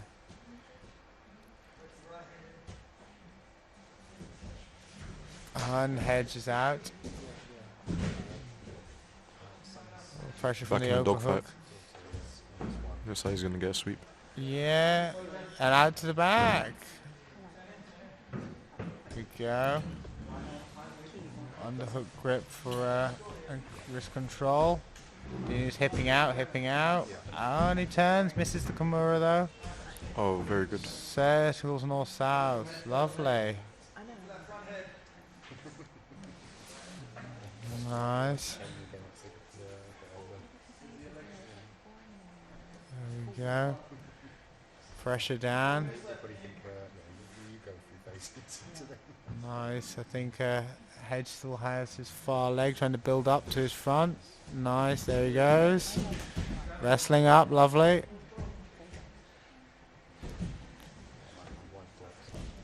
Do you manage to sit him back down with the underhook on the leg? Very nice controlled position. Makes it very difficult for Hedge to turn into him. If Dinu can clear that leg, he's going to have the pass. Even with Hedge's underhook here, the leg control should be able to combat that. He just needs to be able to free his leg. Maybe switching his right arm to a crossface would be an idea from here. Try and fit that more pressure and focus on the pass.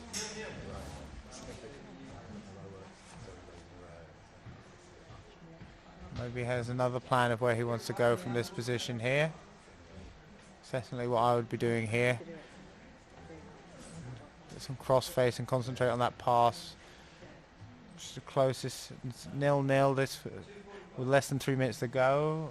Scoring at this point could change the whole course of the match. Yeah. And give Dino a chance to work his way back into this title. There we go. Oh. His legs out, because he hasn't got the crossface now. Hedge is able to turn, which if he'd switched earlier for the crossface, that would have prevented that. Yeah. And now he's regarded. Could have been a point for Dinu. If this goes the distance, who would you give it to, Dom? It's been quite back and forth. I think now there's more time that Dinu's staying on top. If he continues this way for the rest of the match, it'll be a tough one to call. I think Hedge had some nice aggressive attacking moments early. Yeah. But this, I'd say Hedge won kind of the first half of the match, and now it's kind of swinging a bit back to Dinu, not quite as dynamically. Yeah. But, it's a tough one to call. It would be. I wouldn't like to have to make that call, to be honest. Especially as my memory is fairly recent. Oh. Ooh, very nice.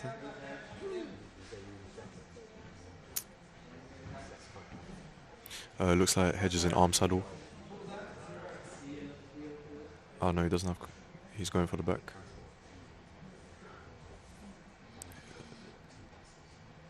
Very nice. Take that leg possibly again. Looks like yes, and I think he might be. Oh no, his knee line's out. And the back up. Dinu's got the leg. Oh, very nice. And there we go. That's a point for Dinu. Yeah. One for Dinu. This could 1 minute left. It's an interesting change of pace considering how many points Hedge was winning the first match by, and then how difficult it's been to score this.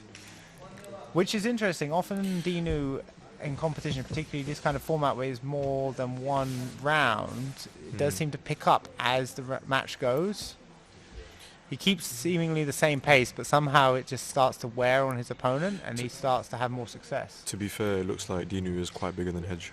So yes, the I weight think could he's also be a cut factor. to make the 77. I mean, again, I think each time the lowest when I've fought Dinu in the past, it's normally been about the 74 mark, but that was with the day before weigh-in. So yeah, he's got some size. I think they're just going to wait it out. Yeah.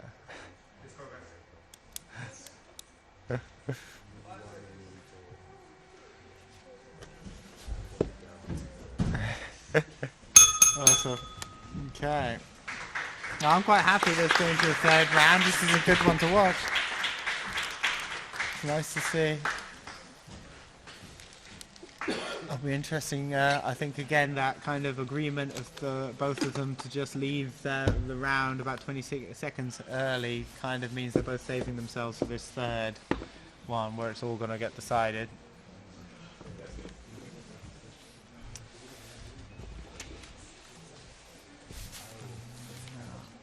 It's the most either of them have been tested the whole night. Both have had mostly their own way, all their own way. Their first two fights. Now it comes down to this. Last 7 minutes of action. Dinu's first on his feet, but Hedge is very calm, taking his time. It's all mental warfare.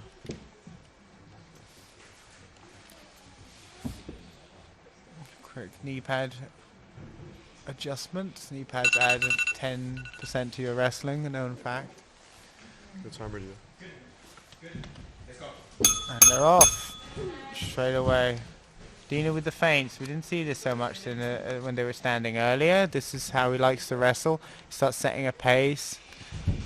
There's a shot early. But Hedge has the neck.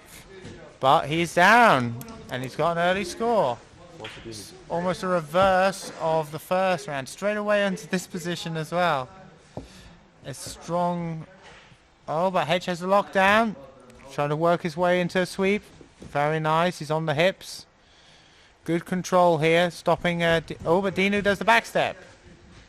Oh, Hedge off balances him nicely. If he can come up for this, he can equalize. Oh, but they're out. Nice tactical move from Dinu there, who's now leading 1-0. And so before, this is kind of often what I've seen with Dinu when he fought Shane Curtis. It was a similar. He seemed to take the first round off. Shane was passing his guard all over him, and then the second round he came out a very different fighter and put on the pressure. It'll be interesting if the same thing holds true here.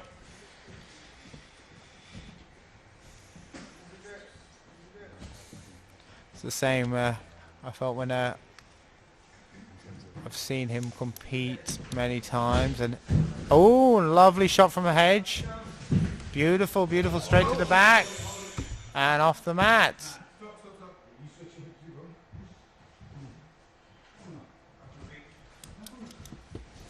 There we go. That's unfortunate for Hedge.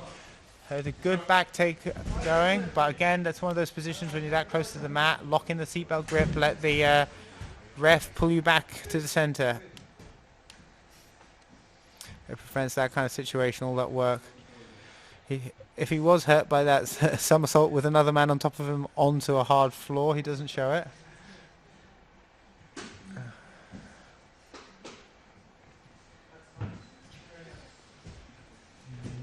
Good position. Again, Dinu going to this scoop grip on the leg, but Hedge coming underneath.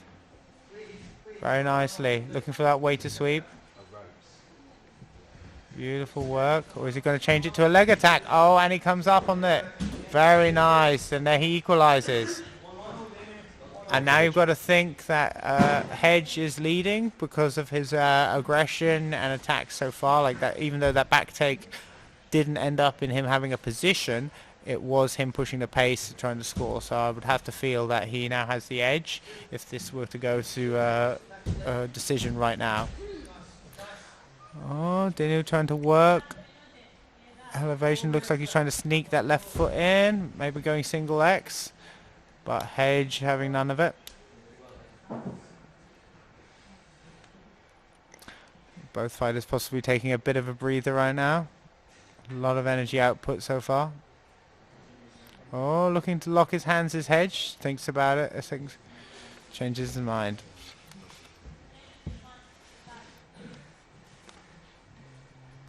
And goes back to it. Dinu feels comfortable in his grips. He looks like he's happy to let Hedge make the first move from here. Starts elevating again.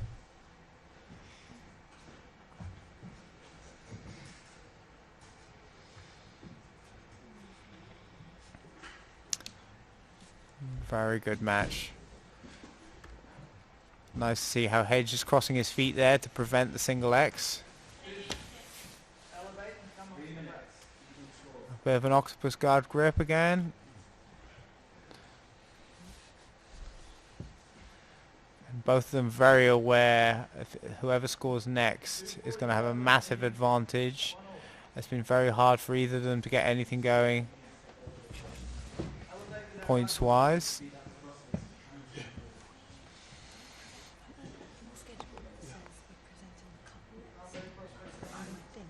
I was being very patient at this point.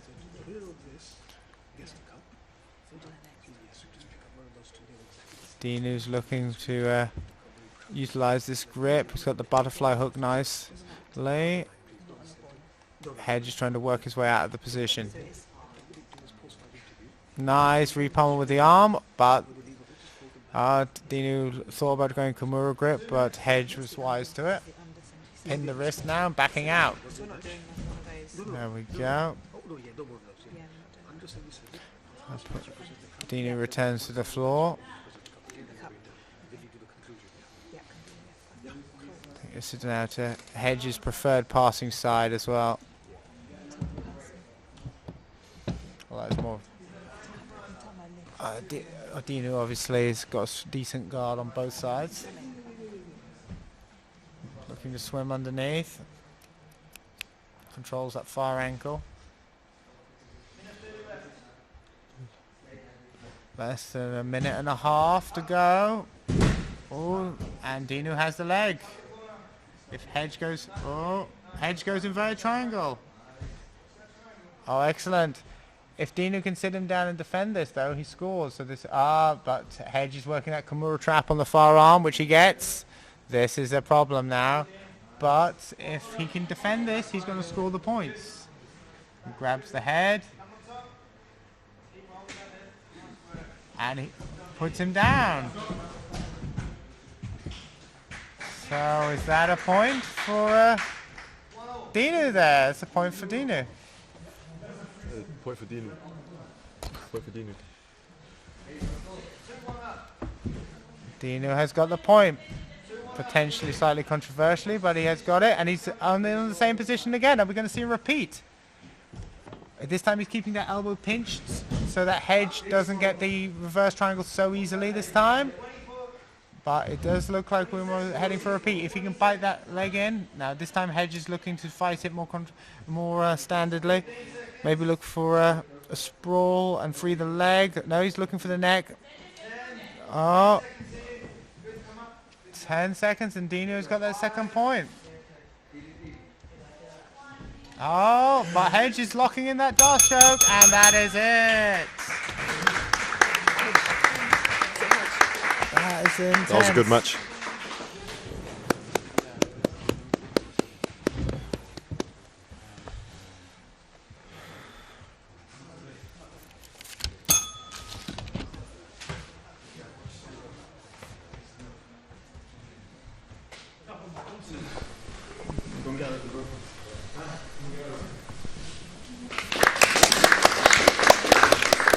Intense match that was. Very exciting to watch. Yeah. Not so much exciting for me, but it's a good win. Yeah, it was the money. Well, congratulations. Yeah, it was obviously the first match. He managed to get quite a points lead, but then after that, everything seemed much tighter between the two of you. Is that I've often noticed that with your competition game that you kind of get stronger as a match goes on. Do you feel that happened today? We know that. We know that, right? So yeah, I tried to submit him in the first one, but he was defending very well with the underhook half guard. So he managed to sweep me, attack his leg, but he got my 20 seconds left, so he was going to win that round anyway. Then I had to play a bit more, how should I say, more IBJJF stalling style, full Brazilian mode to win, but I have nothing with Hedge, or I didn't want to seem arrogant or anything. He's very talented, and it's for sure this is not the end for him, or for me. No. Well, congratulations, enjoy your win. Thank you. So on behalf, well, firstly, congratulations on an exceptional performance. On behalf of Alpha Grappling, we'd like to present to you the under 77 kilograms Porrada Cup 2 winner of 2022. Thank you very much. Well done. Well done.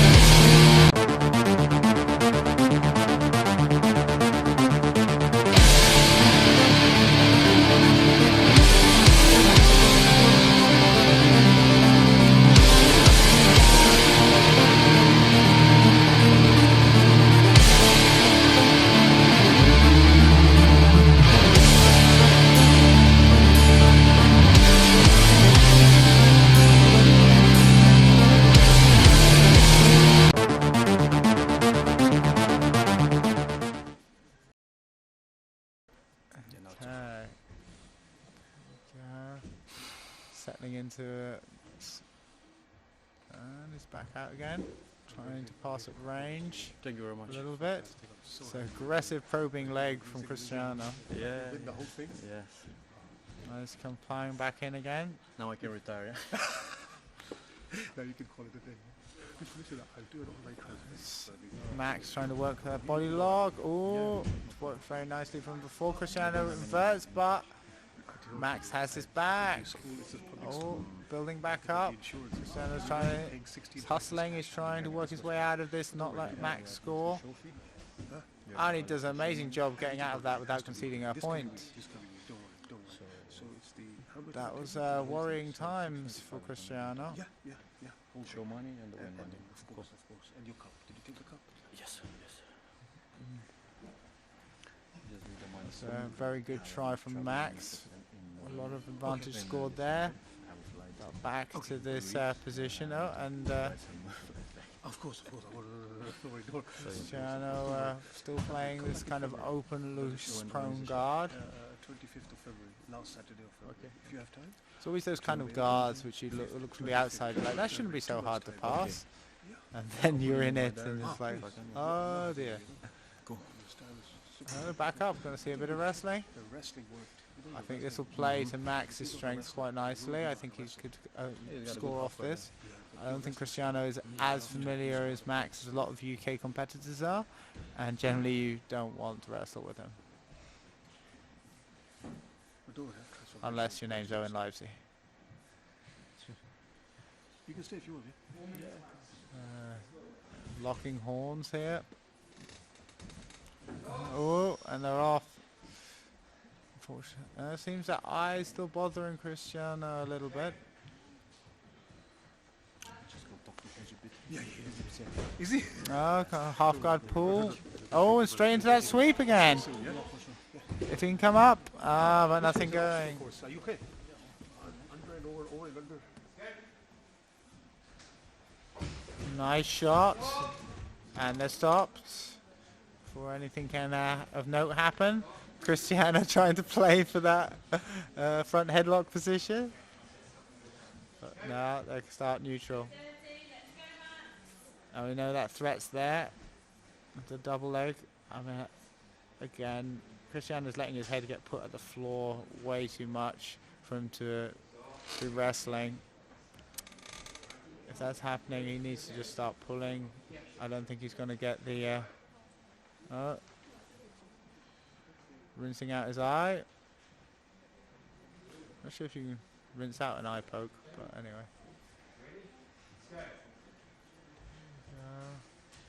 Collar tie, heavy collar tie. Oh, straight away he's putting Chelsea's shoulders towards the mat. He's snapping his posture, making him look at the floor. You can see just from this hand fighting, he's got the advantage in the wrestling here. I don't see this ending well for Cristiano. I feel it would behoove him to head towards the guard again, where he got at least a sniff of the sweep, and at the very least was giving Max something to contend with. Whereas here, I think this is exactly where Max wants to be. He's going to snap him down. He's going to look for that front headlock. He's either going to attack the neck or he's going to turn to the hips and look for the back, which we saw him almost get to earlier. And there we go. Cristiano pulls. It's got just 2 minutes to work. Again, very nice. I'm really enjoying Cristiano's guard work today. It's quite enjoyable to watch, especially when you're looking at how Max has been chopping through guards and how he can chop through guards. Like his guard passing is very efficient, and seeing how Cristiano's guard is holding him and even being able to put some offensive output is very impressive. Yes, I think that's a wise call. Straight away to the edge of the mat again. It's like magnets. There we go. Okay. It's a bit more set up than he has been. He's changing tack with his guard a little bit. Max looking for that ankle control, kind of trying to get an angle on Cristiano. Constantly probing, looking for a weak spot that he can exploit. Cristiano's ability to... that he nearly found himself outpaced there. But he's straight back up into it. Once again, I think you need a cage for these two. Even then, the seated, they're getting all over the place. Oh, he tries to wrestle up. With frustration, just over 20 starting seconds to left. show. This will be a tricky decision, really. I mean, there was that near back take from Max, which I guess in my mind might swing it towards him. Are you going to Cristiano Max? hasn't had anything as big, has he? Are you going to Max? I think so. I think Max might get it. I don't know. Cristiano's been very active off this, but that was probably the most kind of pivotal, nearly something happening. Yeah. That back take. Yeah, there we go. First one by decision, but super close. Decision. Wasn't a lot in it. Yeah. So we're going to go into the second one now. It'll be interesting to see how and if they change up their style and approach this differently.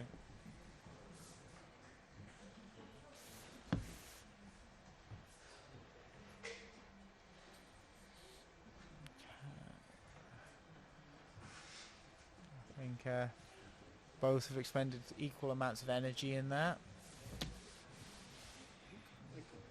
Again, one has to think that Cristiano will pull again.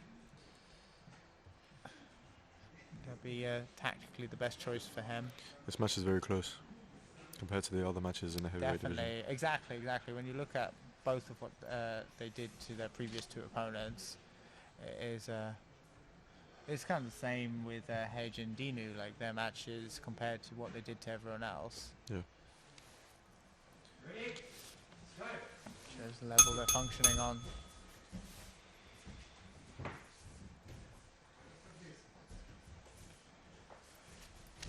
Go, snapping the head. There, those kind of just warning signs for you to pull guard.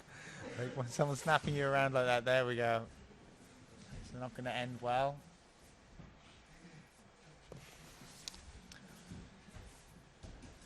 Again, I mean, Silvio speaks quite highly of Max's wrestling ability currently, so I mean, if he's giving props to anyone in the wrestling department, that says a bundle. Oh, butterfly though. Max is falling back to his hips.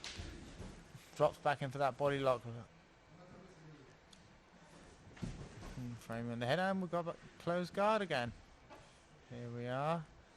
We've revisited this a few times over various matches tonight. Let's see how Max approaches this. Seeing previous matches, I believe, there's that wrist lock attempt. Can't hate on him for trying. Stands, I think Cristiano will go K-guard like he has in his previous matches. But it seems Max is looking to try and stay on his knees here and pressure his guard open. Interesting. More commonly these days you see people stand in the closed. But again, maybe he's seen that Cristiano automatically looks to go to the legs, so he's going to look to try and maintain the pressure and not give him that space of standing in his closed guard. To be fair, the only person I've seen that utilises closed guard quite well in Nogi is Mika Galvao. Yeah, no, it's not. It's I mean, that's the thing Yusuf was saying earlier. It's like it's meant to be dead in Nogi, but we've seen it quite a lot tonight. Not necessarily to the most offensive capabilities, but definitely as a point of controlling and slowing down the match.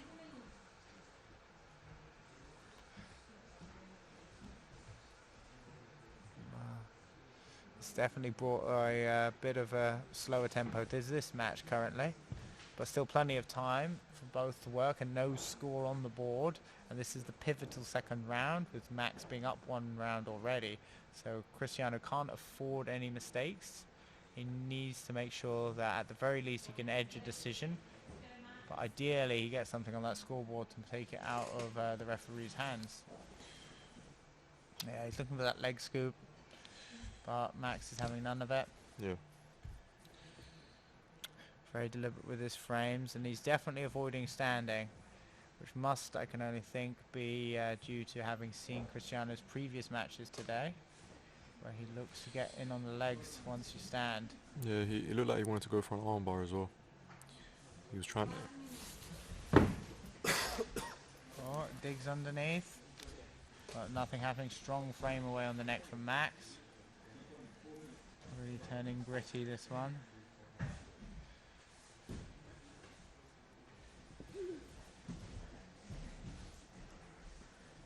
Nice, Max trying to put on the pressure now that the guard's open. Really turning up the pace. Get leg back. Get aggressive probing leg from Cristiano. Falling into that body lock again, but Cristiano digs the underhook. Oh, almost elevation. Oh, very close, very close. And back to close guard.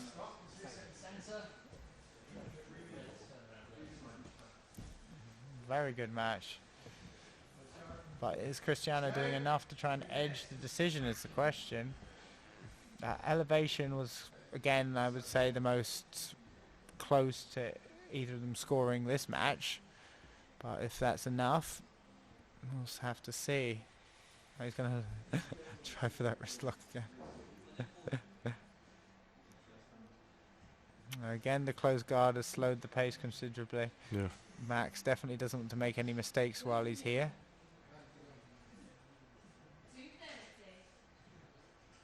And he wants to find his way out of it. It looks via staying on his knees, not risking the standing position.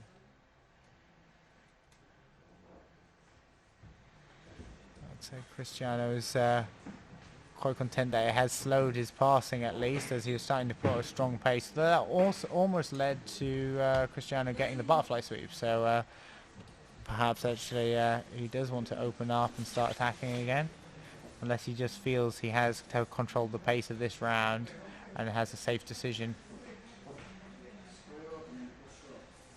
But decisions are never safe.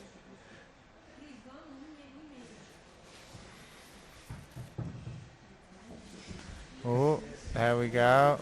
Open up, back up, here we go. I think we're going to have a frantic last 1.5 minutes of this. Yeah. Cristiano needs to move. He can't let the match slip away. No, definitely not.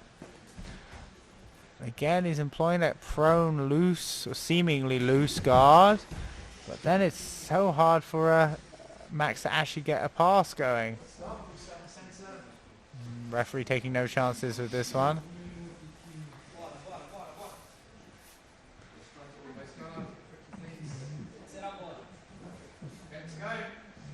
Nice. Overhook for Cristiano. Max is straight out of it.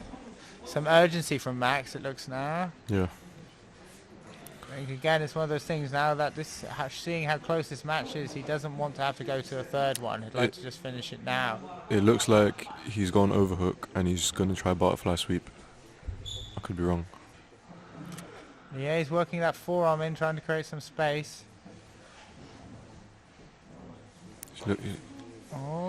Oh, very nice. Very nice, very nice. But again, that was an attack from Cristiano, wasn't it? That's in a match where very little has happened, positional-wise. That is quite telling. That entry that he got there, again, that's now a half elevation, and that entry, that could be enough to tilt it towards him for a decision. And then we're going to find ourselves in the third section. I feel like that might have given Cristiano the decision just then. Yeah. There we go. It's going to be a tense third round. Not really sure which way it will go. I think Cristiano's guard is posing a lot of difficulties for Max's passing. And especially once he manages to use that closed guard to lock Max down and slow his attacks. The closed guard of doom. Definitely, yeah, it's coming back. It's coming back. It's a new meta again.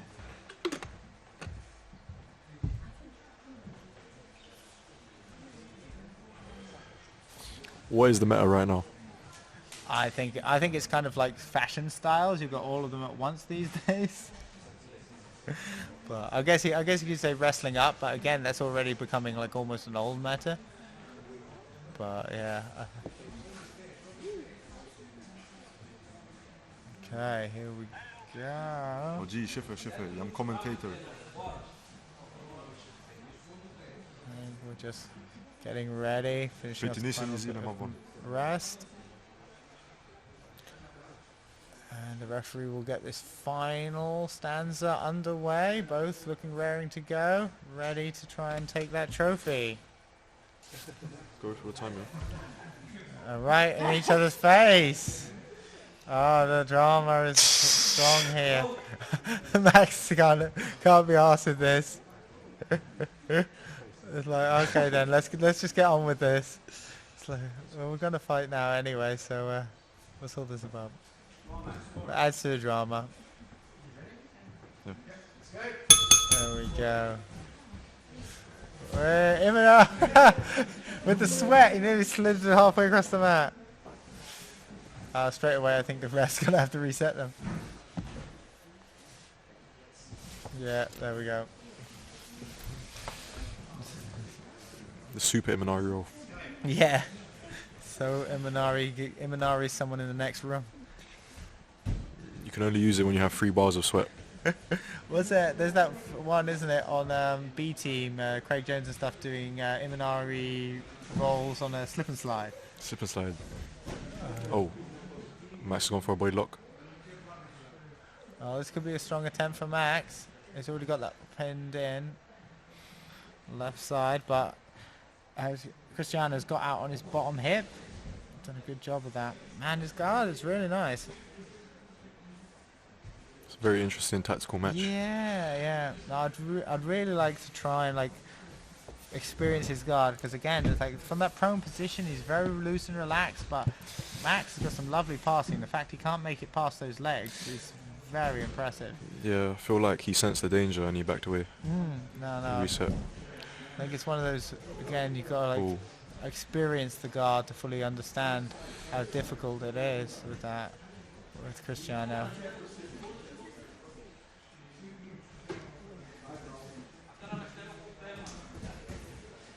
Stepping, nice side to side motion from Max, and he drops back onto the knees. Again, testament to how much he regards Cristiano's leg entries from his previous matches. And back to close guard. Just working that overhook. Just got it in deep on there.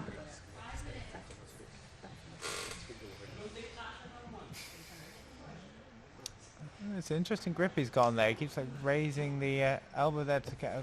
It looks to get over the head. Don't think there's much going with that though. Yeah, can't really see at this angle. No. It looks like he's going for a guillotine. Yeah, I think ideally he's on the wrong hip though, and I think Max's posture and everything isn't going to let him connect that. Oh, maybe no. But he's got some strength with him. Maybe. Oh man, he's ground it in. I don't think Max going to tap to that because it's more on the face, but it's something. Again, if you're looking at this at a referee point of view. Oh man, he's got some squeeze on that. He's really grinding in. Oh dear, I think Max might be in a bit of problems now. He's trying to ride out the pressure. Oh, but that is some crank on it.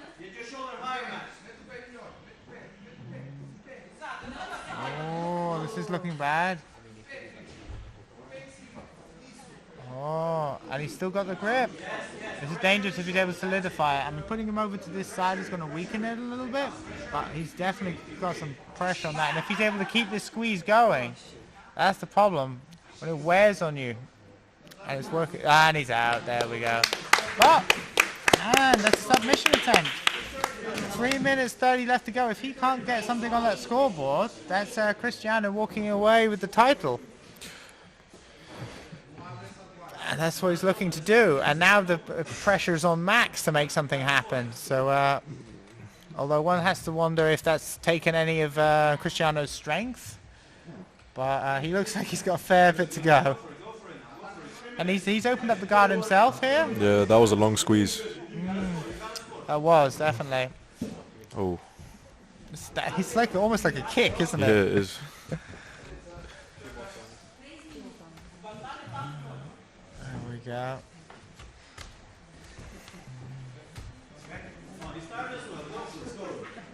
See how this plays from here, whether the fatigue on Cristiano's arms makes him any easier to pass. Yeah, 2 minutes 30 seconds left. And at the minute, I'd have to be giving it to Cristiano. Yeah, with the submission attempt, I definitely think he's in the lead. Oh, Max getting, he's putting some pressure now. He's feeling some urgency, which is good. I think he needs that.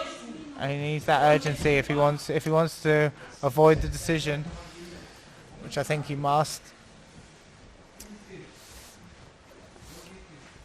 There we go. Cristiano almost slides on his own sweat as he's pushed back. There we go. Reset. I think Max is getting a little bit frustrated now. He's got 1 minute 40 left. It's not a lot of time, especially considering how much luck he's actually had in Cristiano's guard over the last, over 20 minutes basically. Yeah, but to be fair, all it takes is 1 point. It does. For both guys. Yeah, as we saw in Hedge and Dino. Yeah. Yeah, no, it can happen very, very quickly. I think that's maybe what he's counting on here. His pressuring attempts. He's looking good here. He's beating that knee. Changes sides. Nice, and this could be it. Oh, that leg comes over again. Oh, very good work from both guys here. Oh man, that was impressive regarding from Cristiano. And a reset again, less than a minute. This is getting tense times now. Yes. A very close match. 40 Super seconds close. left. It's one of those matches. Dom, who would you give it to right now? I think still Cristiano because of that guillotine. Yeah. But I mean, Max is trying to be the aggressor now. He's trying to put that pace. He's trying to pass the guard. But I know that kind of deep bite on the neck. It's hard for him to get something. He'd have to pretty much get a pass, and then I think he'd have to get a pass to win at this point. He's got 10 seconds. He's going to hold him in close guard. Yeah, if he gets the close guard again, he's going to look for the neck again. If he gets on the neck again, that's a done deal, I think. Yeah, he's looking to just put something on it there. I think he might be right. I think the decision might be going Cristiano's way. He got the bite with that neck. But let's see what the man himself has to say.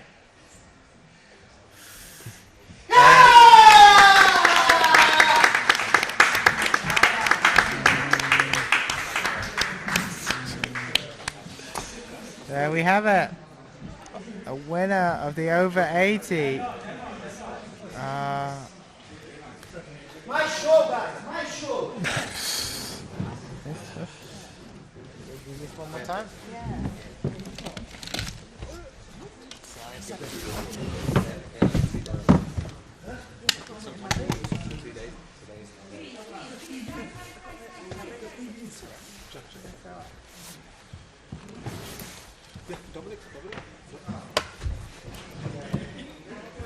Right.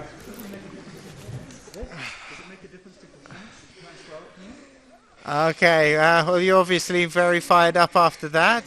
That was a very, very close competitive match there. Give us your thoughts. Yeah.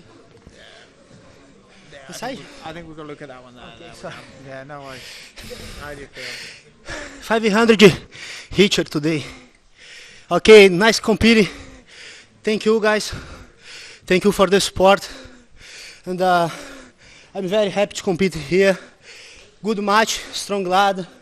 It's about business, guys. This is a great tournament. This is a great organization. You have to do more. Have to see. Have to put jiu-jitsu in another level. You know what I mean? Sometimes guys come and they just come here, get the money, go out. No, promote more. Okay, it's about you, it's about me, it's about you. It's not about I'm dickhead, you are dickhead. It's not a nice guy. I'm a nice guy. You can rematch on time. You know, if you beat me, sometimes I can rematch. That's it. It's about jiu-jitsu. You have to put the jiu-jitsu another level. Okay, it's about business. It's not for me. It's all about you. Okay, bring more, see more. Okay, give 100% here. Okay, jiu-jitsu is hard. The life's hard. It's what I'm talking about. Thank you for everything, and I try give 100%. This time is hard times for me, but I can come here, give my 100%. Okay, it's my students, my wife. I left my country in Brazil, just to follow my dream, you know. It's about this. Every day 1% better, like athlete, like personal. Okay, that's it. Thank you, guys. Congratulations on the win. Yeah. Hello. Firstly, Tommy, you were shy earlier, but you've just proved that you're not that shy. I don't know why you weren't speaking to me like that earlier. It was a great chat. I just want to say congratulations. What a skill, performance, resilience you've shown. On behalf of Alpha Grappling, we want to present to you the over 77 kilograms Porrada Cup 2 winner of 2022. So congratulations, that's for you. Well done, you deserve it.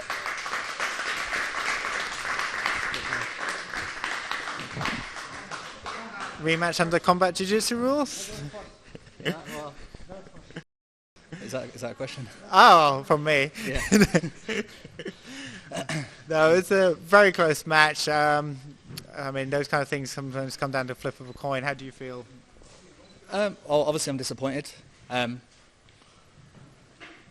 Yeah, I mean, I'm not trying to...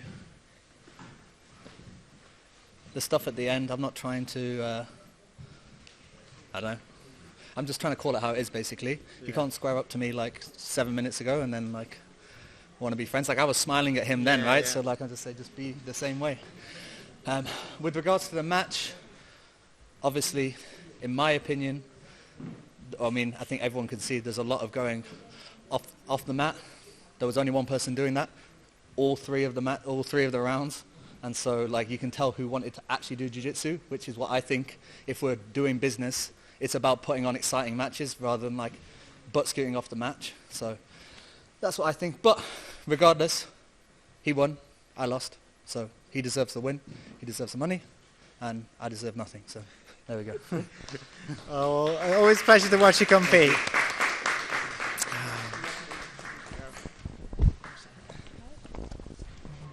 Right, it's a bit of a problem getting him off now. I can't get him off. Hey, well, that's the end of us for tonight. Completely blown away. What action, what a performance. I hope you had a great time like we did here. We look forward to welcoming you back here on the 25th of February in the new year for the next episode of Alpha Grappling. Until then, season's greetings, and we look forward to seeing you all soon very much again. Thanks very much. Bye.